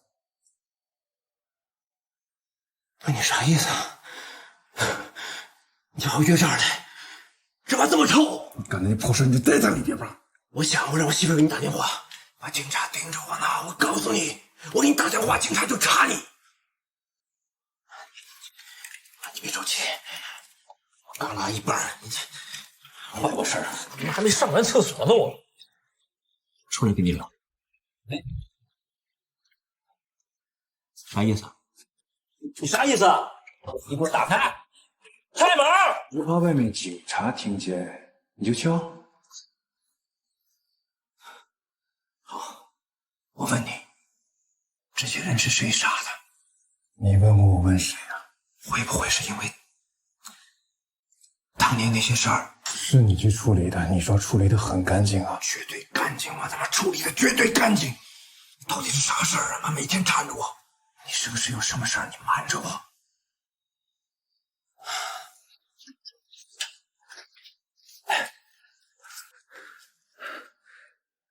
我觉得现在都挺危险的，我觉得我们要不然都出去避避啊，避避风险。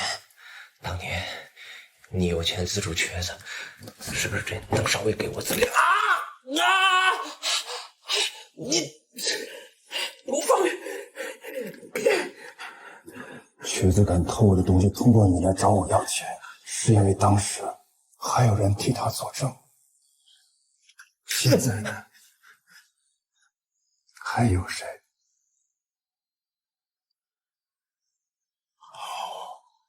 你杀了他们，你现在要杀我，要弄死你们，根本不是办法。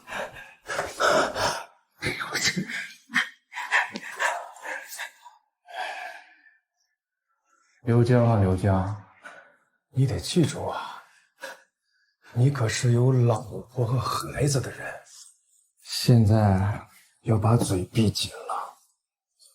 除了我们，谁也不能翻出那件事儿。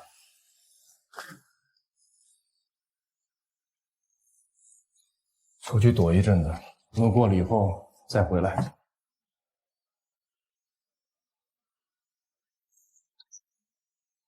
你别走。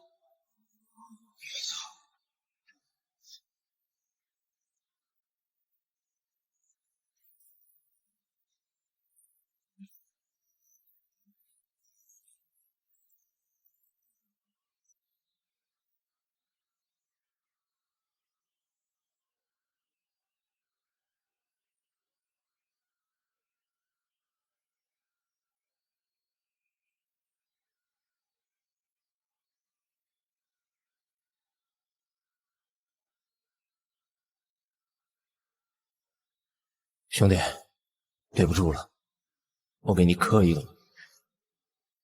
按理说人死了，入土为安呢。巧了，老天帮我，咱俩同年生，咱们也同日死吧。我太蠢了，哥们儿！我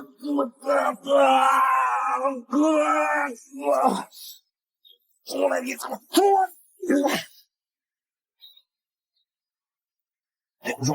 走吧，走。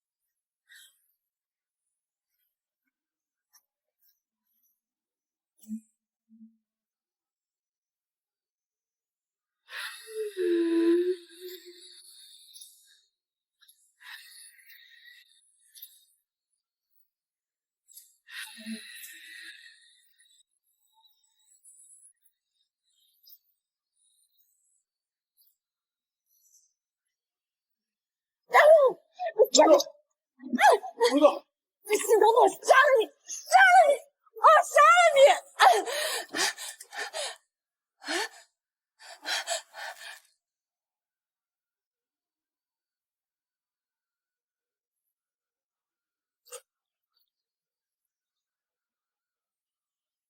林哥，放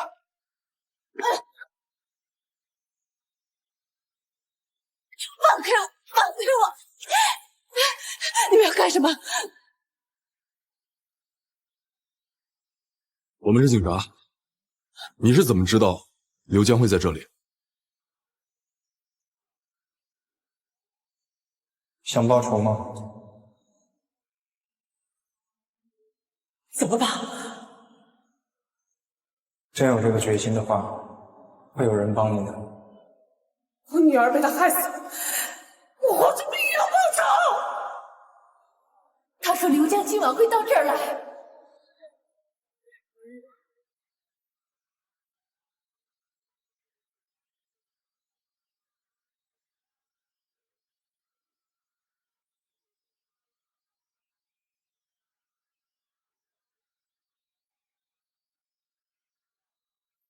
师傅，你们在追什么人？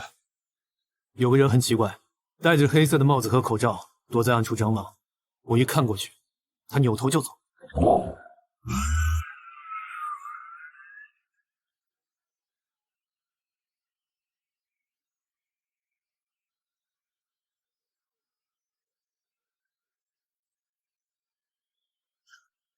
你怀疑是他？借刀杀人，同时在旁观察，符合逻辑。刘江呢？你画什么呢？大别墅。这么大个大别墅呀？爸爸还没住过大别墅呢。那里面有爸爸的房间吗？有。那有你的房间吗？有。有妈妈的房间吗？有。那爸爸跟谁住一个房间？你爸爸跟妈妈跟我都住一个房间。哎呀，爸爸一定努力给你买个大别墅。好，爸爸，这是一个叔叔送给我的，他说是你的好朋友。一个叔叔送给你的？哪个叔叔送给你的？别忘了，你可是有老婆和孩子的人，要想好好活，就把嘴闭紧了，懂吗？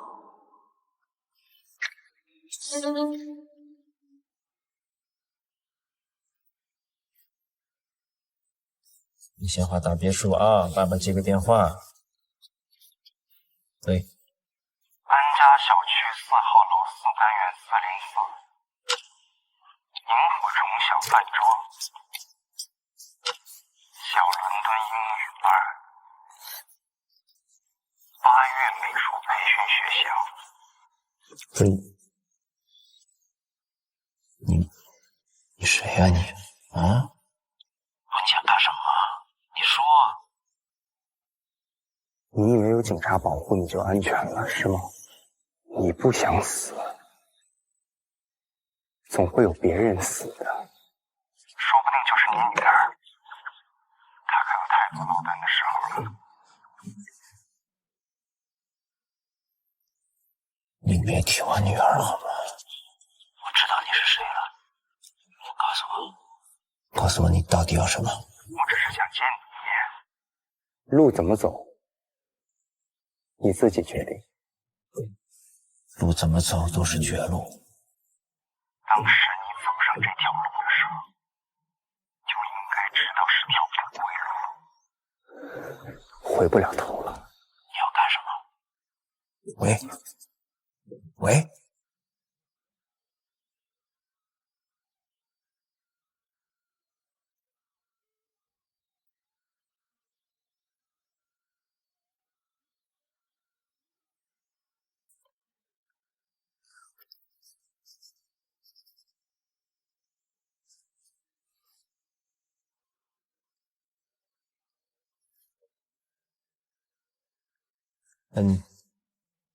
警察同志，不好意思，能帮我看一下女儿，然后我上去跟老师说个事儿，谢谢。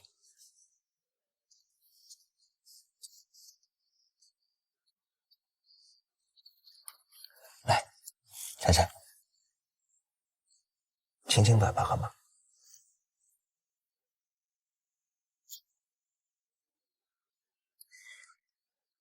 爸爸一定给你买大别墅，好吧？我先上去啊。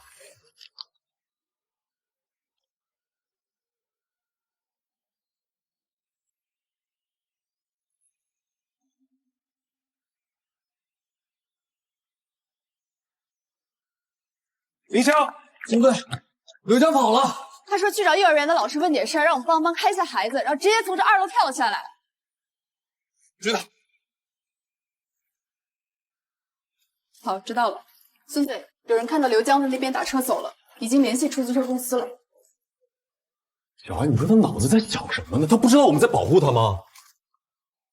王桂芳只说那个人戴着口罩，看不清楚长相，而且他还说刘江该死，他错就错在认错了人。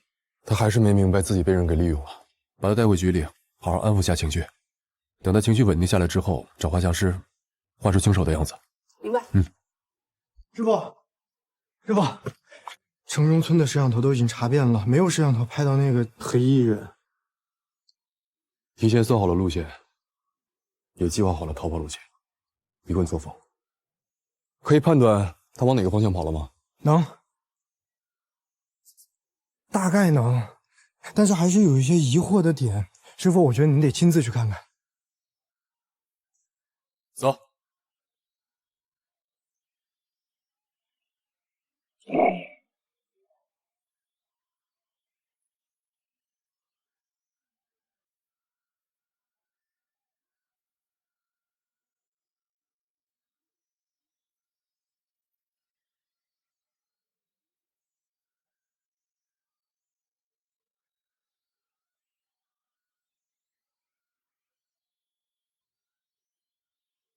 这么短的距离，停留这么多次，留下这么多痕迹，他是故意的。他这是在挑衅我们。为什么？他是谁？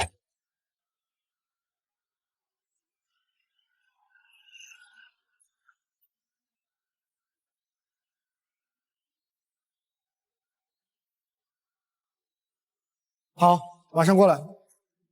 师傅，出租车司机找到了。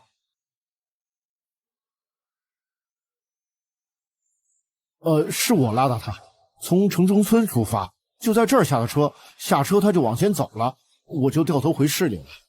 直接就走了，没换其他车？不清楚，我开回去的时候没回头看。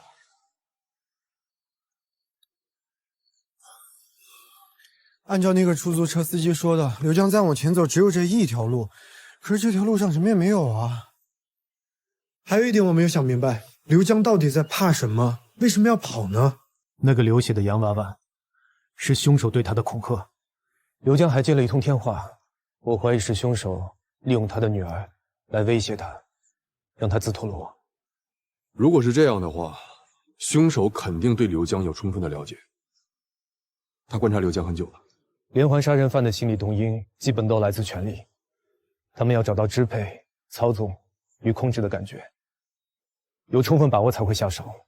刘江恐怕已经凶多吉少了。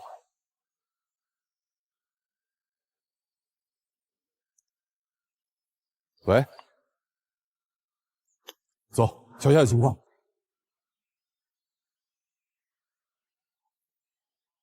快去通知消防，别让火势蔓延。已经通知了。什么情况？我们来的时候就这样了，现在不确定是他杀还是自焚。哎，对，你看，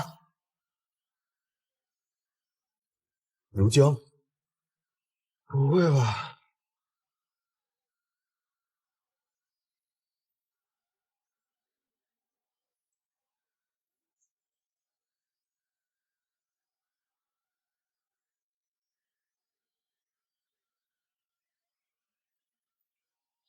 下去，保护现场。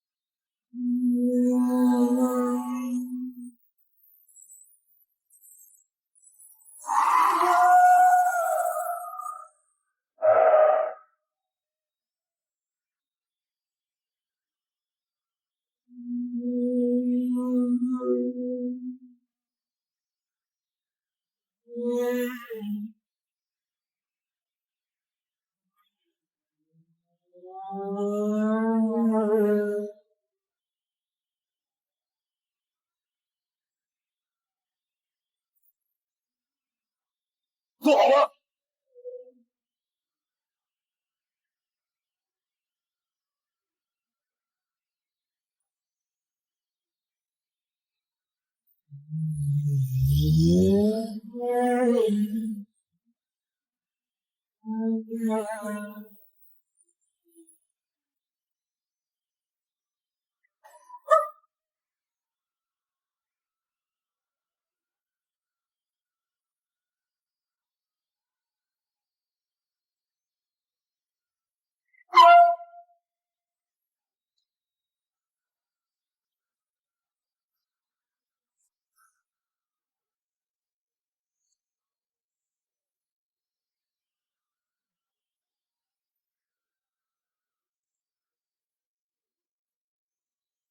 右边上车。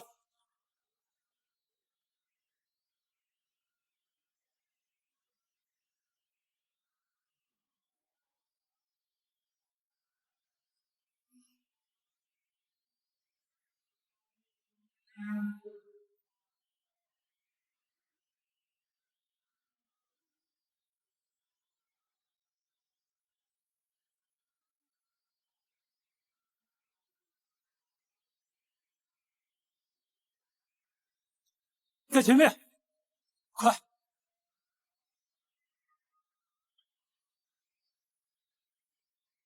他又在往东千区走，他想要回去。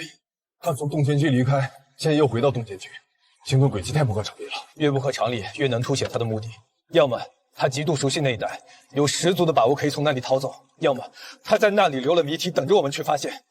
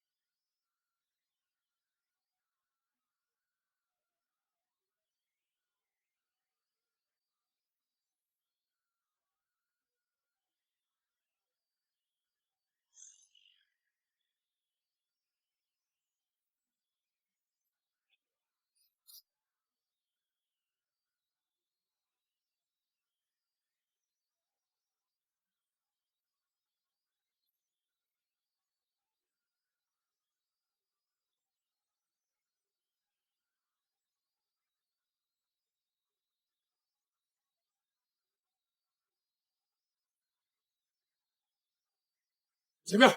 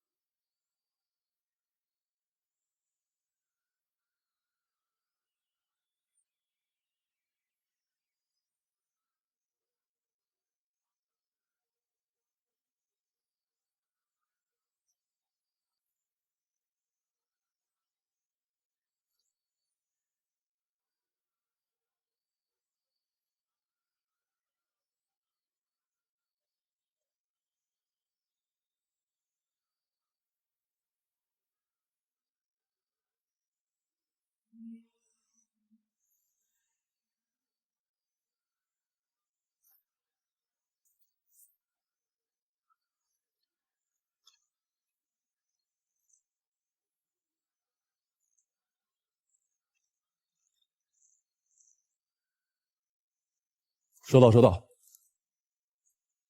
这个点儿了还这么多人？东天区里没有红绿灯，很多人贪快贪近就会走这边。我已经调了交警、治安和附近派出所的人过来了，他们正在沿街进行搜索。所有人都要登记，符合特征的全部留下来。好，分头找。是。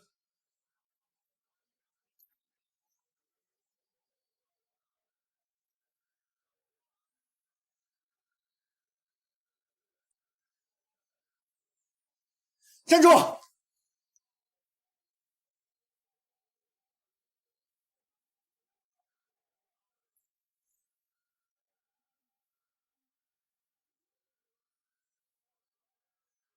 周冠南，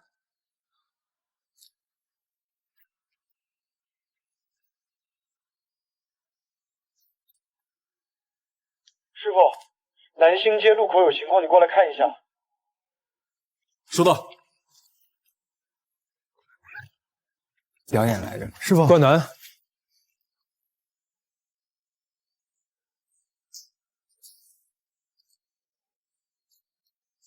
寻哥，这么晚了，你怎么在这儿？哦，他们叫我过来接受检查。大晚上来东天区干嘛？刚去一个小朋友家生日派对表演完节目，走着回家近一些，不行吗？师傅，他身上明显有烧焦的味道，他包里还有酒精、打火机。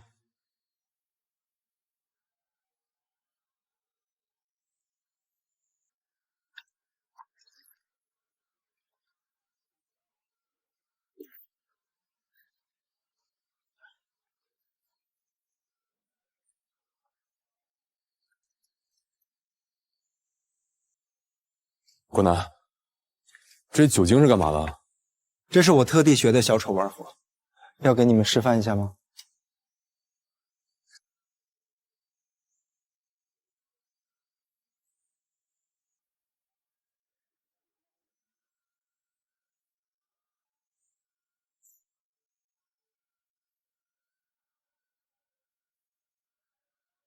好，我演给你们看。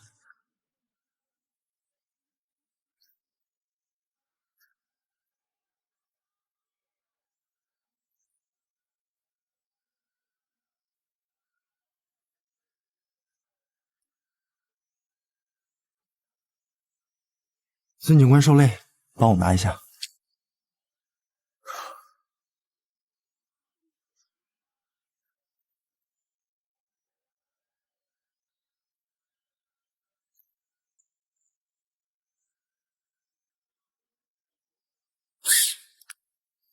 完了，行了，这么晚了，把包还给他，让他走吧。你表演完也不换身衣服，就穿了一身。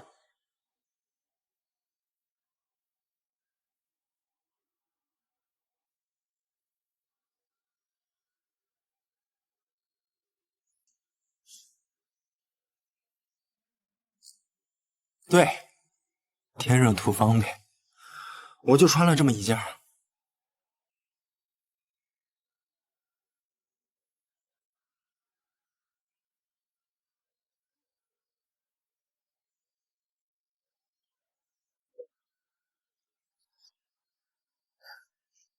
行了，把包还给他，让他走。检查完了，我可以走了吗？走吧。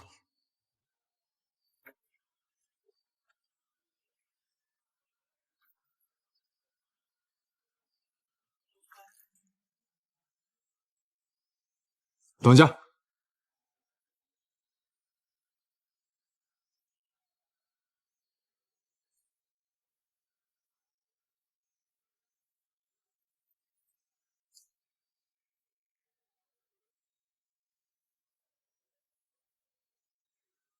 表演的位置在哪儿？孙勋，奥海花园8栋501。我们警察的流程你也知道，别介意啊。还有，电话号码有吗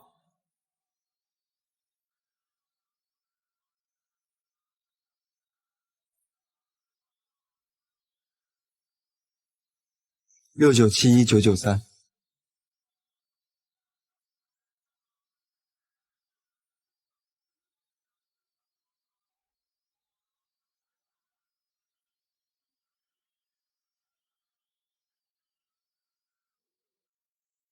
没什么事了，回家吧。以后少来这片儿，黑灯瞎火多不安全。赚钱吧，我下次注意。有什么需要后说。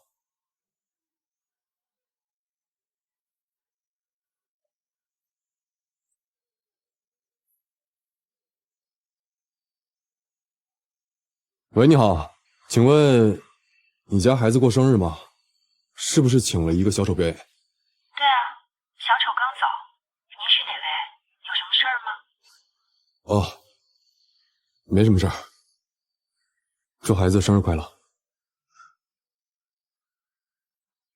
你怀疑他？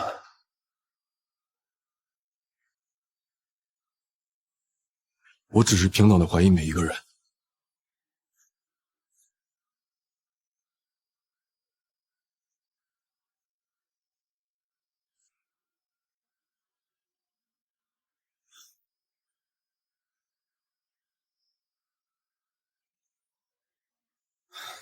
整个东迁区围了整晚，搜了整晚。他人可以翻墙跑掉，但摩托车呢？应该是趁天黑藏在什么地儿了。但现在天亮了，没有什么是藏得住的。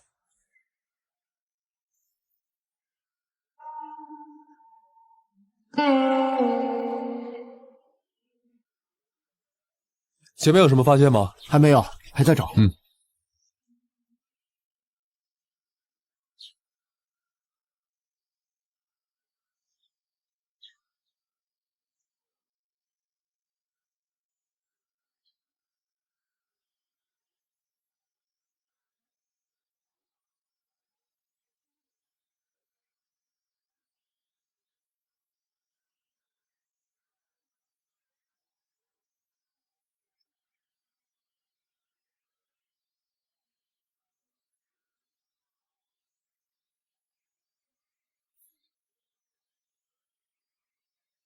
宋军，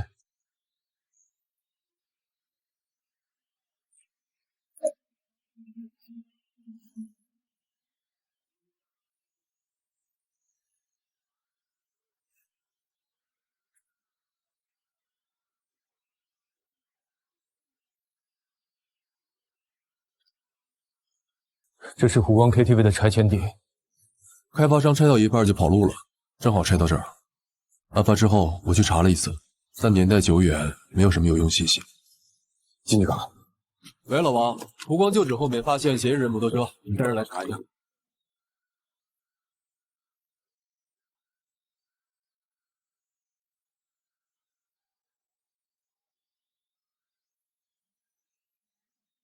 昨晚警察果然打电话给我核实小球有没有来家里表演，我按你说的回复了，他们应该没有怀疑。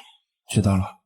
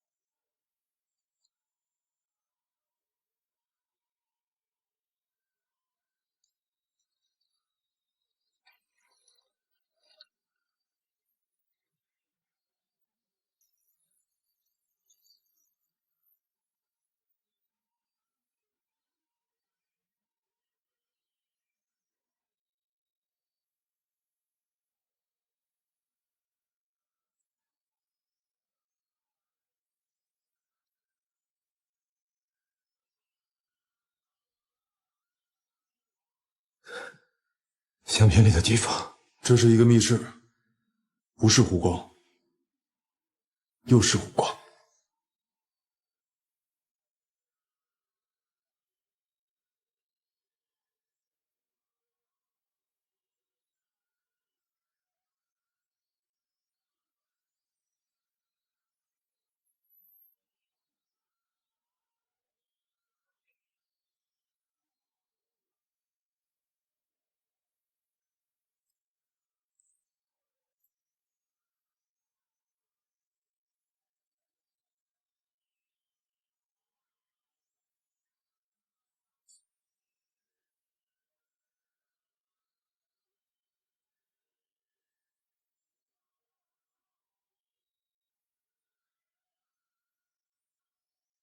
大量的血液，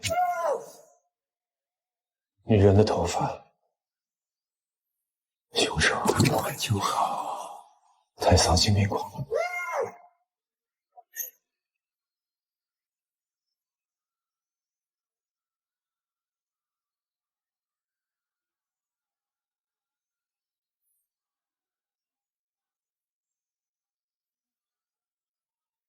我怀疑这里是乔思思被害的第一现场，其他受害者也有可能是被转移到这里继续杀害的。这个房间藏了太多挑人命。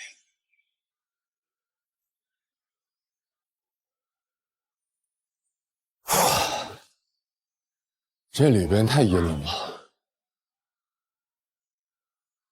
对他来说，这里也许是温暖的地方。在最危险的时候，人的潜意识会把他带到他觉得最安全的地方。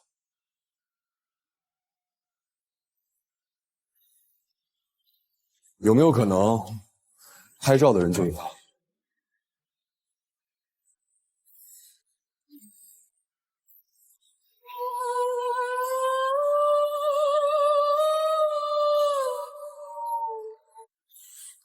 喂，师傅，墙内没有发现。知道了。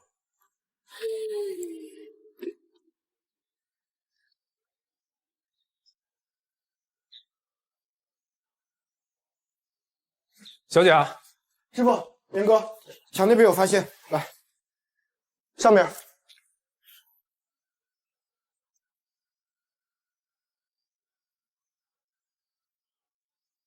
在湖光附近搜索时，发现这面墙有攀爬过的痕迹，翻过来就看到了这个。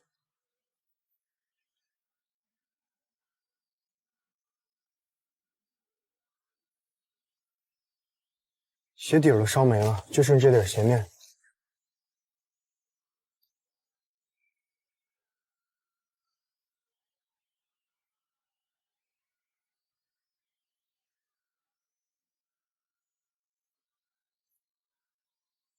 你们说会不会是凶手昨天晚上穿过的？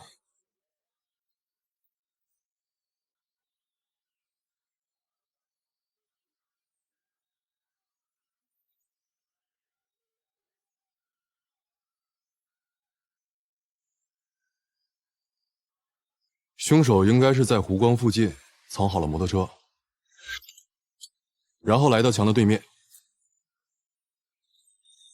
再从这个墙跳了过来，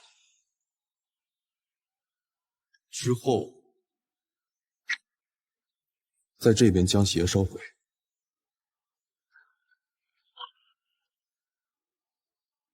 走回了城中村。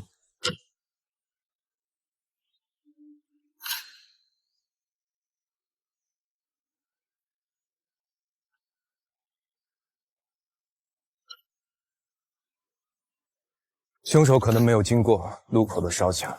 不对，这也有可能是凶手留下的烟雾弹。去哪儿？去问问尸体。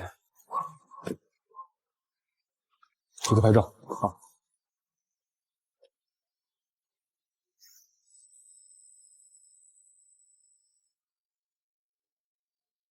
你说奇不奇怪？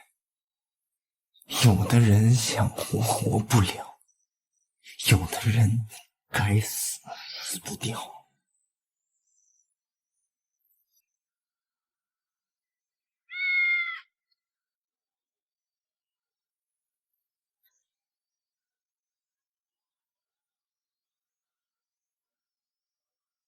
你怎么会明白呢？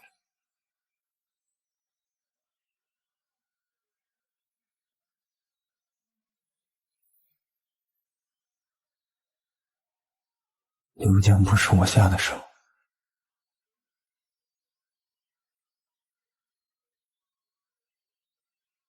这里面有问题。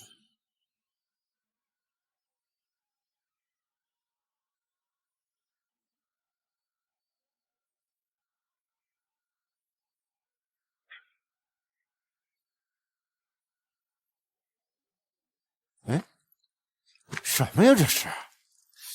哎，这，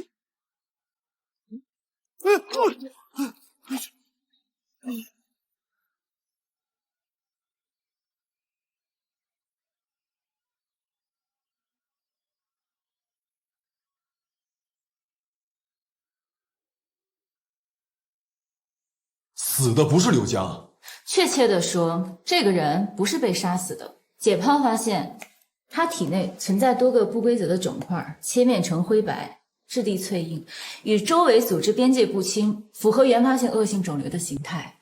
他是癌症死的。孙队，刘江得癌症了吗？应该没有。就算是有的话，他也不可能这么快就……而且在焚烧后的残存皮肤褶皱处呈深绿色分支状纹路，骨骼也在焚烧后因脱水出现纵向劈裂，这些都证明他的死亡时间是在被焚烧的36个小时之前。不是刘江，那他是谁？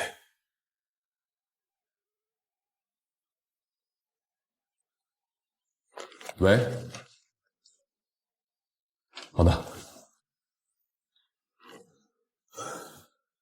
西峰山又发现案情了。遛狗的时候发现的，尸块埋的不算太深，狗一刨就刨出来了。发现尸体的人说，这一块最近在封山才开放的。凶手可能不知道这里开放了，才来抛尸。他应该不住附近。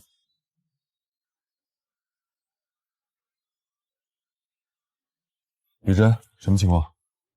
目前的情况是这样，从尸体的腐烂程度推测，死亡起码10天了。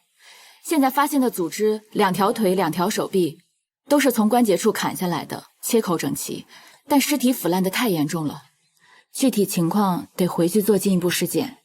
珍姐，这2条好像都是右胳膊。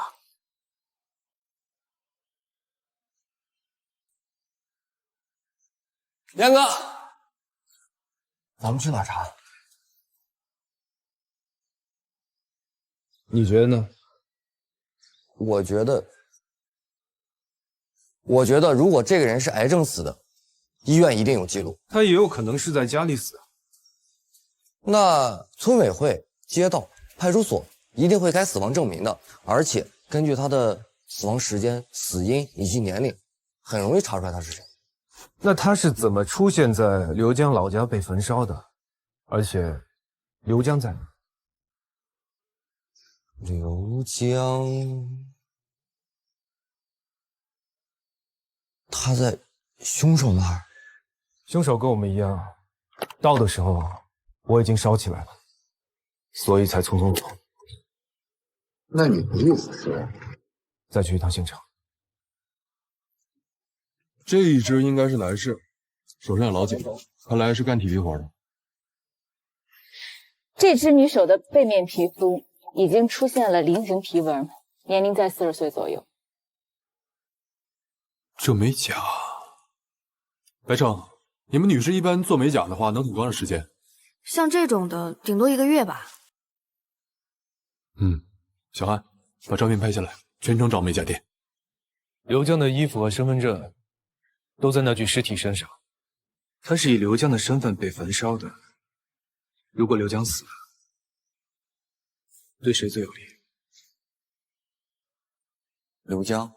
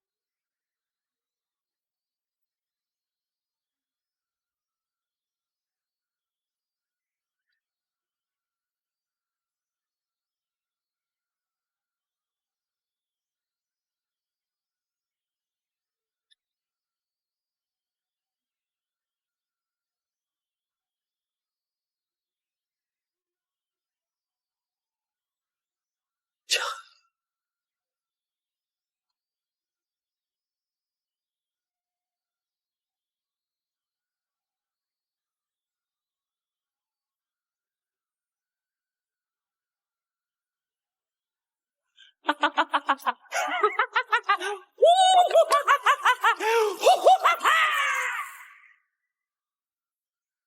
可是刘江欠了很多债，又被凶手威胁，所以为了绝处逢生，他才出此下策。他知道相片上的秘密，他有事情要隐藏，所以只有一死才能一了百了。晚上8点半左右，刘江在岔路口下了出租车，9点半左右，我们就发现了火场，短短1个小时，他从哪弄来的尸体？而且他也没有交通工具，所以他只能去哪儿？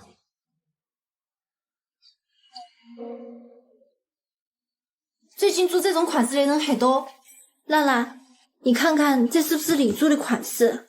我看一下啊，看着像是我做的。哎，这个手上的疤，我想起来了，当时我还问过他这疤怎么来的。我们聊的挺多，他在咱们店做完之后还办了会员。会员档案有吗？我去拿。这女人大概长什么样子？还有印象吗？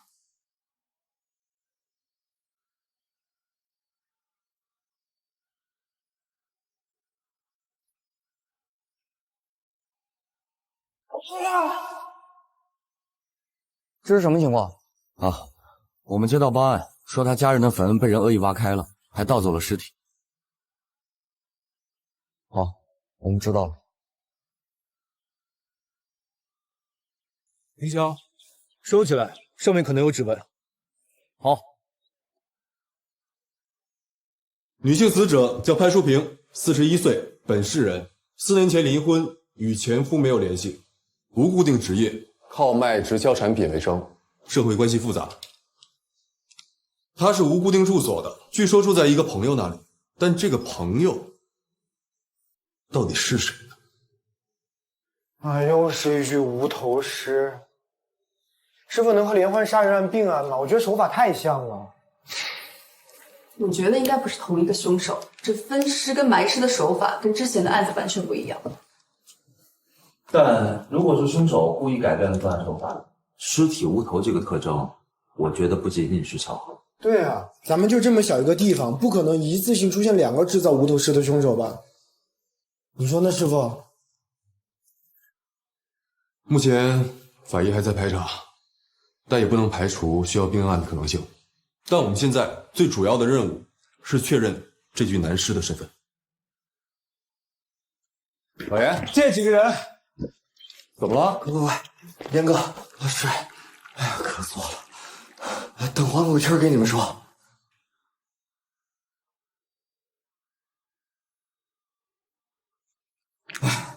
可算活过来了。我们去了城郊火车站，想通过监控来调查刘江是否出现过以及有可能的潜逃方向，但是售票处的信息量太大了，得这几个人手一起去看。哎，刘江这种人，他跑路会老老实实去售票处买票吗？他肯定找黄牛，是不？黄牛？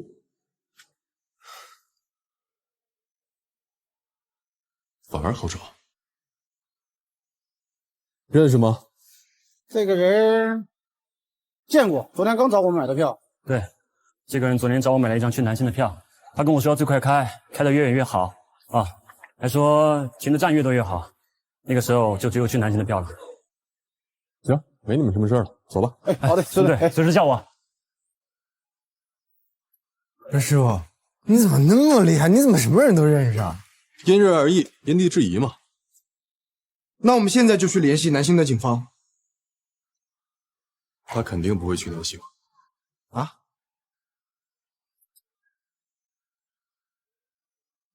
所以啊，这个刘江买站点最多又最远的票，就是告诉我们他有可能随时下车，让我们难以寻找。他就是在赌，我们警力和精力有限，没法战战去查，觉得我们追不上他。不用去追他。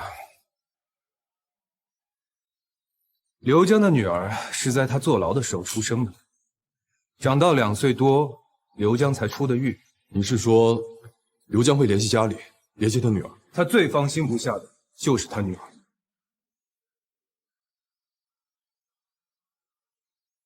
小鹏、林霄，你们派人去盯住他家。是。小安，你给火车站的沿途发协查通报。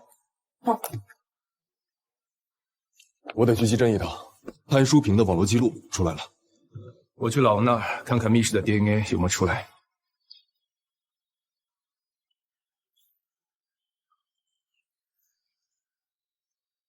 这样做，既是为了刘江好，也是为了你们好。警察同志，如果你们把他抓了，会怎么处理他呀？怎么判得看法院。但是他现在的问题，只要能够及时回头，还不算特别严重。如果你能够配合我们，劝他自首，我们肯定会申请对他从轻处理的。孩子也需要父亲，你说对吧？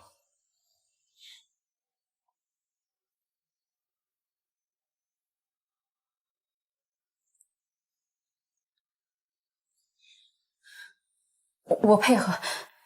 那我需要做什么？正常生活，但是有任何异常的情况一定要通知我们，我们会保护好你们的。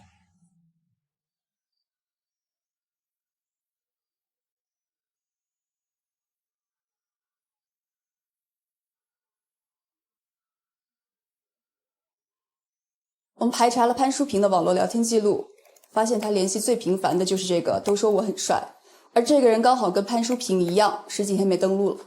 查明身份了吗？查过了，是吕伟。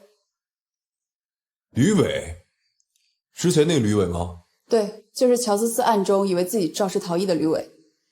我开始真以为是压到野狗了，我下车一看，那玩意儿根本不是狗。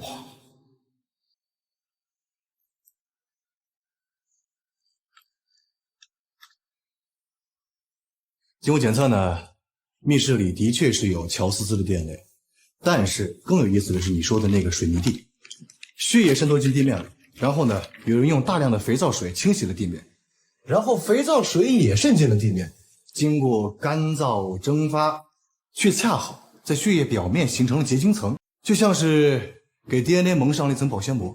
琥珀，对，就是琥珀，水泥地的琥珀。这个混蛋啊，无意中留下了罪证。这血是什么时候的？这个无法确定，但可以知道他叫关静。5年前呢，咱们这儿列入了打拐专项的新技术试验单位，所有失踪的妇女儿童呢都要来做 DNA 留存，而他的刚好吻合。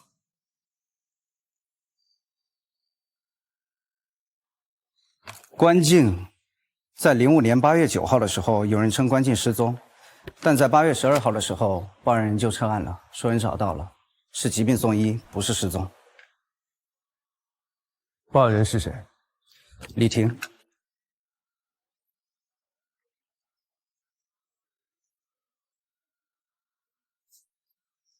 杨哥，杨哥，查到取走米诺克斯相机的人了。查到了。对，名义上是一位涉协老领导定的，但其实他根本不知道这件事情。我从涉协传达室知道是有人带定带取，这个人的身份信息有记录，名字叫李婷。谁？李婷。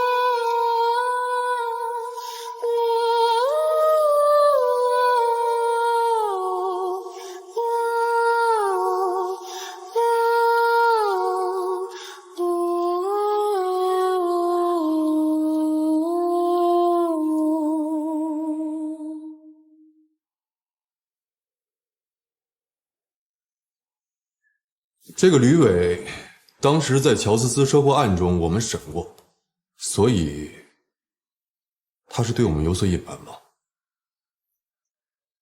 去查一下潘淑平和吕伟，确认一下他们跟湖光 KTV 以及连环杀人案有没有交集。是。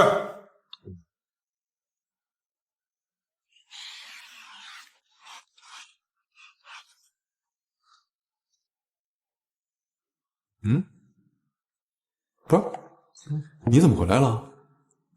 这不就盯个人吗？林莎他们在那儿呢。你小子可以啊，自己任务分配给别人去做。我来看一下我这边有没有什么能做的。要不然你来当队长，你指挥。干嘛去？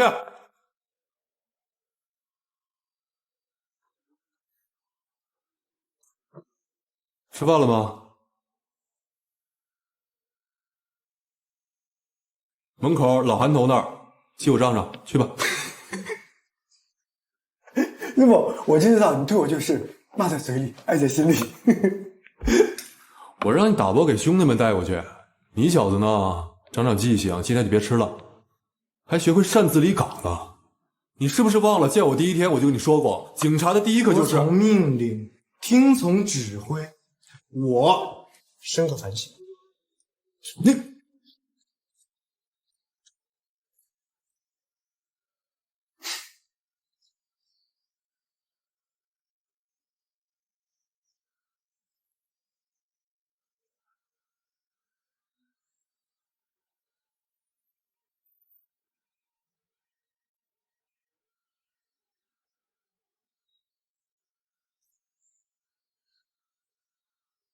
你好，需要买点什么？你好，李小姐，有些事情需要跟你了解一下。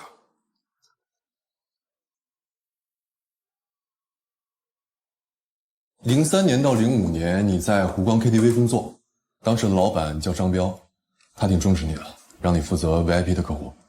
你在那儿认识了一位朋友，叫关静。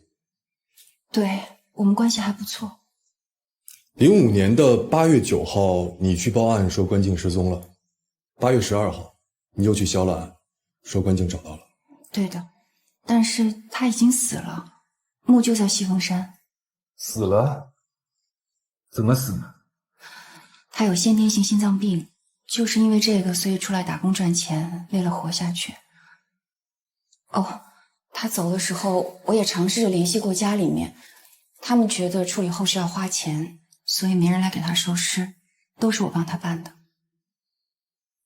可你销案的时候说他是疾病送医院了，哪家医院？是这样的，警官，当时张彪跟刘江给我打电话说关静出事儿了，所以我在见到关静的时候已经在殡仪馆了。刘江是吧？对，住院的事儿都是刘江办的，他在医院有关系。那关静生前有什么朋友吗？男朋友？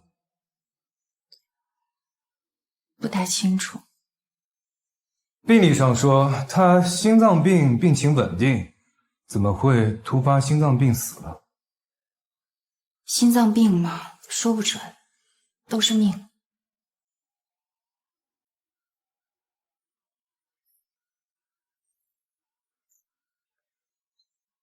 05年1月，你在市社协传达室取了个东西啊，还有印象吗？我有印象。当时是帮张彪取了个相机。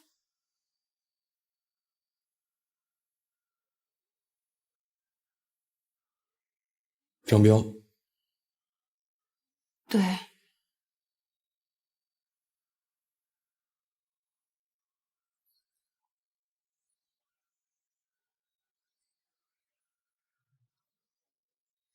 当时那相机拍了一张照片，麻烦您帮看一下。这个茶几上的姑娘是关静吗？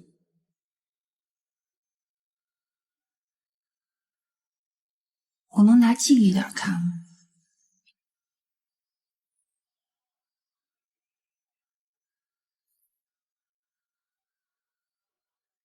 没错，是她。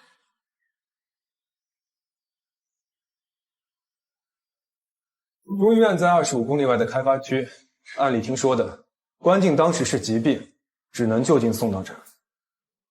您好，您要的关静病历的复印件。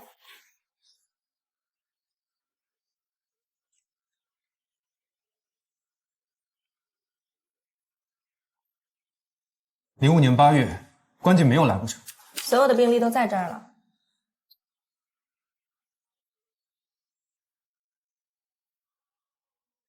关静有多次妇科的诊疗记录。05年6月，她堕过一次胎，可偏偏在李婷说的那个时间段，医院没有任何他的就诊记录。李婷在撒谎。他先报的关进失踪，后来发生了什么，所以他决定说谎，把案子撤了。关进，会不会是因为他的死亡本身？如果是的话 ，KTV、密室、李婷、关静，全都连到一起了。而李婷是打开所有秘密的钥匙。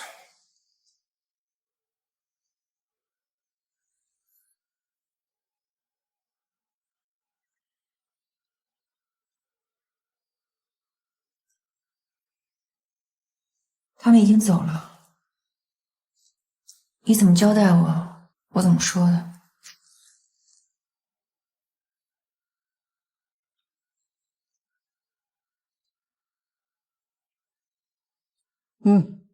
这块不错，看着挺嫩的。把这花帮我包起来，包得像以前你那样，乖乖的、美美的、嫩嫩的。我东西什么时候还给我？你的东西？哎，你的什么东西啊？你答应过我的，只要我按照你说的做，你就把我的照片还给我。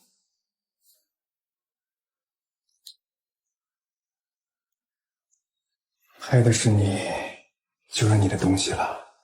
那些东西是艺术品，是我的艺术品，你懂艺术吗？啊？我只是想要回我那些。现在的你会把那艺术品污染了，你知道吗？不好意思，又把你当成在学校的时候了。还是在学校好啊。记得在学校的时候，你喜欢檀香味的香水，喜欢这个香水人的性格是性格坚强、善解人意，最重要是听话。而现在的你，每天和这么多花混在一起，味道太浊了。你呀，还是回学校来吧，回到我身边，让我来净化你的心灵和你的身体。我只是想要过一种正常人的生活。你放心，你做的所有的事儿我都不会跟别人说的。我只是想要那些照片，我求你了。李婷啊，李婷，你真的是没有以前乖了。而且你刚刚那句话说的不对，什么叫我做的那些事儿啊？那不是我们一起做的事儿吗？你要记住，任何东西只能是我给你，你没有资格问我要，懂吗？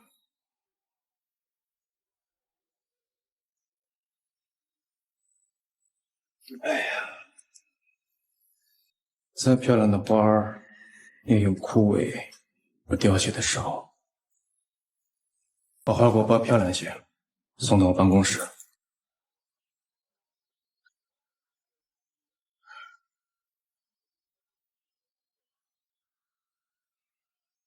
孙队，找到潘淑平的住所了，地址短信发你了。好，我和老爷现在过去。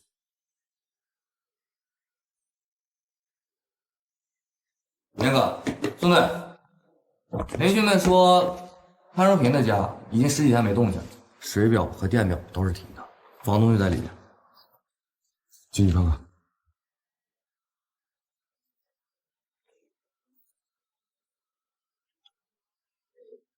你大概租了多久了？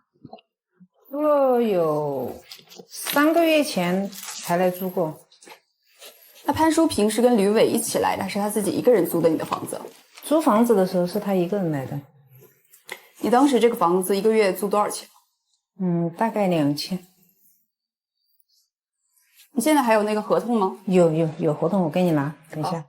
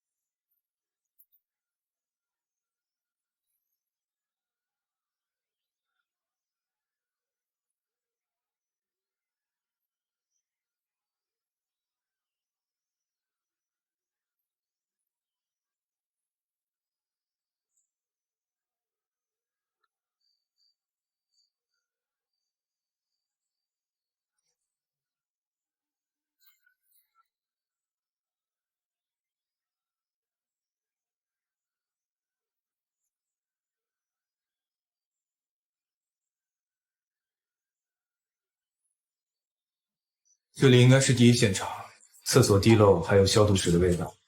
凶手作案后，应该在厕所做过一些清理工作。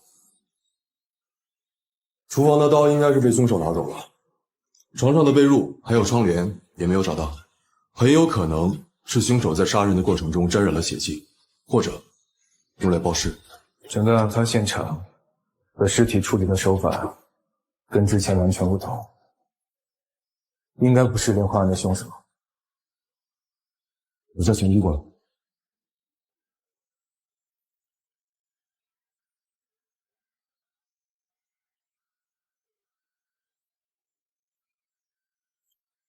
喂，老王，刘伟家地址发给你了，尽快赶到。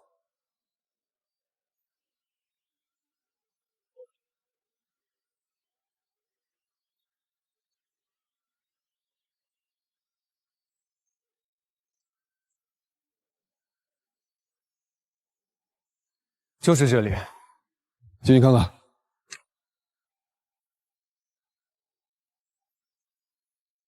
门都没锁。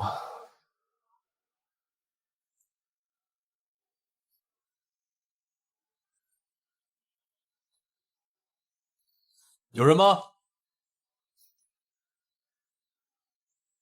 消毒液、清洗剂、铁铲、锯条。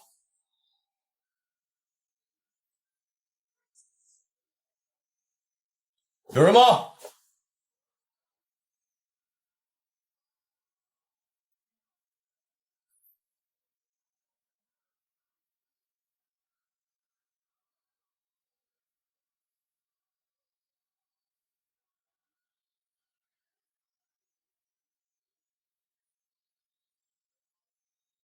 孙队，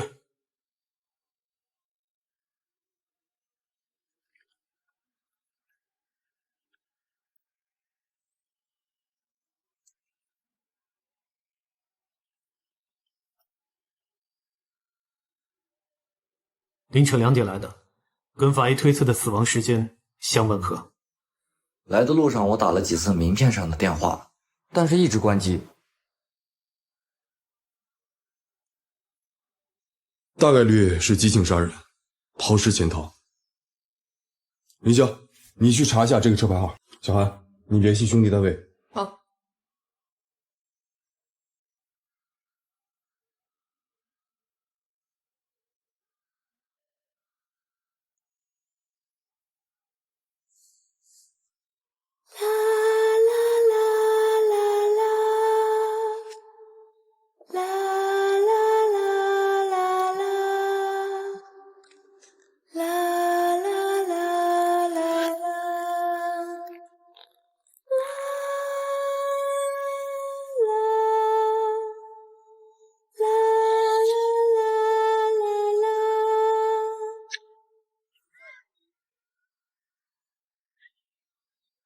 快快，来，你呢，先去跟小朋友们玩一会儿，好不好？不要，我要回家看动画片。看什么动画片？眼睛都看瞎了。好了，乖啊，你看，他们都在那儿玩呢，你也去玩，好不好？好。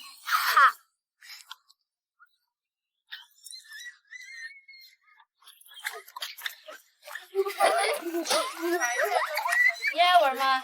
玩着。好，那你就排在后面。停一下。哎，那些小朋友。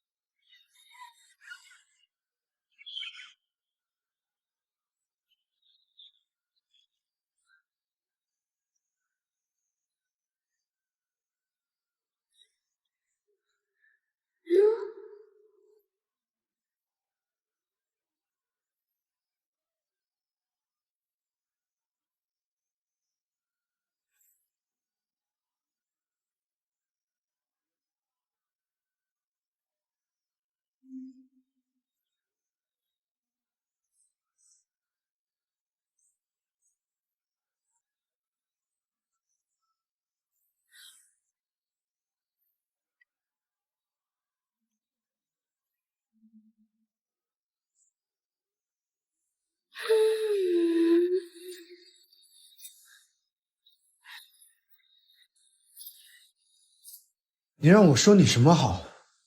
我还一直以为你是个明白人。孩子是不会撒谎的。你明知道刘江在哪儿，你却不告知我们，你还安排孩子跟他通话，你们一直都有联系是吧？你已经犯罪了，你知道吗？孩子那么小，你让他未来怎么办？他怎么生活？我们都是为了你们好，你自己想清楚。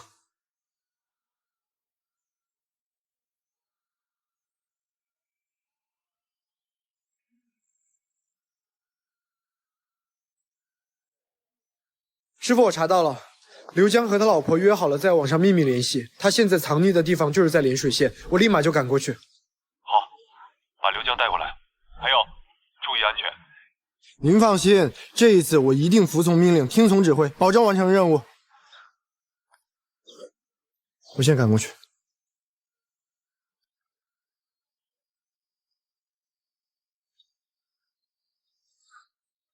关景有了，在这儿。2005年的时候对我们这火化的，死因是心脏病。麻烦把死亡证明复印一份给我。好嘞。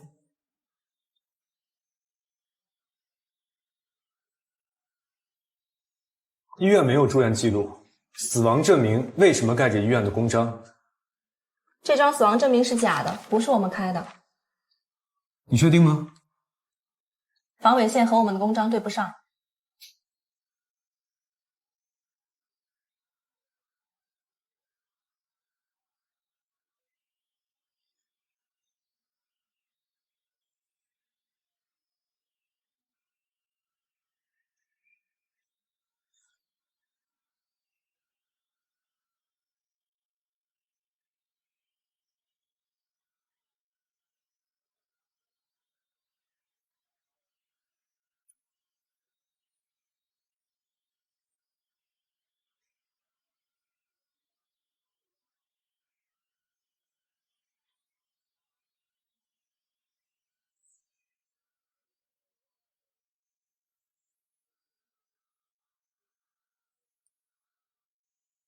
孙队，我找到王强的车了。他之前因为缺钱卖给二手贩子，被我发下给拦下了，送给甄姐检查。这报告刚出来，这儿已经明确了，后备箱里的血迹就是吕伟和潘婷婷的。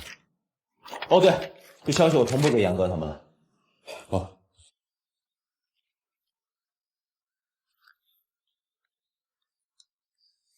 喂，知道了。已经找到王强的行踪了，他昨天下午往东林方向了，你带人去抓他。好。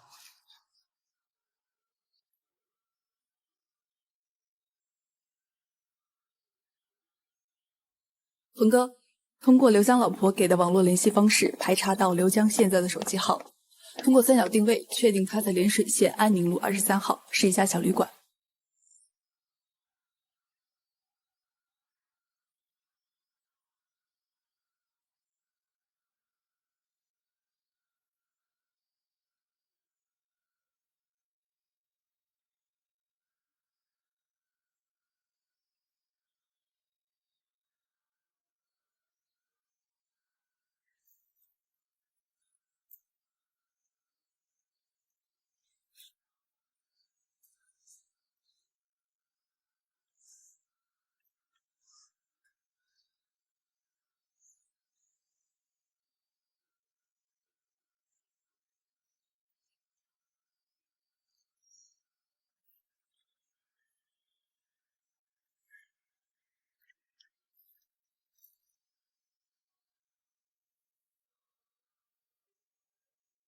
事儿是我干的，我这条命可以赔给你。赔命，2条人命，你拿什么赔？2条，我这条命只赔给淑萍。那个姓吕的，他本来就该死。现在人你们也抓了，我也活不了了，我认了。你说说，为什么要杀他们？有仇吗？其实本来那个姓吕的他可以不死，说好3天，他偏偏这个时候回来。淑萍本来答应我，说等吕伟回来就跟他分手，可没想到，我觉得淑萍还是挺疼我的。他说你一个人在店里没人给你做饭，睡着也不舒服，以后就回来一起住。结果那天晚上我们俩不是那什么吗？姓吕的突然就回来了，他二话不说上来就打我。开始我是没还手，他非要让淑萍在我和他之间做个选择。淑萍不说话，他就要打淑萍，那我能忍吗？那就干吧！我一失手，一刀就抡他头上，他就挂了。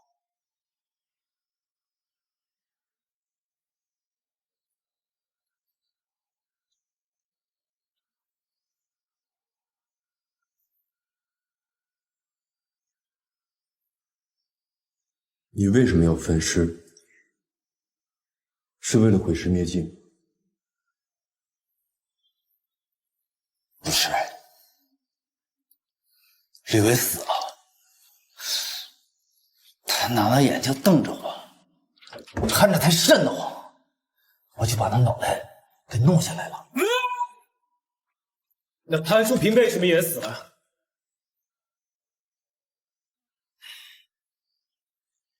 我说把吕伟随便找个地方埋了，我们换个城市，换个地方好好生活，这不好吗？可结果呢，淑萍她非要我自首，只是因为这个吗？淑萍非要报警，还要亲手把我送进去，这比杀了我都难受。我这是看错人了，她不爱我。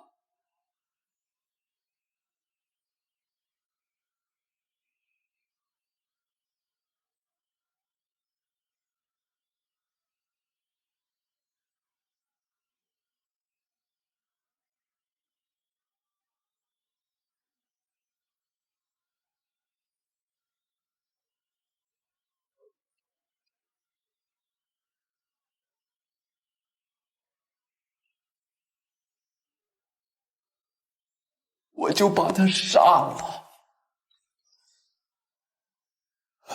不过话说回来了，那个吕伟他该死是真的，他前段时间开车撞死过人，你们知道吧？那人死以后，他送淑萍一个钻戒，还挺大。他一个开货车的，哪有钱买那个？肯定是干了什么坏事儿。我这也算是为民除害。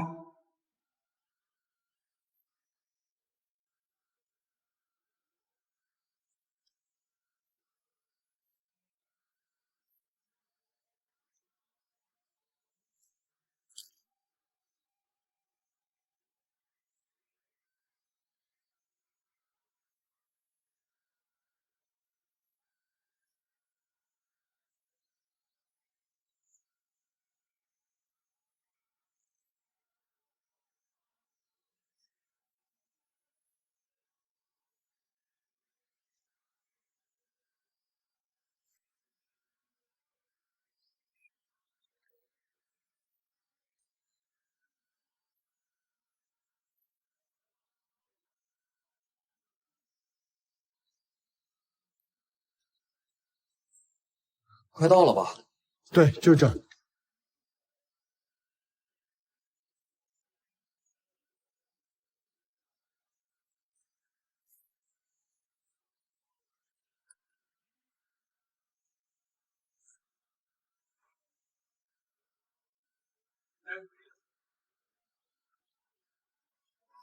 你好，请问谁是老板？要做电话？我们是警察，请配合我们工作。你们这儿有没有后门？我们这没得后门。这个人见过吗？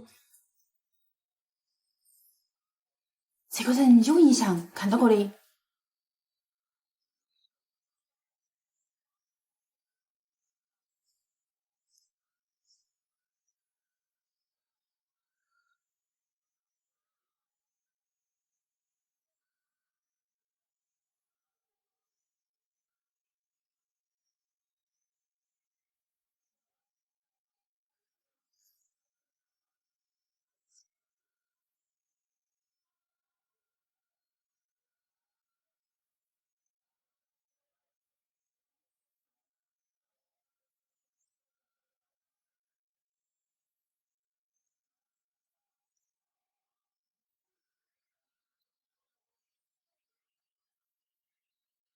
这个第3个房间。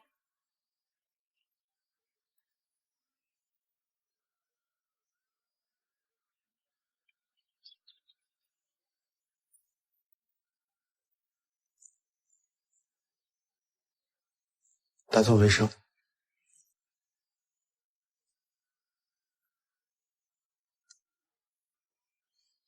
有人没得？做卫生。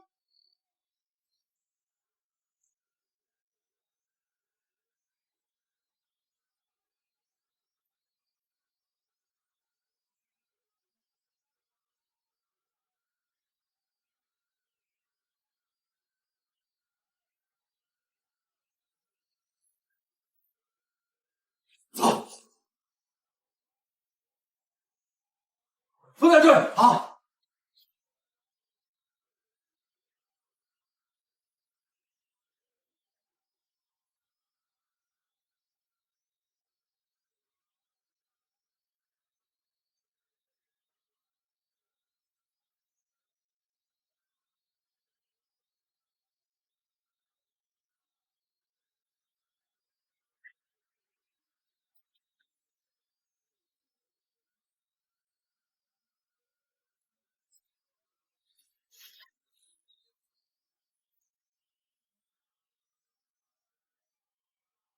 等等我，来追我，这么玩一会儿，不给，这是我的，来追我，知道就给你。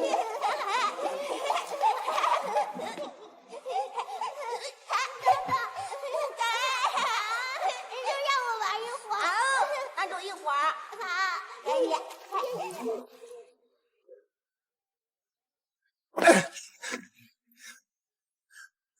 又是你！站住！有枪别跑！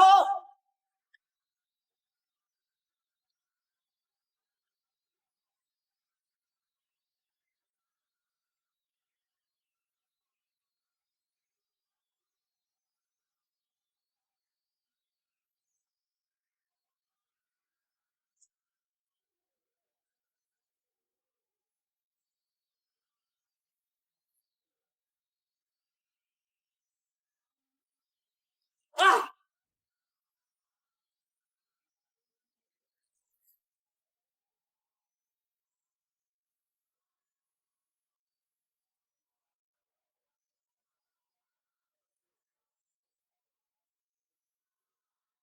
家鹏！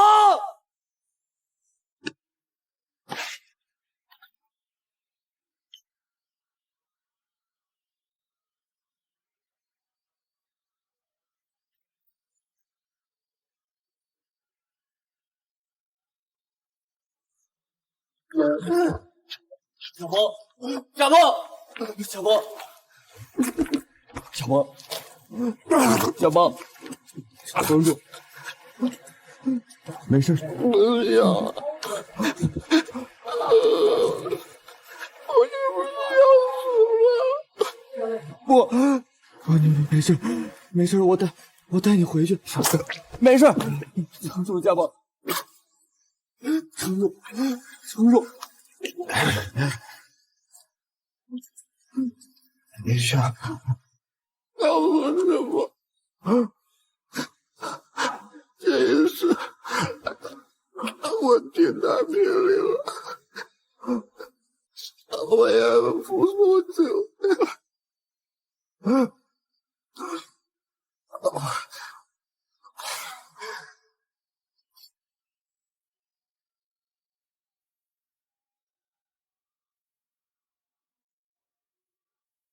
小鹏，小鹏，小鹏，小鹏！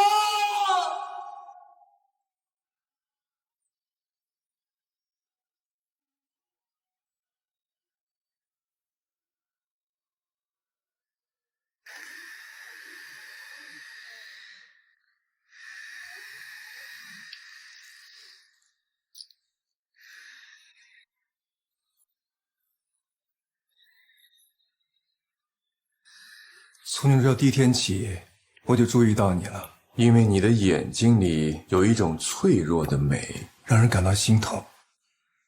但是好像又缺点什么。对，缺少一种女人的韵味儿。来，别怕，过来。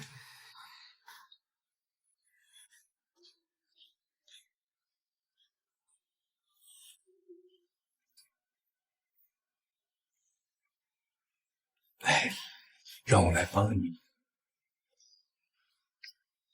相信我，只有我才能帮你。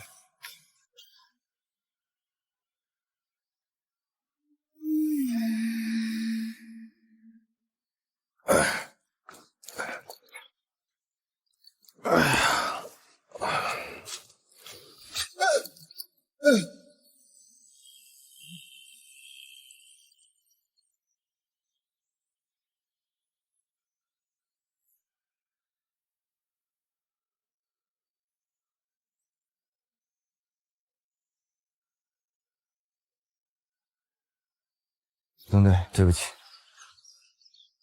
我没把甲方带回来。甲方不喜欢别人哭，你们一哭的话，他也会跟着难过。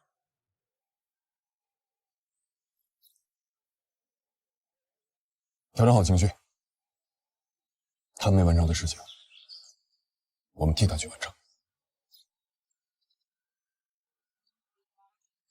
去吧。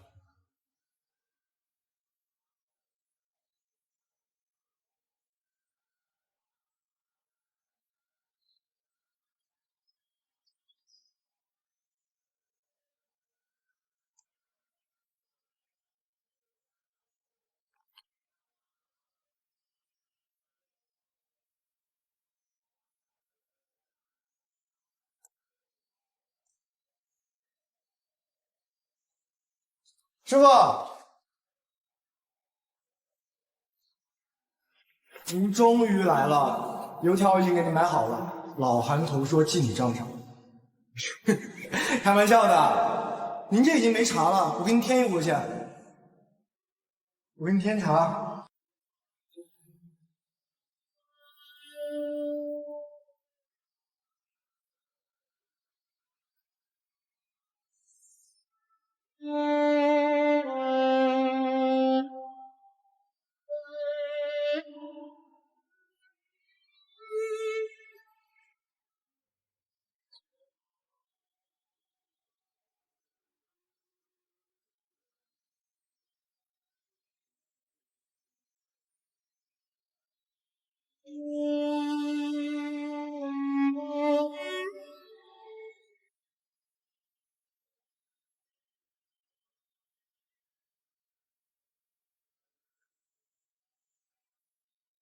师傅，最近累坏了吧？来，洗把脸。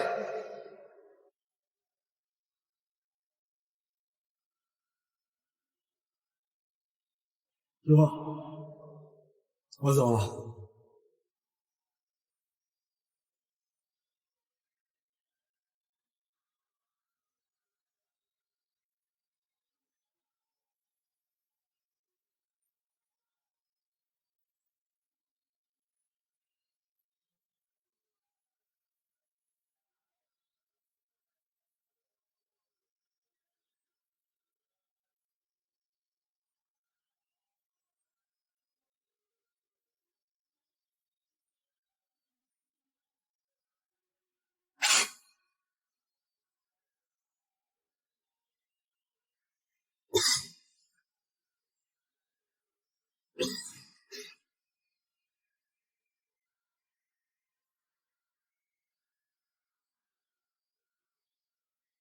刘江只跟你有过联系，那凶手怎么知道他当时在连城？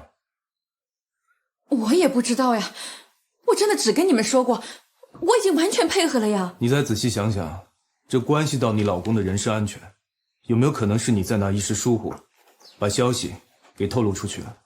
真的没有，这种事情我哪敢跟别人说呀？不过那天我手机丢了，这算不算疏忽呀？丢了？啊，对，但这件事情我跟贾姐们汇报过的呀。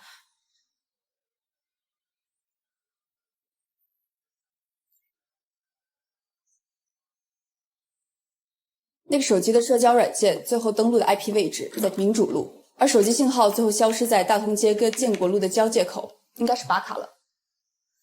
建国路以东，跃进路以北，应该就是他的藏匿点。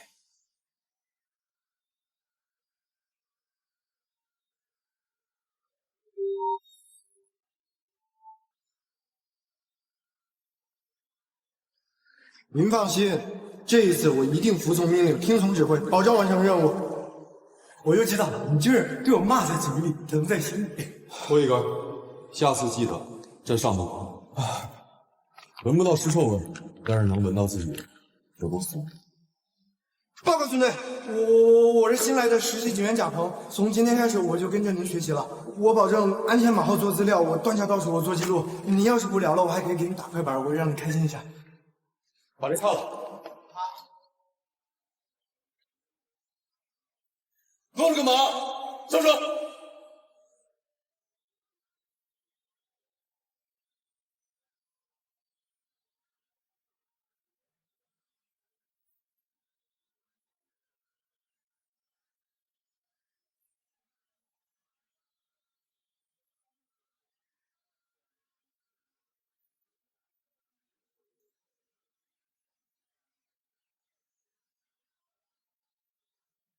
我们是警察，当警察本来就随时面临危险，甚至牺牲。我们都做好了这个准备。计划是我做的，任务是我下达的，蒋峰是我派过去的。他是警察，保护人民群众的生命安全是他的职责。别给我讲这些大道理。你干什么？我去抓凶手，我他妈毙了他！你能不能冷静一点？你这是一个刑警队长该有的样子吗？贾鹏牺牲了，但案子还得继续办下去。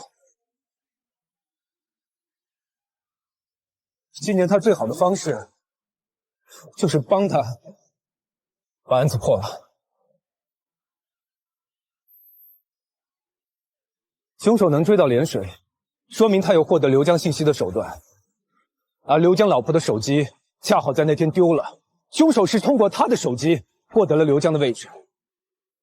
我们通过手机最后的定位点，推测出了凶手的行动轨迹。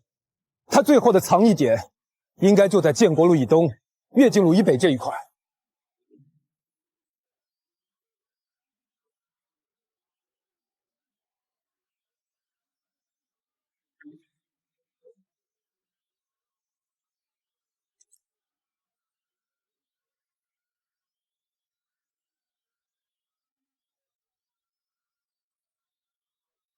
凶手计划落空，肯定还会再次下手。我们必须赶在他之前找到刘强。小林，凶手有没有在现场留下什么证据？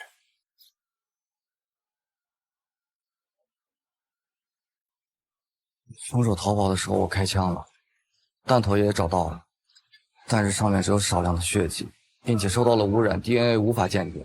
我可以确定，他最少被子弹擦伤了。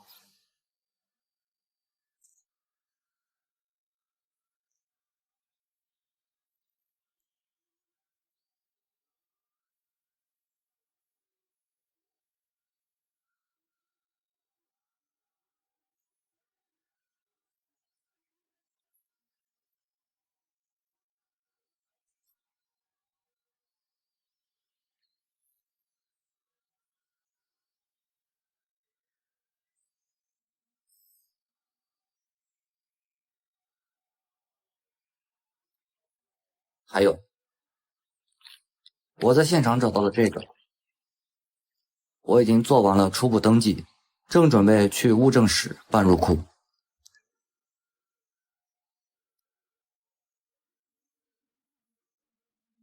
来来来，这是你师母求来的护身符，小严、孙巡、冠南，你们一人一个。谢师母，谢师母，谢谢妈。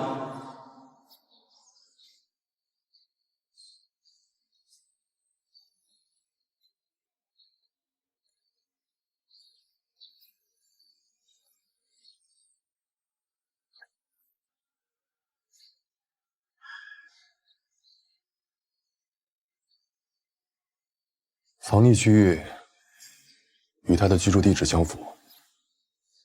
案发当天，他没有不在场证明，尤其是那个护身符，再结合我们做的罪犯侧写，有哪一条不符合主观的？吴刚倒闭的时候，他还在外地上大学。师傅的事情，我对他一直很愧疚。那天晚上在东迁区，他给我们表演小丑玩火，我很难过。我自以为是很了解他，但其实我不了解任何人。一年有365天，一天有24个小时，我们怎么会知道他每分每秒是怎么过的？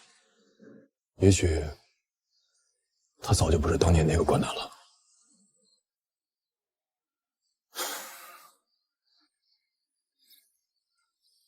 老爷，如果真的是他呢？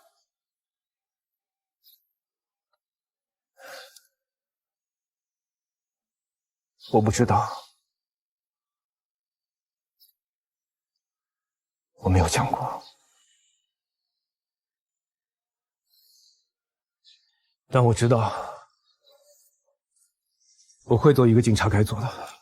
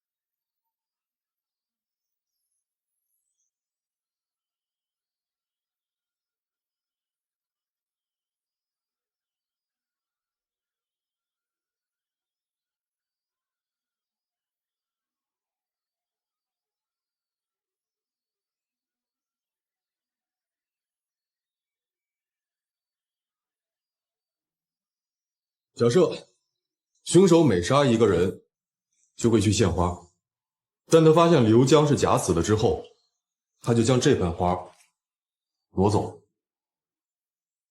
照片，刘江，关静的死。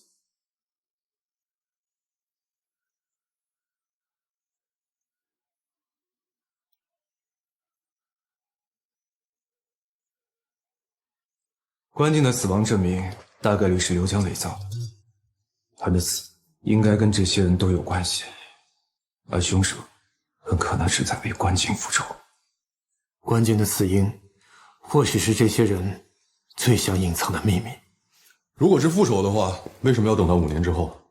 拍照的人到底是谁？凶手，还是凶手下一个目标？只要找到拍照的人，这一切都有答案。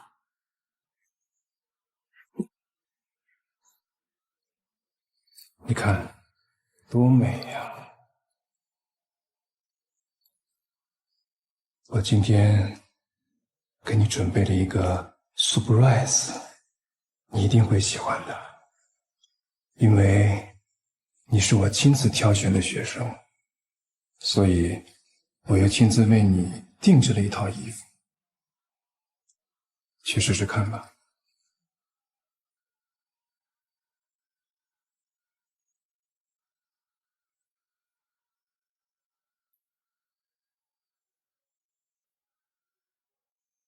太美了，看得我都有点心动了。我太佩服我的眼光了，你和这个衣服浑然天成融在了一起。但是我发现了个问题啊，你胖了。马上我们要考试了，这2天少吃点儿，都是为了你。我知道你的生日快到了，所以老师精心为你挑选了一个生灵。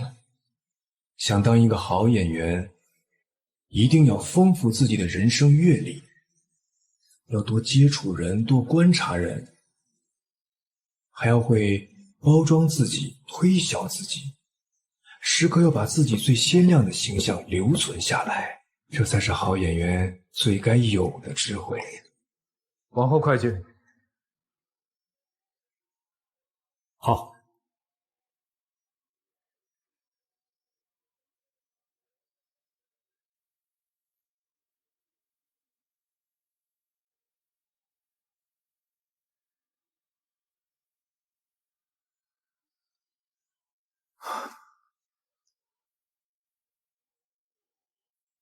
回到家之后就再也没有出来过。如果是这样，可以作为不在场的证明之一。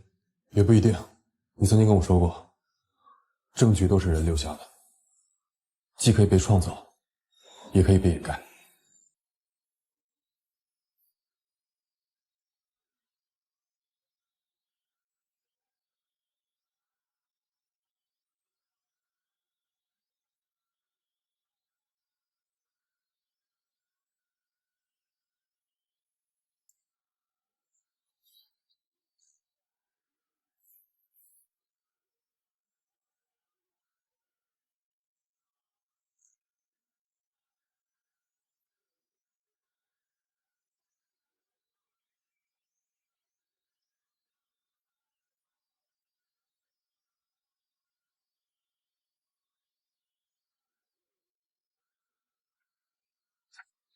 刚好路过，来看看你。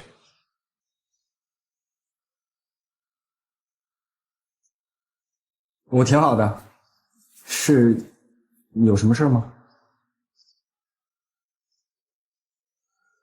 你爱吃的抄手，加麻加辣。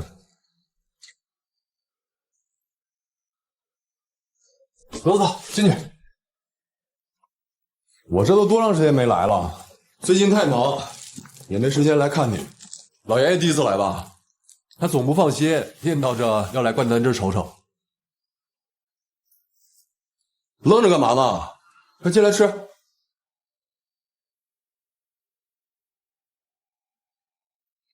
进来啊！特意给你点的，加麻加辣。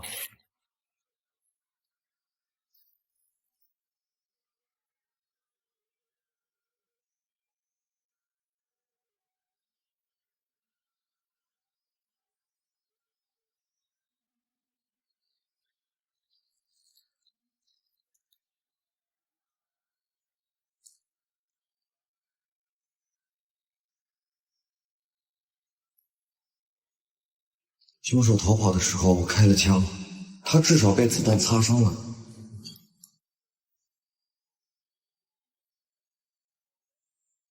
好吃。老韩头家的。怎么今天这么突然？最近有一个连环杀人案，听说了吗？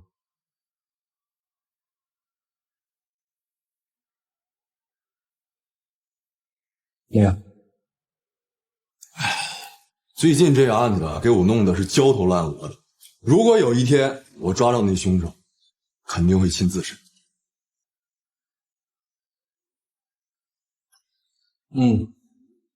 不是。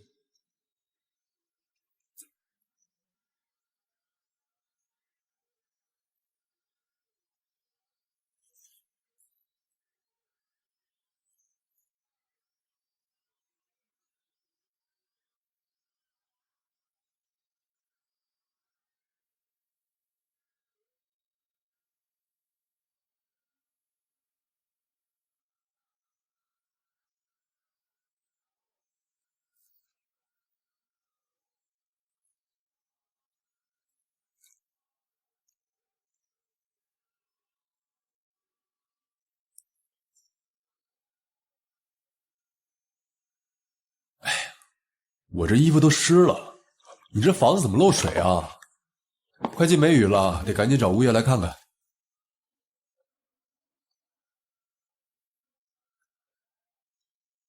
哎，郭南，你这胳膊怎么了？没事，猫抓的。哥给你看看。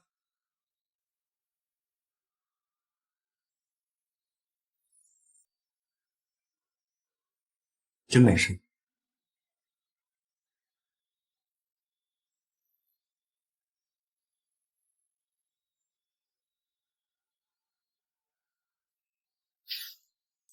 客气什么？以前你排练的时候受伤了，不都是哥给你包扎的吗？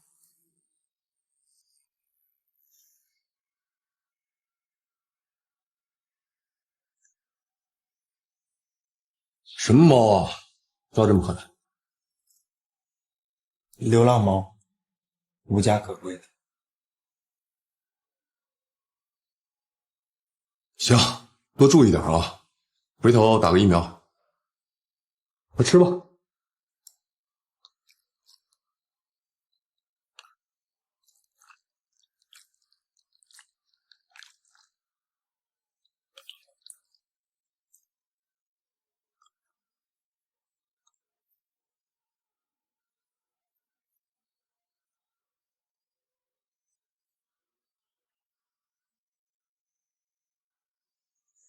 护身符就在门口，我们一进去就看见了。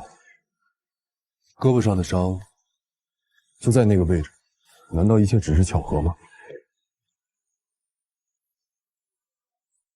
他从小生活在警察家庭，了解警察的办案方式和逻辑。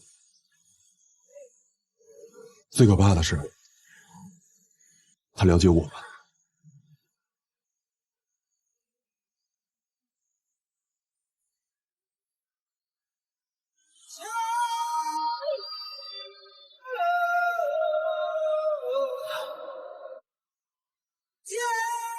郭南，过去的10几年就让它过去吧。你现在是警察的儿子，你记住，心正，路才能走得正。爸，我错了，一切都来不及。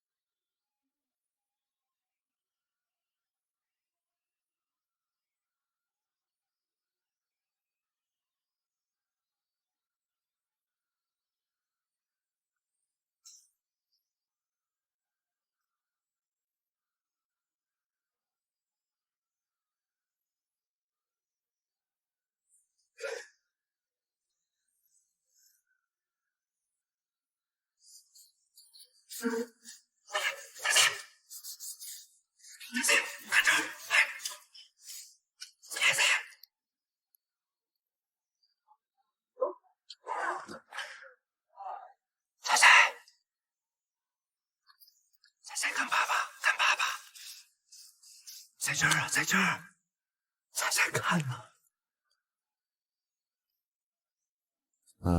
今天就先到这儿，谢谢你的配合。有什么消息及时通知我们。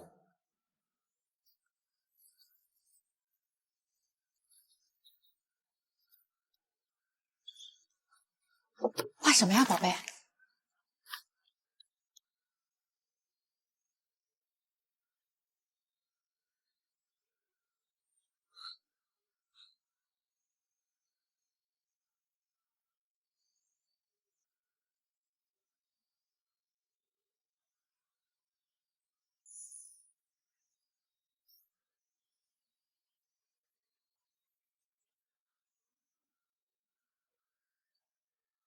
你是这个班里面最漂亮、最有潜力的学生，只要你好好的听话，好好的学习，将来大有前途。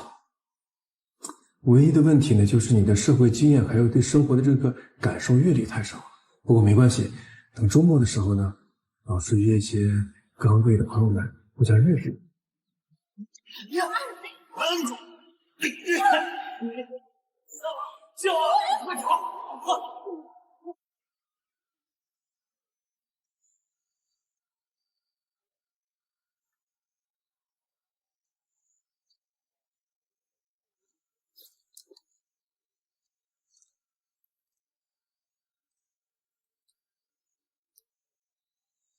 爸爸，这是我今天在幼儿园做的。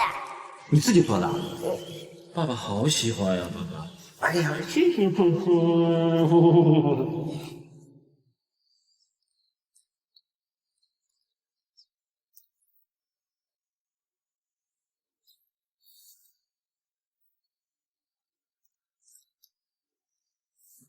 老板，那个来个棒棒糖。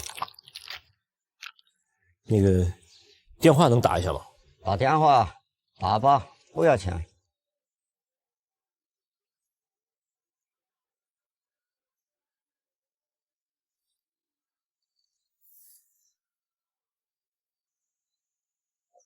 喂，谁呀？说话呀！你要再不说话，我挂了。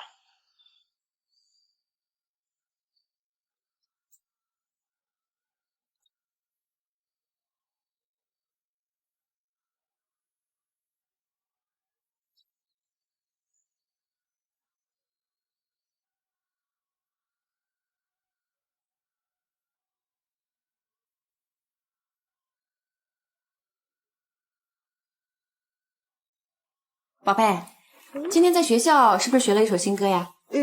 那再跟妈妈唱一遍，好不好？好，如果爸爸能听到就好了。闪一闪亮晶晶，满天都是小星，挂在天上放光明，好像许多小眼睛。好，再唱一遍。闪一闪亮晶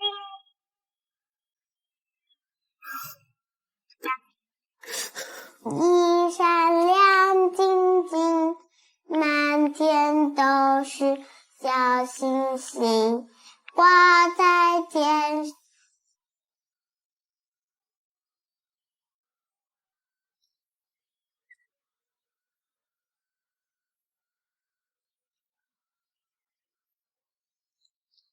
是你找我吗？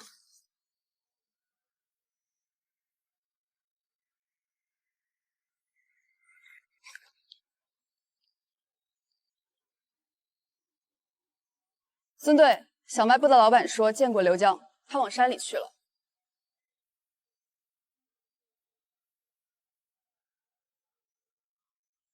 张文通对你所做的一切，我都经历过。我今天找你来，是不想让你再重蹈覆辙。我不知道你都经历了什么，也不知道你跟张校长的关系，但是他对我很好啊，他很关心我。他说你很有前途，说你长得好看，亲自给你上课，对吧？他带你买衣服、买首饰，说以后会帮你发展。他说那么多好看的女孩，他只喜欢你是你的荣幸。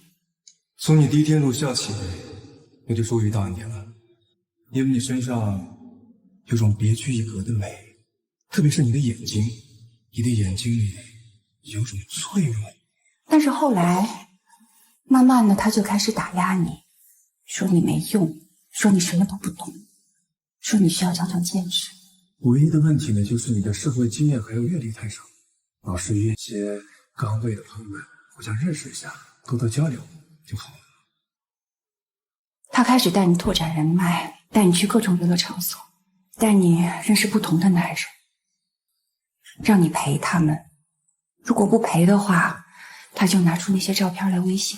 你别说了，你找我来就是说这些的吗？你到底想干什么呀？我想帮你。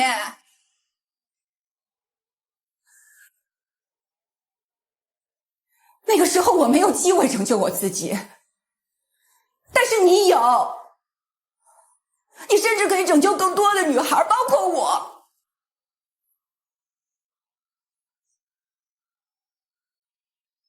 张文东现在还信任着你的，对吧？他有没有为了表达他独特的爱，他把办公室的钥匙给你？给你了吗？他把那些照片都藏在办公室里。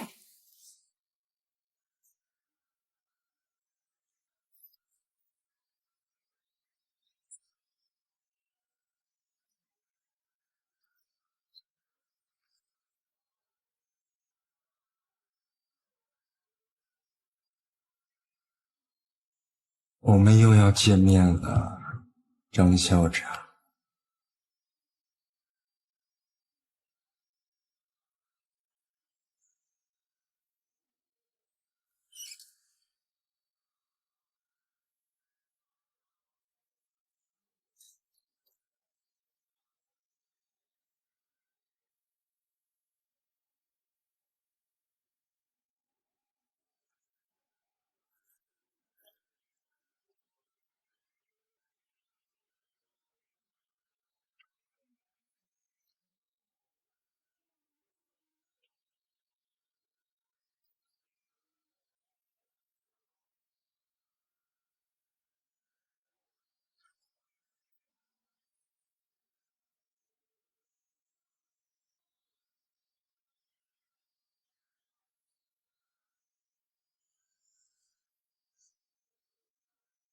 曼曼，校长，您回来了，我刚想来看看您在不在。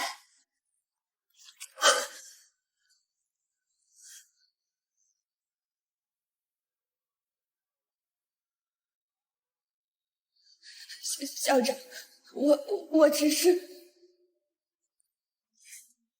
曼曼同学，学会撒谎了，你知道吗？我最讨厌别人欺骗我、背叛我了。带走。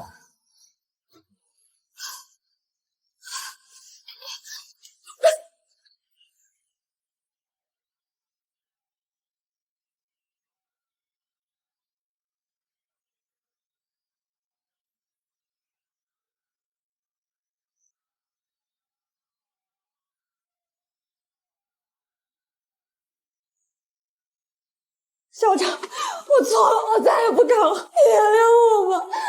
知道犯错就好了。我对你这么好，给你买了那么多衣服和礼物，你今天所有的一切都是我给你的。我知道，所以你所有的一切都属于我，你知道吗？我知道我错了，我再也不敢，我再也不敢。乖，只要听话就好。有奖赏就得有惩罚。犯了错的同学是要进小黑屋的，同意吗？乖，起来。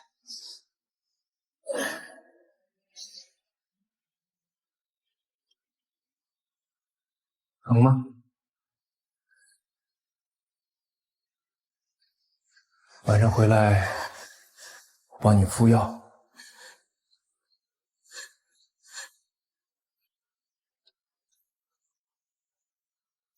进去吧。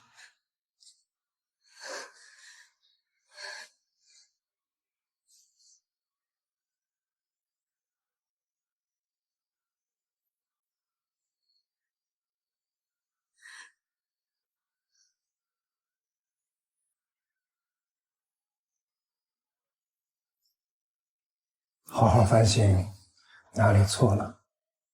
晚上我来接你。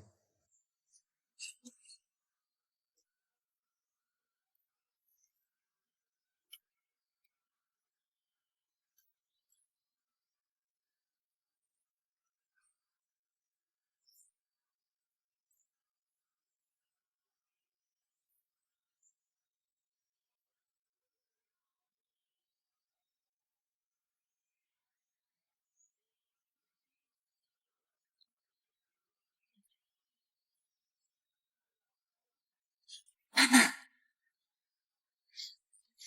钱曼曼，钱曼曼，什么人？怎么进来的？你在干什么？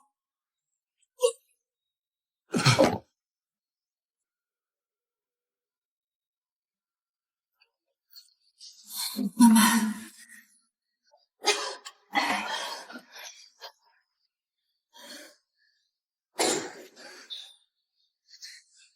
你是谁啊？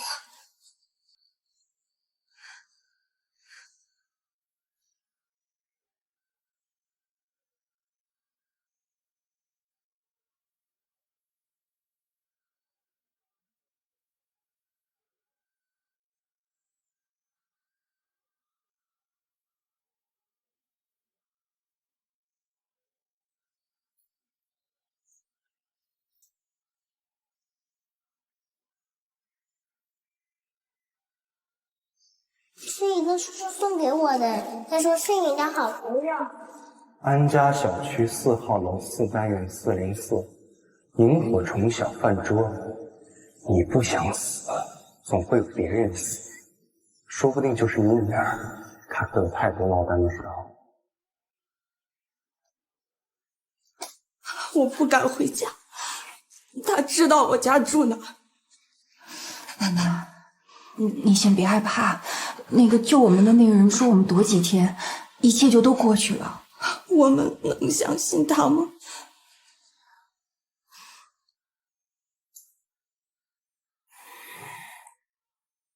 不然呢？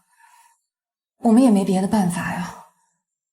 即便我们去报警，就手里这几张照片，他也不能证明我们不是自愿的，也不能把张文东给抓进去。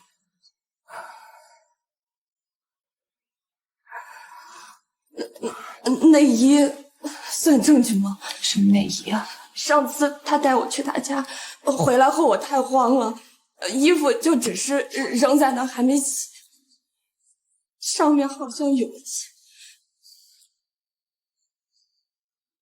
就是这个人找孙队。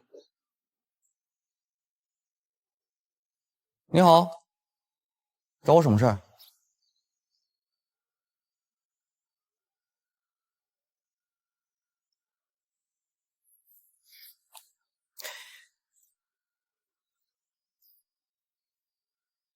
刘江，把刀放下，双手抱头，跪下。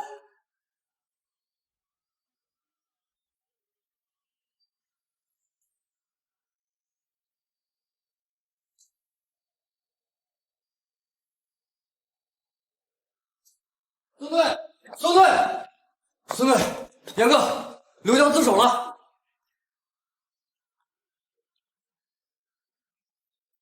知道了，带到审讯室。是。有什么事吗？你冷静一点。我现在很冷静。贾鹏是因为刘江死了，所以我必须亲自审。你怎么审？刘江挖坟烧尸，出去躲了这么久，现在突然回来自首，你想过他的目的吗？你现在有冷静的思考和判断吗？那是因为他在外面随时都可能死，只有警察才会保他。只为活命，当初何必假死？直接自首不好吗？你仔细想一想，还有什么是我们不知道的？赵边，文静的死跟他脱不了关系。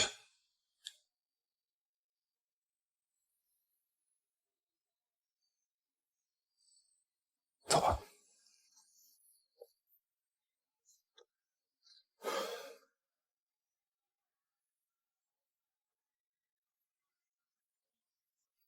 为什么自首？我想活命，还有，我想感谢一下那个救我的警察。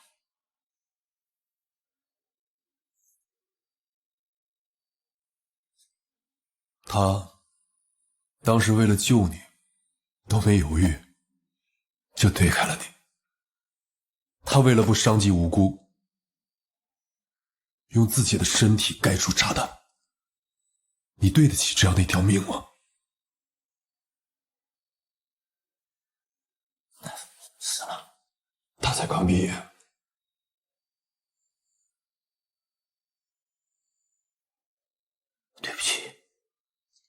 我不知道是谁扔的炸弹，我只记得这个警察同志，他为了救我，他扑向那个炸弹。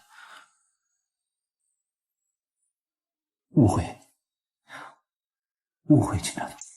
你女儿的命是命，他妈的，我们警察命不是命吗？对不起，误会。好，误会，那就从头说清楚，你的误会里到底藏了多少命？我交代，我全都交代。我能不能求你们2件事？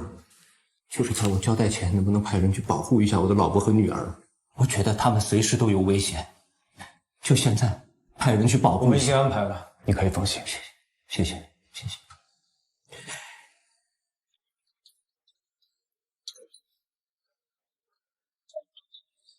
我从来没杀过人，从来没杀过。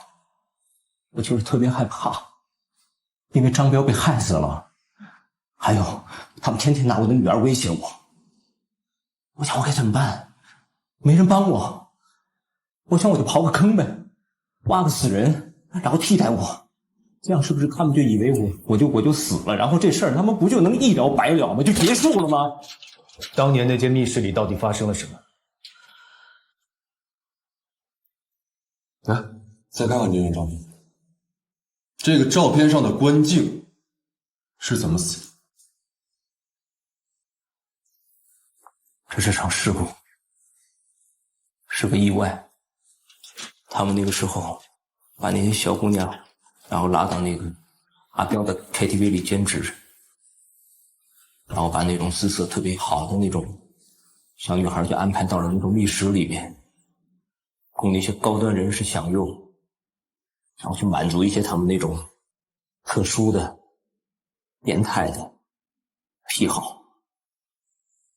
关键有心脏病，那天救局以后他就犯病了，他的死跟我没关系，我没杀他，我就是帮他们把尸体给火化了。他们是谁？张文东，他叫张文东，照片是张文东拍的，局是张文东组的，还有我们也是张文东害的。哪个张文东？张校长有句口号叫日出东方太阳红，学艺就找张文东，就那个满街打着广告的那个东方培训机构的张校长，张文东。认识这个人吗？仔细看看。不认识，真的，我以我的女儿发誓，不认识。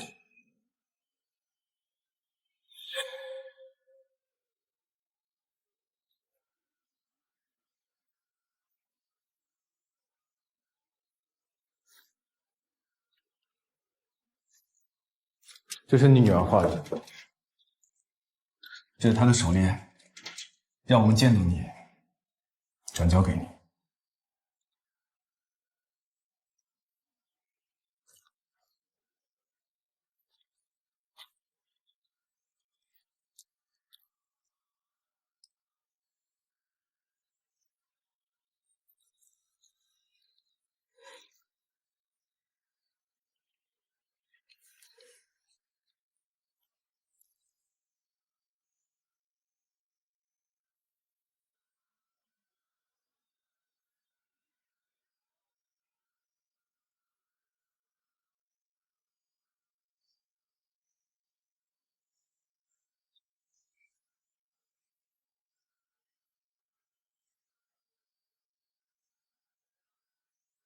您好，我要报警。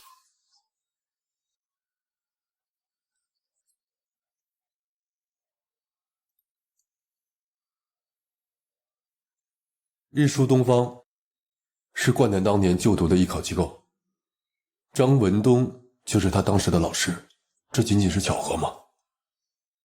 不对，幕后凶手如果是张文东的话，他的目的应该是灭口，不会做得这么残忍。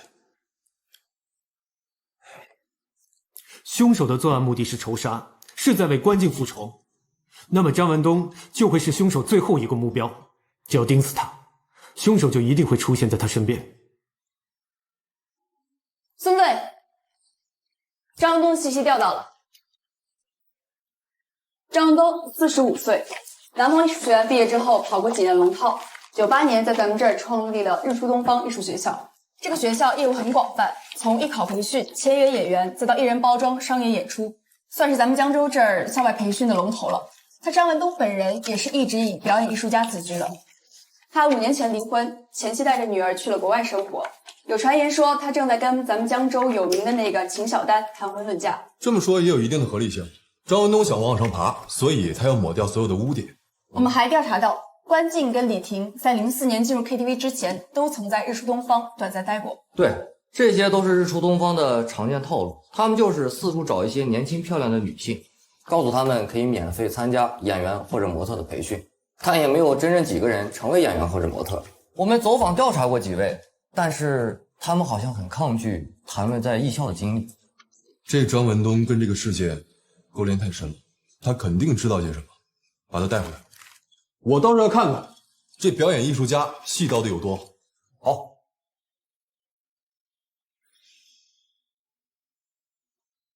孙队，我去调张文东的资料，刚好南桥派出所接到了一个关于他的报案，他涉嫌强奸。一个娃娃都查不出来吗？再给你们3天，必须给我查清楚到底是谁放的。要查不到，全部给我滚蛋！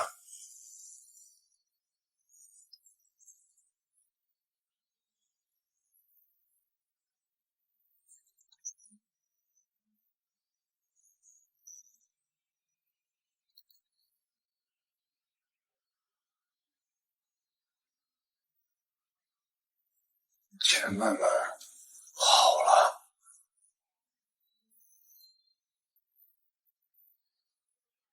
你们干什么吃的？怎么女孩都看不出？给我找去！什么？他就进去报警了？好废物！你这叫废物！废物！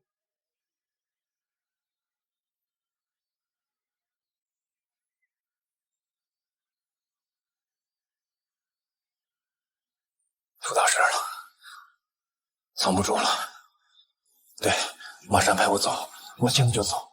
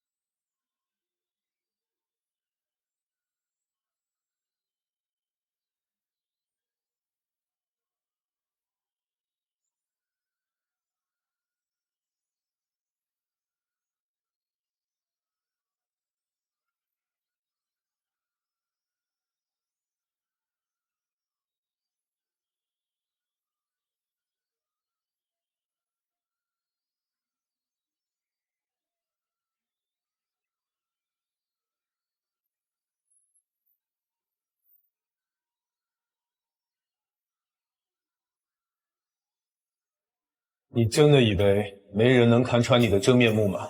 你欠下的血债该怎么偿还？周冠南，这一切该结束了。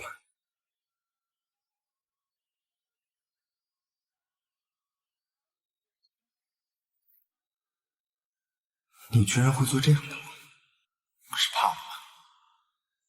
怕？我怎么会怕？从我变成孤身一人那天开始，我就再无惧头了。可你清楚，他们终究会亲手抓住我。你是否想过，你做的这些，真的让你追寻的意义得到实现了？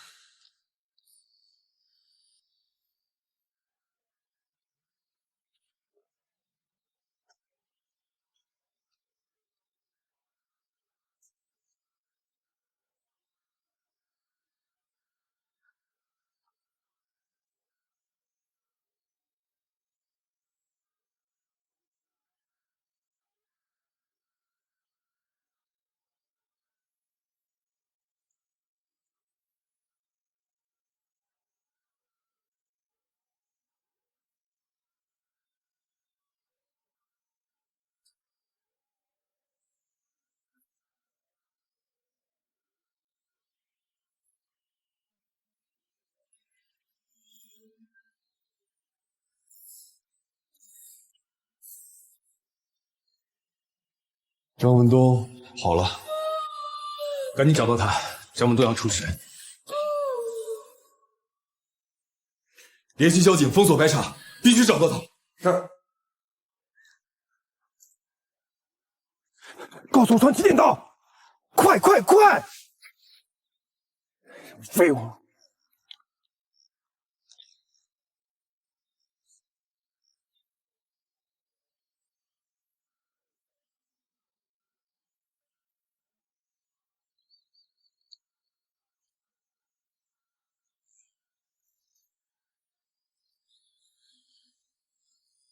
周冠南，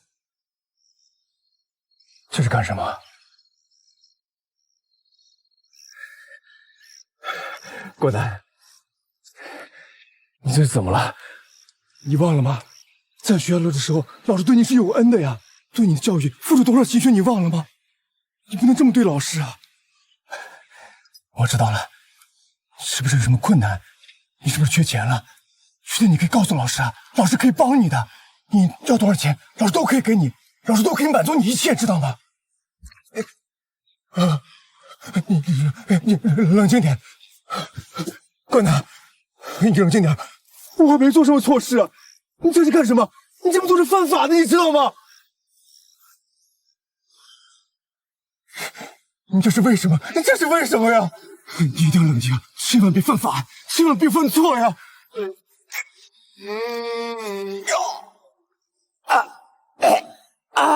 犯法！张老师，你也配得上“老师”这2个字？你想要你的命，能给吗？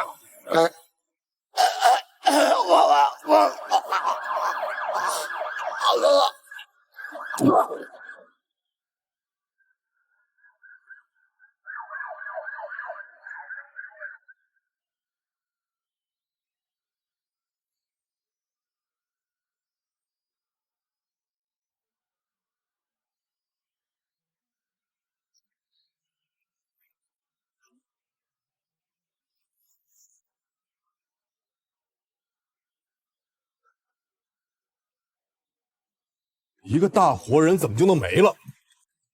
一直被人牵着鼻子走，咱们警察的脸还要不要了？给我整！是。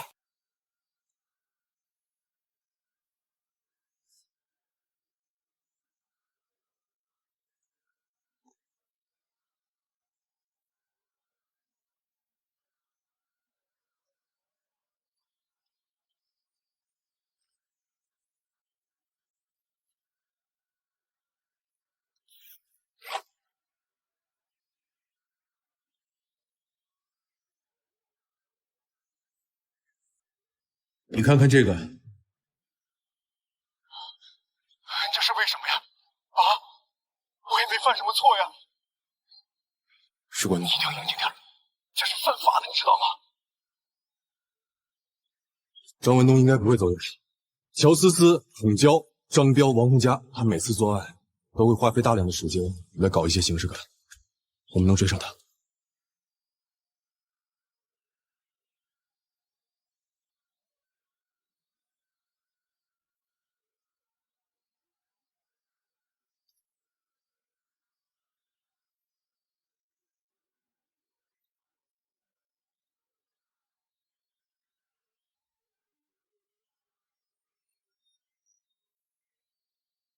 2条路，这条通往市区，这条路通往哪儿？这条路只能通往赵家山，山后还在修路，但是上了山就是韩春。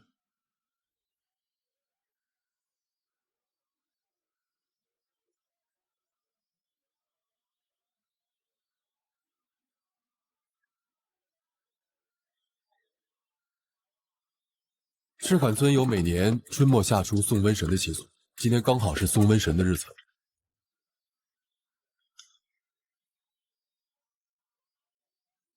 冠南之前在这排练，对这儿比较熟悉。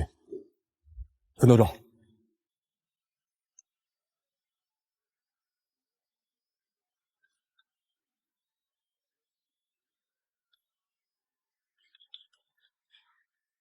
兄弟，兄弟，我们没有这么干过呀。老板，钱我给你双倍，干不干随你。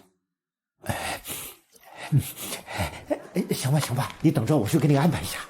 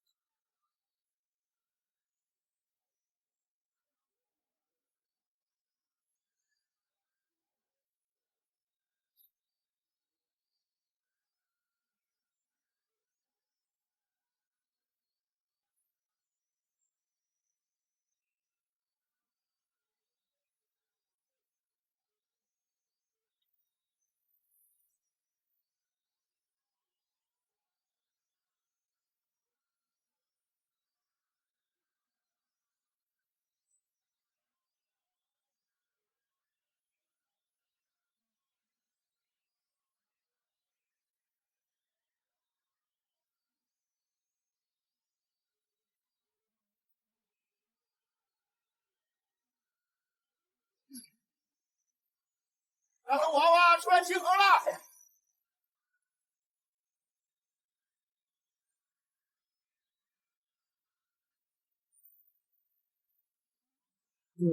挺好啊，这个啊，这你干嘛呀？啊，这是创新的，还挺新鲜的。是啊，这什么还有肉食啊？我不见还有一成你几点文化得到什么？哦，完成喽！哦，好，哎，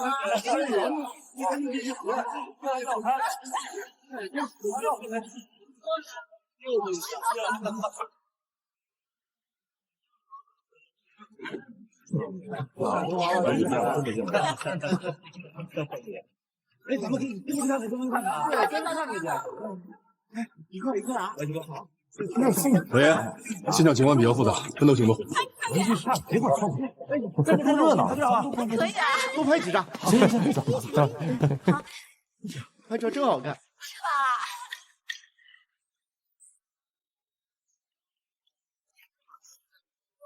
这么看哎，好听啊！是吧？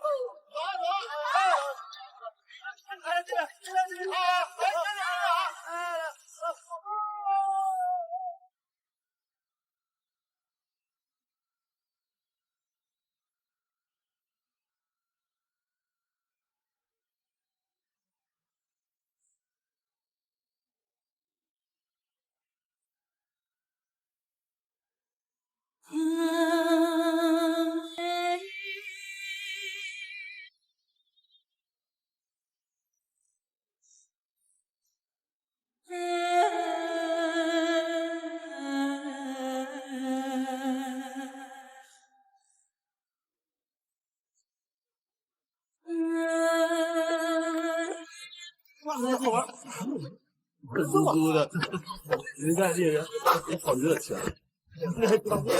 西北角穿杏黄戏服的大头娃，我给你摆一个回。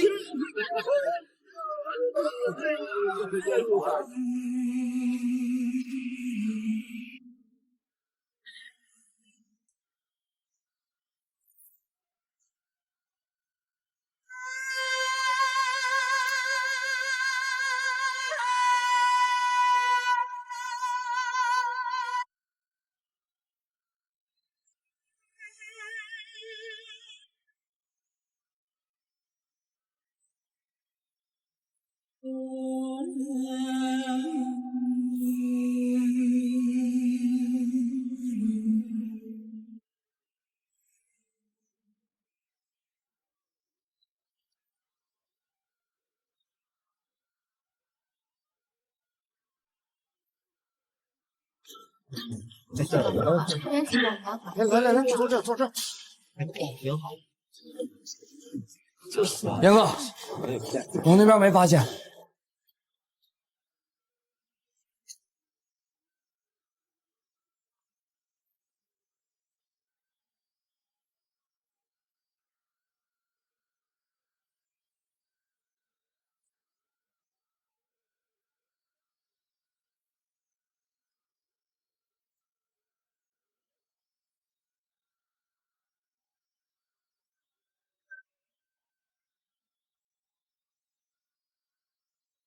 等一下，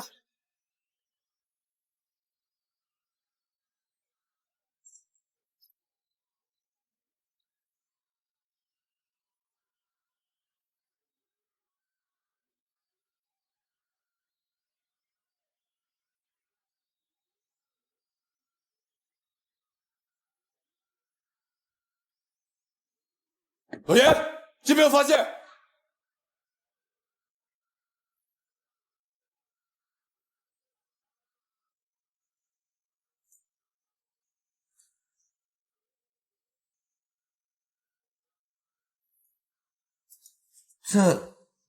这是被转移了。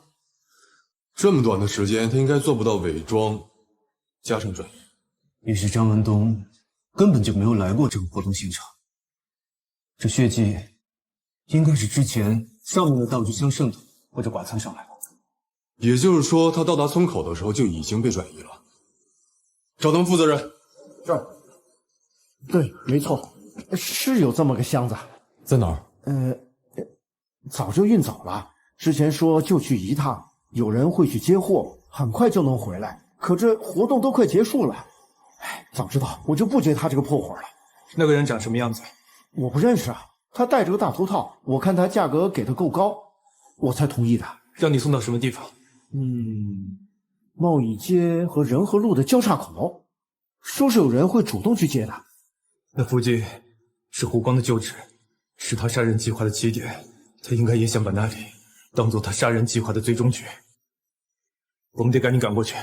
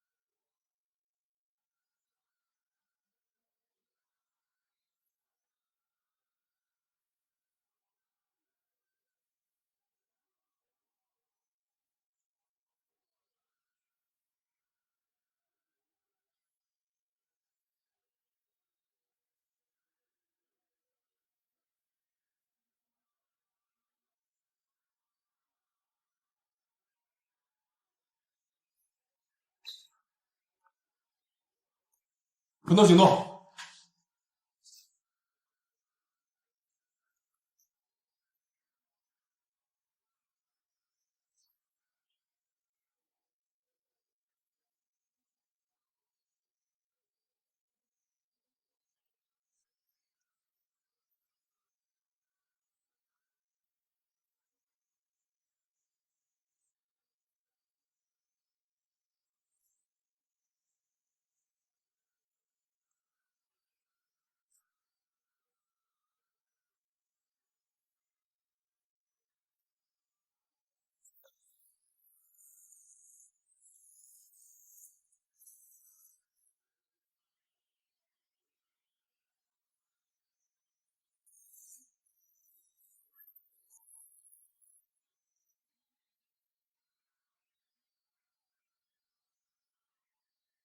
救人，叫救护车去。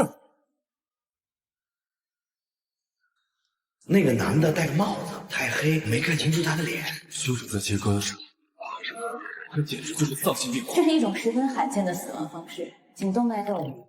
他不是拿杀人当游戏，是拿杀人当事。天天拿我的女儿威胁。魔术师最厉害的地方就在于真实。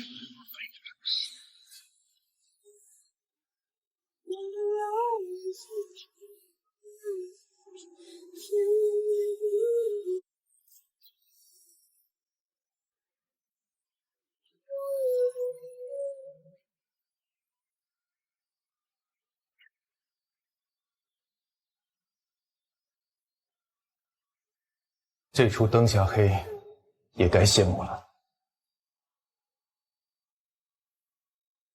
我这儿没有戏开，你来错地方。你的把戏已经穿帮了，跟我走，你还有机会。我要什么机会？自首的机会。我不需要。周冠南，你现在是重大刑事案件的犯罪嫌疑人，你还要一错到底吗？啊！如果你能证明我有罪，我就跟你走。我一直不行，即便所有证据都在向你靠拢，我也一直在麻痹自己。直到今天，我看到你在视频里的侧脸，我才明白。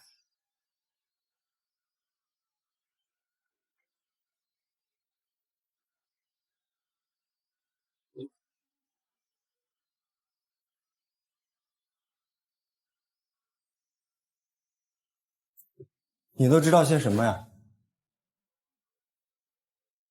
你大学期间曾偷偷在日出东方艺校学习，学的就是表演。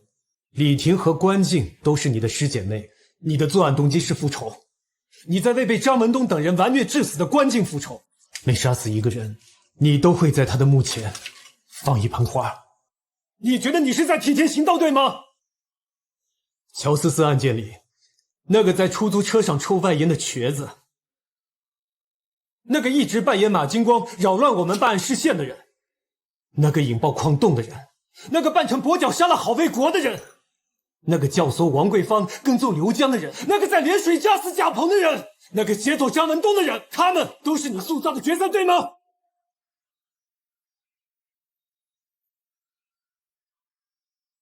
还有呢？周冠南，现在自首还来得及，不要再执迷不悟了。我不想亲手抓你。严明，你凭什么觉得你能抓住我？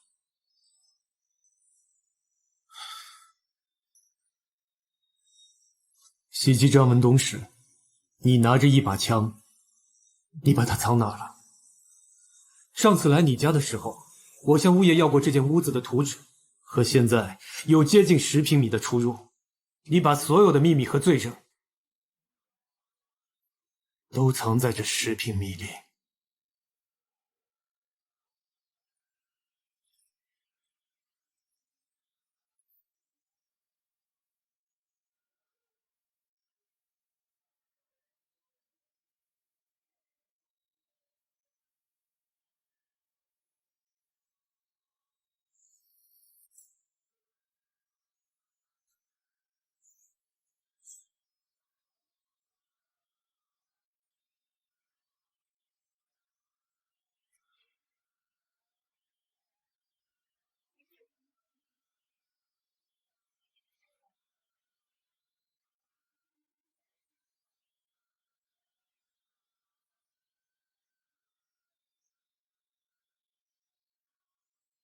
顾云东，把手举起来。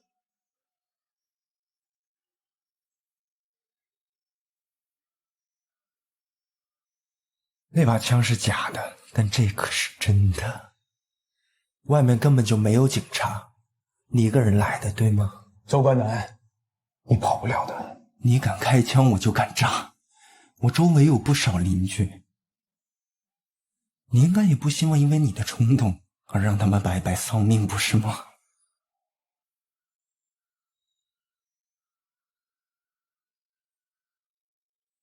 放下枪！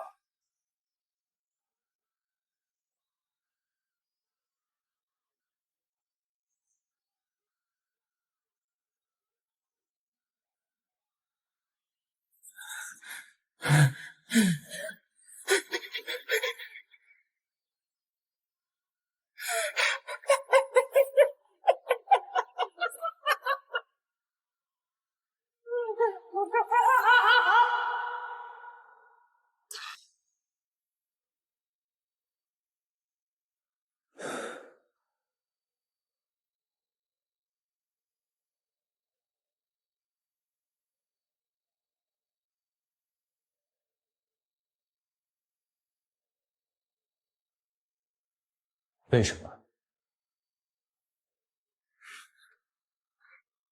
从来就没有什么为什么，你们就是总想给恶找个漂亮的理由，才会一直失败。你明明已经从炼狱里爬回来了，我亲眼看着你抽筋剥皮、剔骨剜肉的爬回来，可你为什么非要把自己再活成炼狱？你这样对得起你死去的父母吗？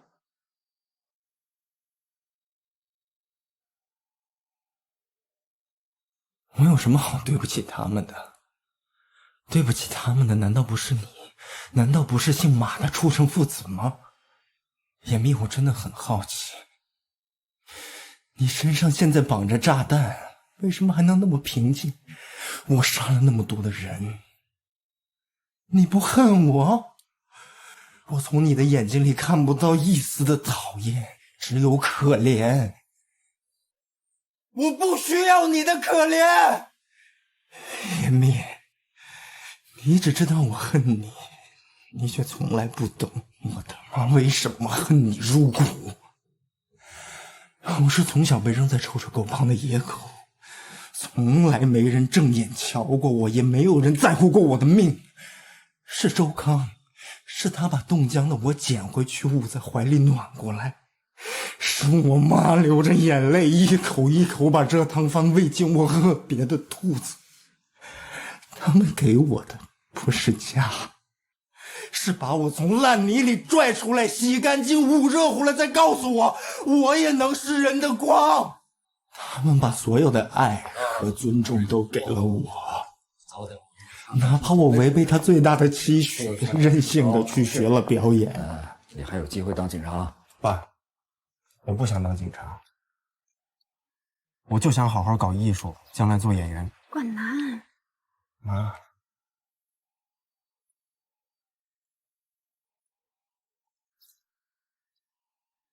深思熟虑了，想好了。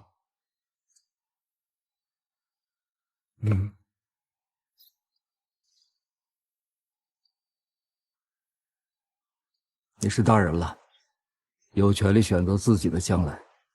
无论做出什么样的选择，我跟你妈都支持你。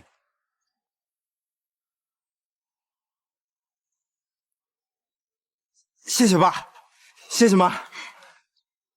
可这光，这人的日子，这我他妈磕头求来的命啊，被你随手捡拾的一串嗑药给炸没了，炸得干干净净，连同这让他们盼着登上大荧幕的脸一起炸来了。严密，你告诉我，除了恨，除了把这操蛋的世界也拖进火里，我还能抓得住什么？如果当年你没有把车借给我，现在是不是一切都会不一样？一切都会不一样的，对吧？当然会不一样。你会站在聚光灯下，你爸妈也会掌心拍红，眼里有泪，脸上有光。可你现在所做的一切，周冠南，你是在亲手把你爸妈捂给你的人气踩进比臭水沟更脏的烂泥里。你不该走上这条路。为什么？就因为收养我的是个警察？可你们警察到底有什么用啊？好人被炸成碎片，你们一点办法都没有。我怎么可能还会再指望你们呢？收手吧，让一切结束吧。早就结束了，早就结束了。我周冠南早就死在了19岁的最后一天。那天上车前，我妈说明天就是大人了，她要给我煮碗长寿面。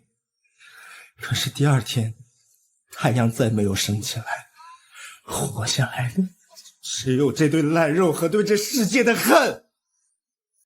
现在的我，一直都是个游魂，但哪怕是游魂，我也是罪。我不可能落在你们手里。到了该说再见的时候，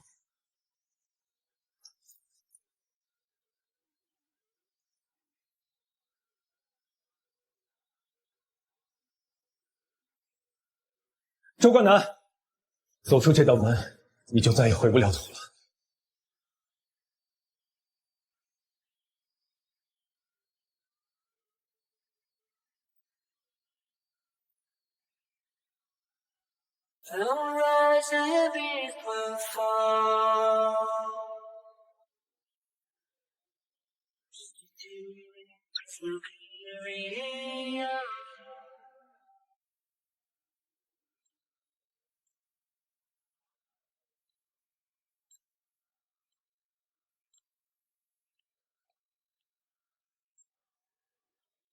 'Cause we are the outlaws.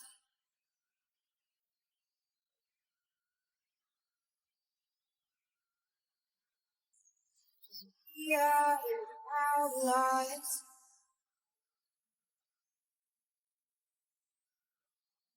死会很疼吗？活着还不够疼吗？可当时我们为什么会犹豫？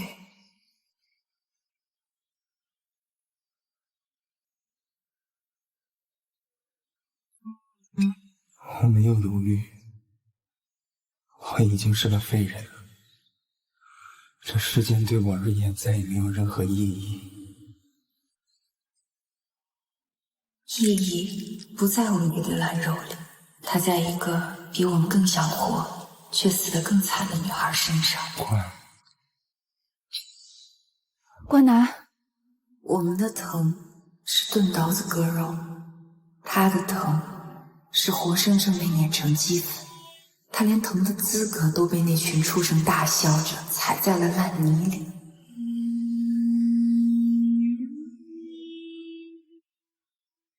如果不是那群畜生，我们就还能像以前一样一起排练话剧，一起哭，一起笑。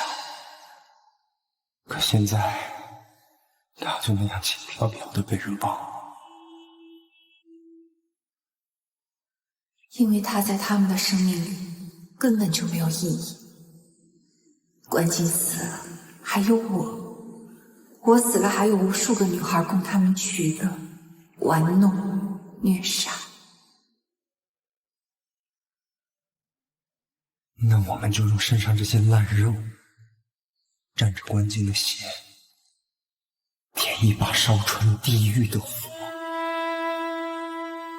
让那些畜生也尝尝被碾成齑粉的滋味。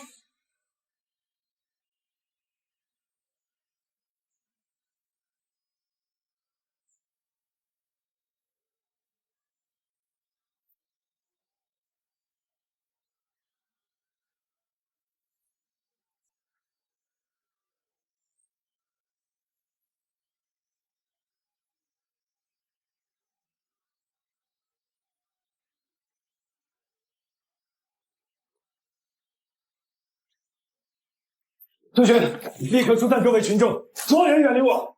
去找周冠南，他刚跑不超过5分钟。通知报告专家，其他人全部顺利。是。走。嫌疑人周冠南从3河街6号离开，大概5分钟，立刻沿街追捕，设卡拦截。另外注意，嫌疑人擅长乔装易容，各部门注意仔细甄别。同志你好，例行检查，请出示一下身份证。别过来，赶紧走，走！闭嘴！没用的，孙勋，别在我身上浪费时间。没用的，你赶紧走！别管我，赶紧走！你是队长，我是队长，我凭什么听你的？赶紧走！别吵，我肯定能筛开他。你别忘了，老子的拆弹可是年年拿第1的。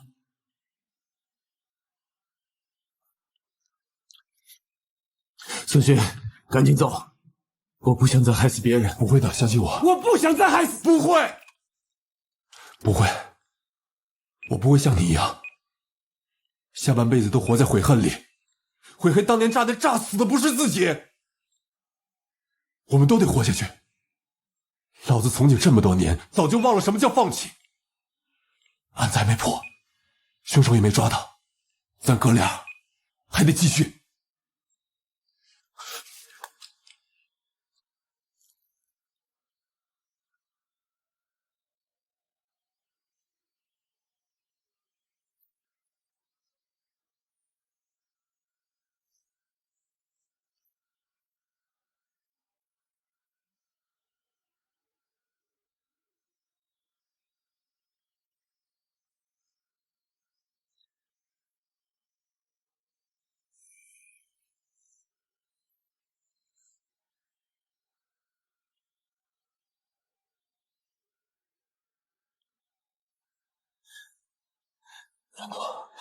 没时间了，孙勋，快走吧，快走吧！没时间了，走啊，走！我就问你一句话，你相信我吗？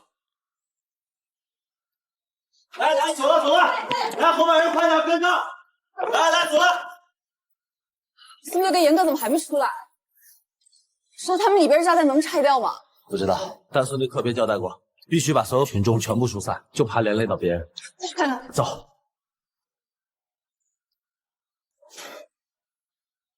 别犹豫了，姐。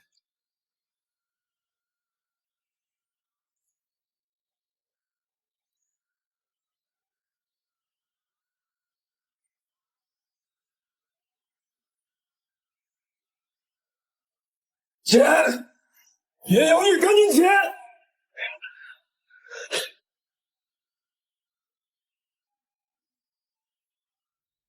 钱！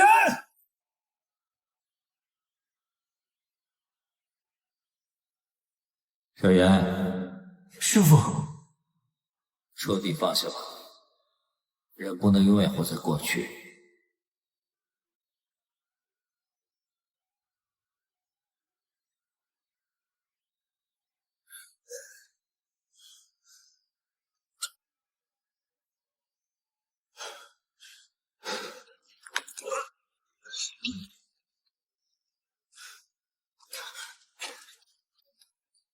让开！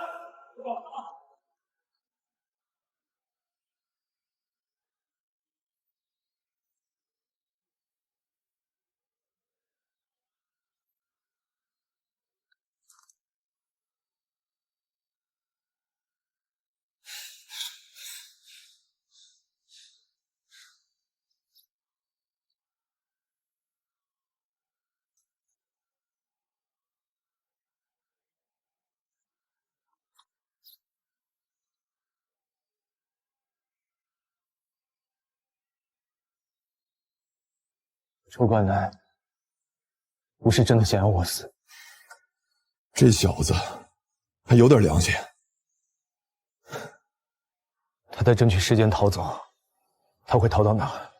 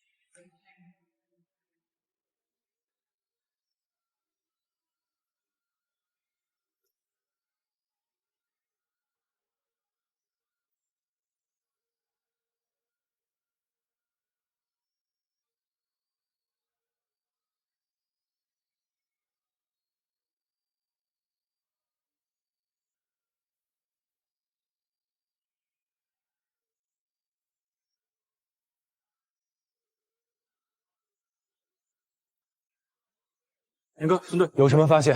发现疑似嫌疑人的衣服。他已经被了妆，加大排查力度，对附近进行地毯式搜索。是。孙队，交警队那边顺着道路监控查到了周光南最后的踪迹，他往葵花地方向去了。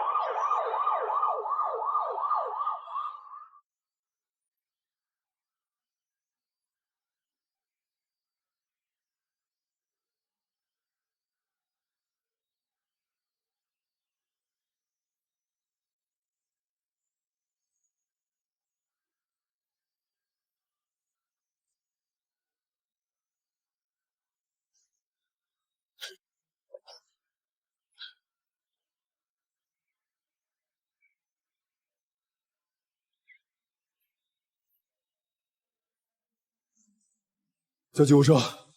叫救护车！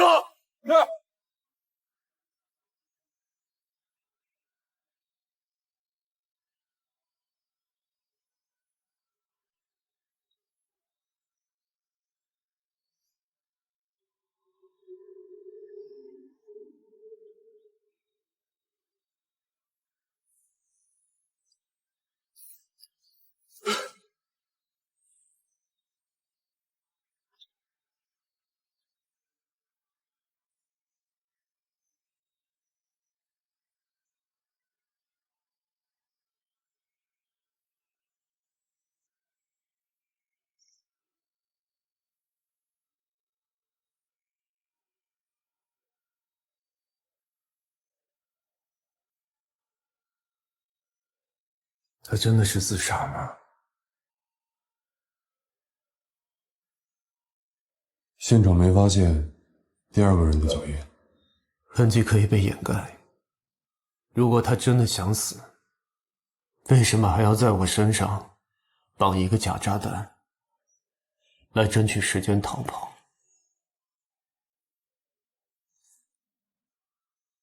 还有那盆花，我们最后找到它的时候，那盆花在哪？那盆花对于他来说肯定非常重要，不会随意丢掉。那盆花又代表着什么呢？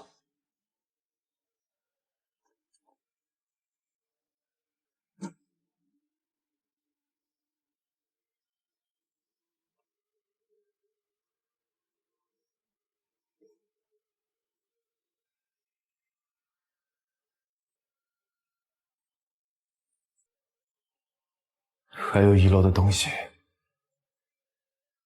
周冠南身后还藏着一个暗影。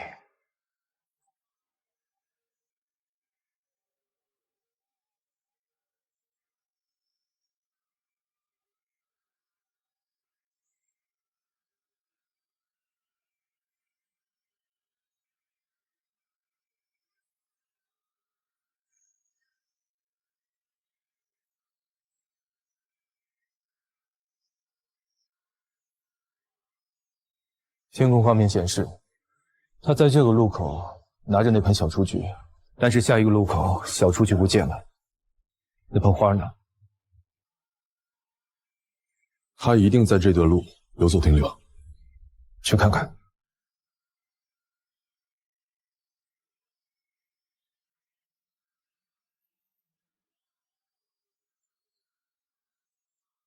这盆花跟周冠南那盆很像。两位警官，怎么不进去坐啊？啊，你们怎么来啦？刚好路过，正好你回来。我能问一下，这个是什么花？哦，这就是最普通的小雏菊，很多花店都有。怎么了？要是喜欢，我可以送你们2盆啊。没什么，挺好看的。刚回来。哦，对，未婚夫带我去选了一下婚戒，他只喜欢索菲亚的限量款，非要带我去看。那个吕伟，前段时间开车撞死过人，那人死以后，送书还挺大。他一个开货车的，哪有钱？肯定干了什么坏事。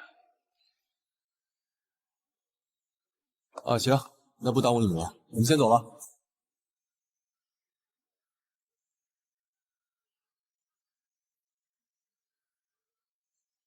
小安，潘淑萍家里找到的那枚钻戒还有我昨天发给你的乔思思手上的钻戒，你都查了吗？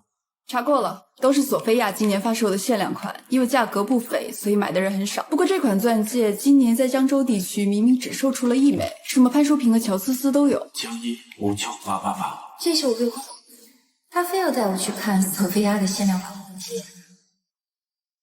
所以王强说的那个钻戒，其实是乔思思的，是吕伟从乔思思的断手上撸下来的。准确来说，钻戒是王志伟送给李婷的。昨晚在周冠南家搜查时，我在他的杀人录像里曾看到过乔思思手上戴着1枚钻戒，但当时我们并没有发现那枚钻戒。如今结合王强的证词，可以确定吕伟并不胆小，他意外碾压尸体后，趁火打劫，拿走了钻戒，送给潘淑萍。钻戒是限量版的，又是未婚夫送的，所以李婷不可能轻易送给乔思思。还记不记得，我们曾经查到过，案发前乔思思的银行账户中每月都会收到来自境外的一笔汇款。境外？以乔思思的生活圈怎么会接触境外？查了吗？已经发函给兄弟单位协查了，但是涉及境外比较繁琐，所以短时间内未必能有结果。今早我收到兄弟单位的协查结果，显示那个境外账户正是王志伟为李婷开设的。所以，其实是乔思思在敲诈李婷。不管是不是敲诈，这个李婷恐怕都是这个案子的。师傅，你以前常跟我们说，无论遇到什么，都要坚守初心，对得起身上这身警服。无论遇到什么，是不是也包括当自己至亲至爱的人触犯了法律，我们更要坚守初心。师傅，我相信如果是您，一定会跟我们做一样的选择。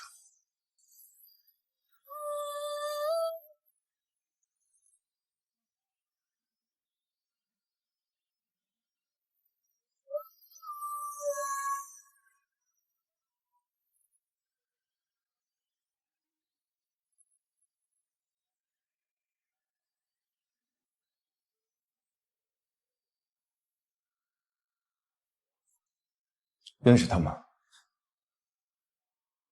认识，当年张文东总带着他。还有呢？他也是我的学生，后来他也去湖广 KTV 工作过。对了，当年他和周冠南还有关静的关系非常好，他们俩还在一起拍过话剧。这个李婷跟你是什么关系？这个就复杂了。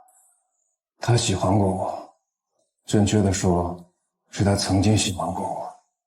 他的家境不太好，入校以后总想着通过努力改变自己的命运。这命运哪那么容易改变？后来他变成了一个为达目的不择手段，甚至可以付出一切的人。他还勒索过我。为什么？因为关静的死吗？你拍那张相片的时候，他也在场。在。不在。什么意思？他不在那间密室的屋子里，他当时在那个门外边。当年关静就是他带到密室的。他不止害死了关静，他害死了很多人，他害了很多人，他害了很多人。原来你才是真正的幕后黑手，躲在所有人背后的蓝影。李婷。关南，想跟你聊一聊，聊聊你为什么要杀他们，聊聊你到底是怎么走上这条路的。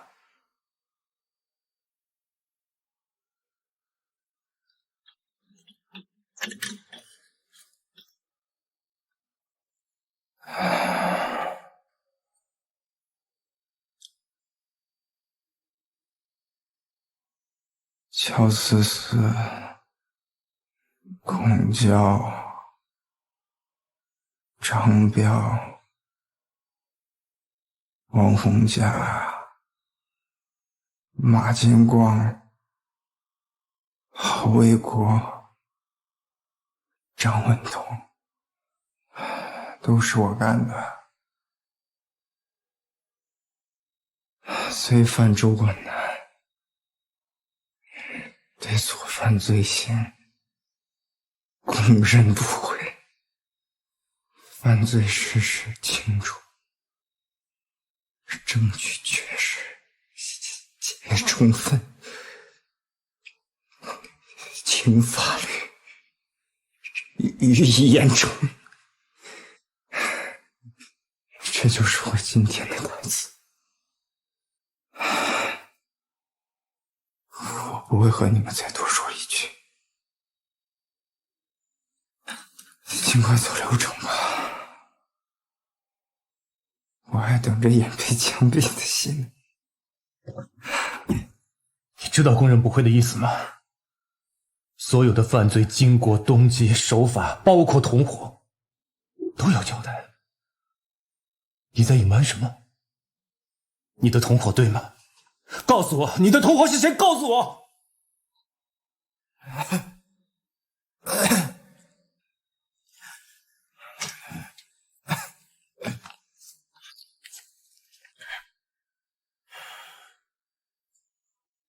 他就是你的同伙，是你想要隐瞒、包庇和保护的人。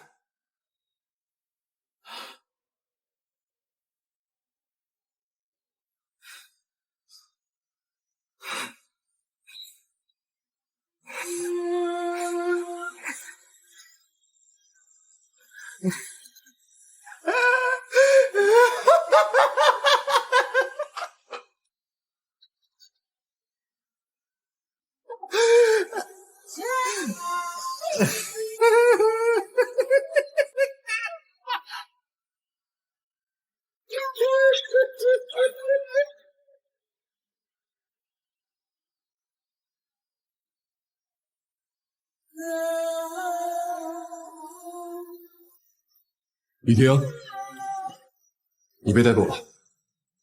我们怀疑你涉嫌一起连环杀人案。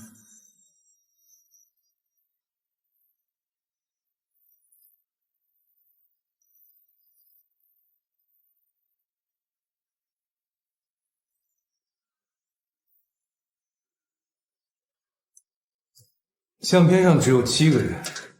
一开始，我们以为相片后面只有一个拍照的人张文东，但其实还有另外一个人，就是躲在门外的你，对吗？警官，我真的不知道你在说什么。我们已经掌握了全部的真相，你是主动交代，还是让我来告诉你？自己精心呵护的花，转头就被人扔到垃圾桶。我在你垃圾桶翻了好久，你看看，这花还救得活吗？李婷你认识吗？你真的认识那个真实的李婷吗？你曾经是日出东方艺校的学生，张文东是你的老师。道貌岸然的他，以演艺资源为诱饵，威逼利诱你们这些如花似玉的女学生，把你们打造成他的秘密情人。但是这肮脏的一幕却被周冠南撞见了。当时的你如同看到了救星一般，希望他能从张文东的脏手里把你救出去。可他最终还是被懦弱击败，没有勇气推开那扇门，冲进去拉着你逃走。从那一刻起，你感觉全世界都抛弃了你，你不再相信任何感情。也是从那一刻起，你放弃了自救。人就是这么奇怪的东西，无论多好的生活，多坏的生活，都可以喜欢。后来你成了张文东的帮凶，你帮他物色接下来的猎物，在一旁以师姐的身份助纣为虐。你把那些女孩带进 KTV， 甚至是密室，这其中就有关景。婷婷，你说我能行吗？肯定行啊，而且校长也在，不用担心啊。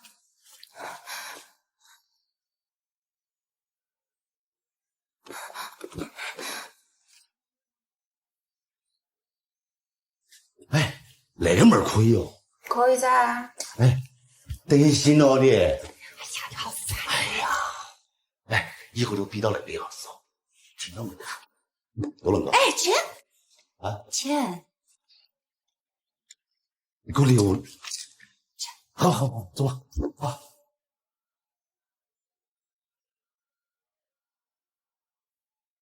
你有没有想过他会死在里面，还是说你根本就不在？叫我喝酒，来喝，滚了！救命！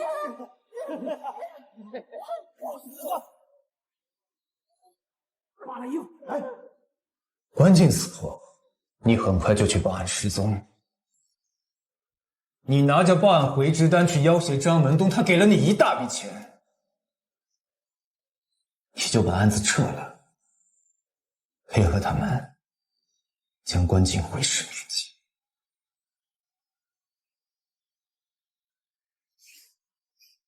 我要的可并不多呀。李婷啊，李婷，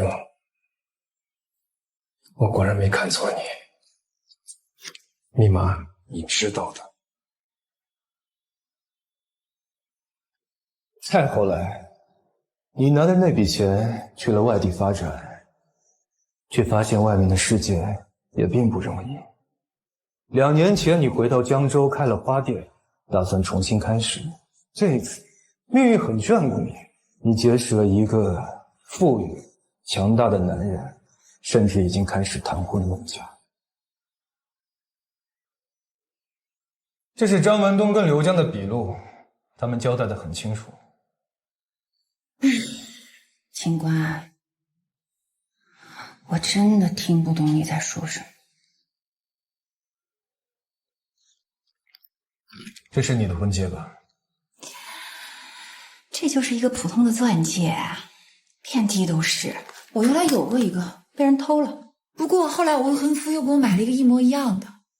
哎，我们这个月就要结婚了，我邀请你们来，来不？在三亚。周国南，你看着我，你看着我，这是他的结婚照。你以为他是真的想为关静复仇吗？他压根就没想过跟你一起自杀。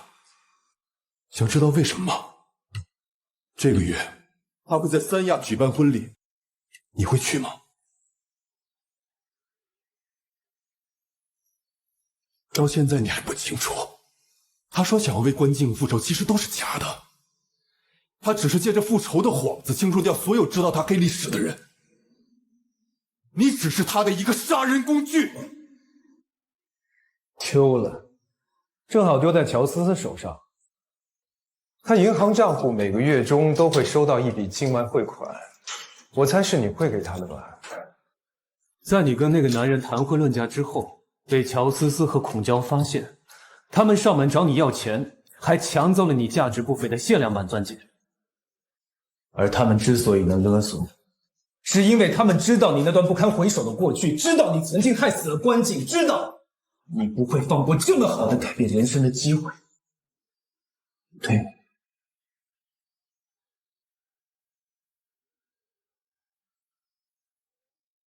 所以能勒索你，是因为他们知道你那段不堪回首的过去，知道你曾经害死了关静，知道你不会放过这么好的改变人生的机会，对吗？哎呀，这戒指挺好看的呀！这不行，这是我订婚戒指。订婚戒指，给我！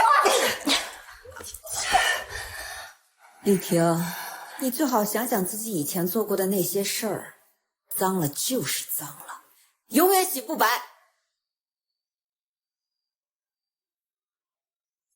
胃口逐渐失控的他们，对于已经一只脚迈进上层圈子的你来说，无异于一颗随时可能引爆的炸弹。随着婚期的临近，他们对你的威胁也愈发让你感到窒息和崩溃。除掉他们，迫在眉睫，可幸福就在眼前，你当然不会脏了自己的手。你记恨周冠南曾经抛弃过你，对于他，你早就没有任何感情，于是你就利用他对你的愧疚来绑架他，再编造一版全新的关静之死来刺激他。其实，在欢天相遇那天，我没说全。我说我想死，是因为被凌辱。其实还因为关静，他们把我投按在茶几上，逼我眼睁睁地看着关静被他们活活折磨死。他最后眼睛睁着，空洞的吓人。这么多年，那双眼睛就定在我的脑子里。他一直看着我。他们就不配做人，也不配活在这个世界上。就为了掩盖曾经的经历，你哄骗周冠南杀了他们。这罪我熬够了，可去见他之前，总得为他做点什么。总该给关静讨笔血债，替他也替咱们自己，对吗？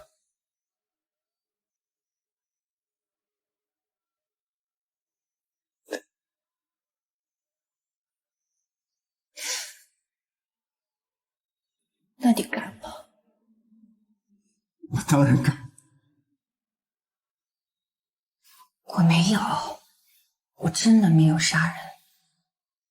周冠南为了掩盖你的罪行，为你自杀了，你对他就没有一点愧疚吗？你知道李婷怎么说的吗？这个周冠南杀人了，他畏罪自杀，这不是好事吗？这跟我有什么关系啊？你们把我抓过来干嘛呀？老严曾经跟我们俩说过，他说如果不能用智商战胜一个人，那就用感情。周冠南，你那么聪明，却被他用感情玩得团团转。你以为的复仇、替天行道，不过是他哄骗你，让你替他杀人，帮他扫清通往阔太之路障碍的谎言。你简直错得可笑！你根本就在为一个虚幻的目标做无谓的牺牲。你一个人想要活得好，却害死了那么多人，你居然还笑得出来？人都是要往上走的，要向上看的。我反正是没有犯法，你们去调查，我相信这法律肯定会给我一个清白的，对吧？还有一个人，和你爸爸一样，他是一名警察，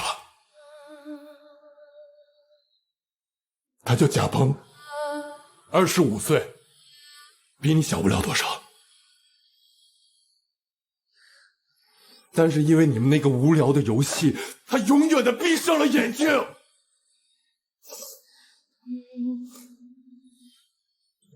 周冠南，你还要残害多少生命？你告诉我，你还要再继续错下去吗？现在你再重新看看这个人，想想他带给你的究竟是什么？是几句同病相怜的鬼话？是几滴同仇敌忾的眼泪？还是一场精心的设计，把你从头骗到尾的借刀杀人？周冠南，牺牲这个词儿你真的懂吗？牺牲是你爸妈那样为你受苦受累，牺牲是贾鹏那样为抓真凶豁出性命，而你不过是被女人灌了2口迷汤，就傻乎乎的把自己的命和魂儿，连同爸妈给你挣下的最后一点一样，全他妈给人当了垫脚石。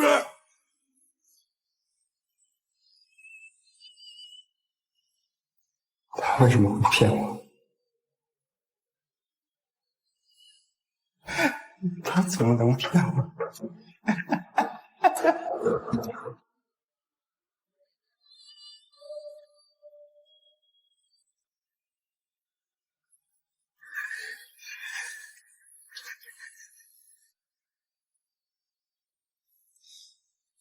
你觉得周冠南死了，就没有任何证据可以指向你了，对吗？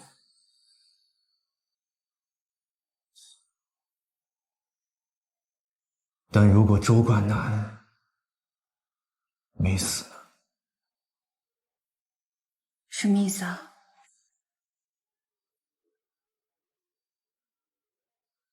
严哥，周冠南的笔录。你们什么意思啊？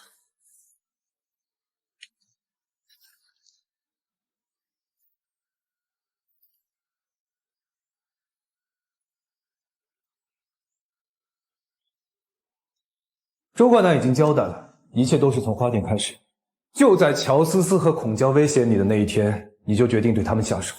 我没有。你把自己说成是关静的好闺蜜，而不是迫害她的那个人。我没有。你以一个虚假的正义的理由哄骗周冠南来为你杀人。没有，我从来都没有想过要杀人，都是他们逼我的。我马上就有钱了，我马上就要走入上流社会，开始享受人生了。是他们来敲诈我，他们威胁我，管我要钱，没完没了的要钱。他们不死，我就生不如死。那张彪呢？王洪江呢？他们勒索你了吗？现在没有，他们以后会。唯一能守住秘密的方式就是死人。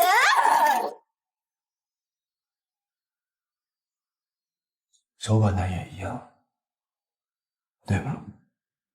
你骗他自杀，就是为了让他替你保守秘密。人不为己，天诛地灭啊！换了你，你也会这样做的。我不会。你根本就不是我，你没有经历过，你不懂。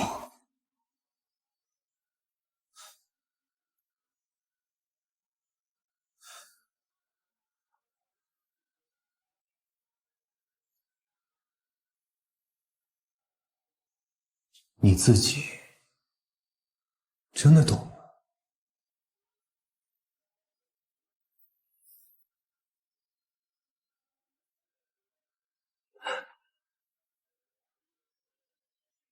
轩哥，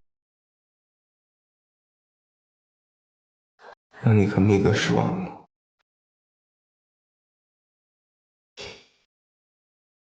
下次去见我爸我妈的时候，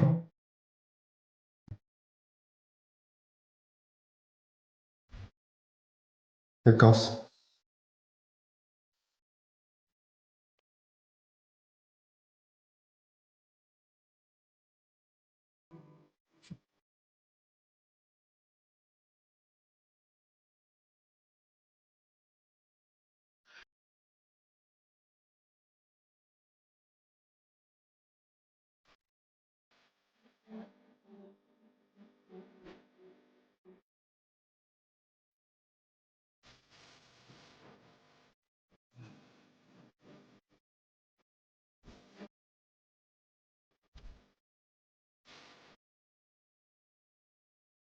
星光飘零，我与影同行，看夜将听风景后迎来黎明。我尽一束光，默念你姓名。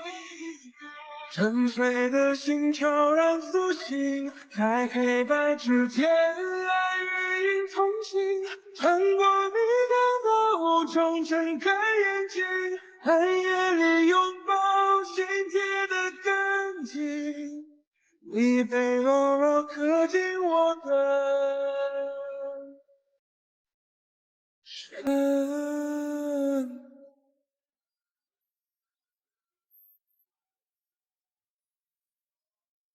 下面我宣布，517特大连环杀人案至此成功告破。别高兴太早，这最后，别再跟我出任何疏漏，尤其是你啊，一定。行了，拿着吧。啥呀？奖金？还有奖金呢。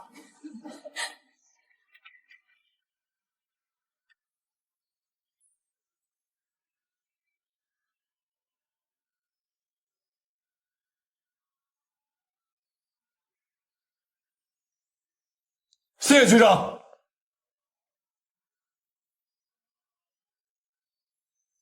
是周刚带出来的好徒弟。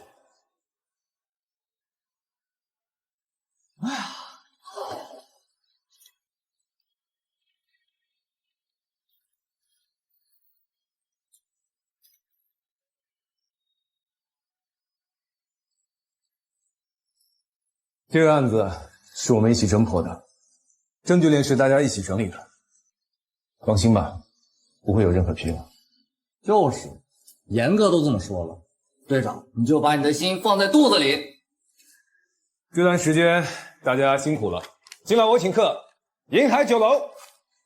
严哥，你现在讲话跟孙队是越来越像了啊？是吗？你俩一模一样。现在就出发。谢谢严哥，走。谢谢严哥。吃饭，吃饭，吃饭。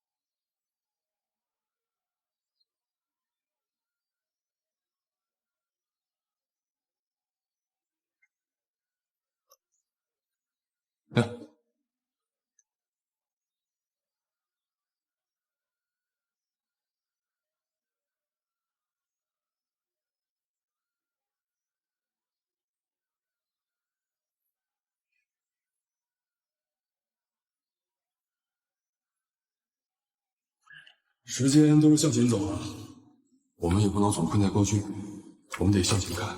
可有的时间，他没往前走。你的时间可以向前走了。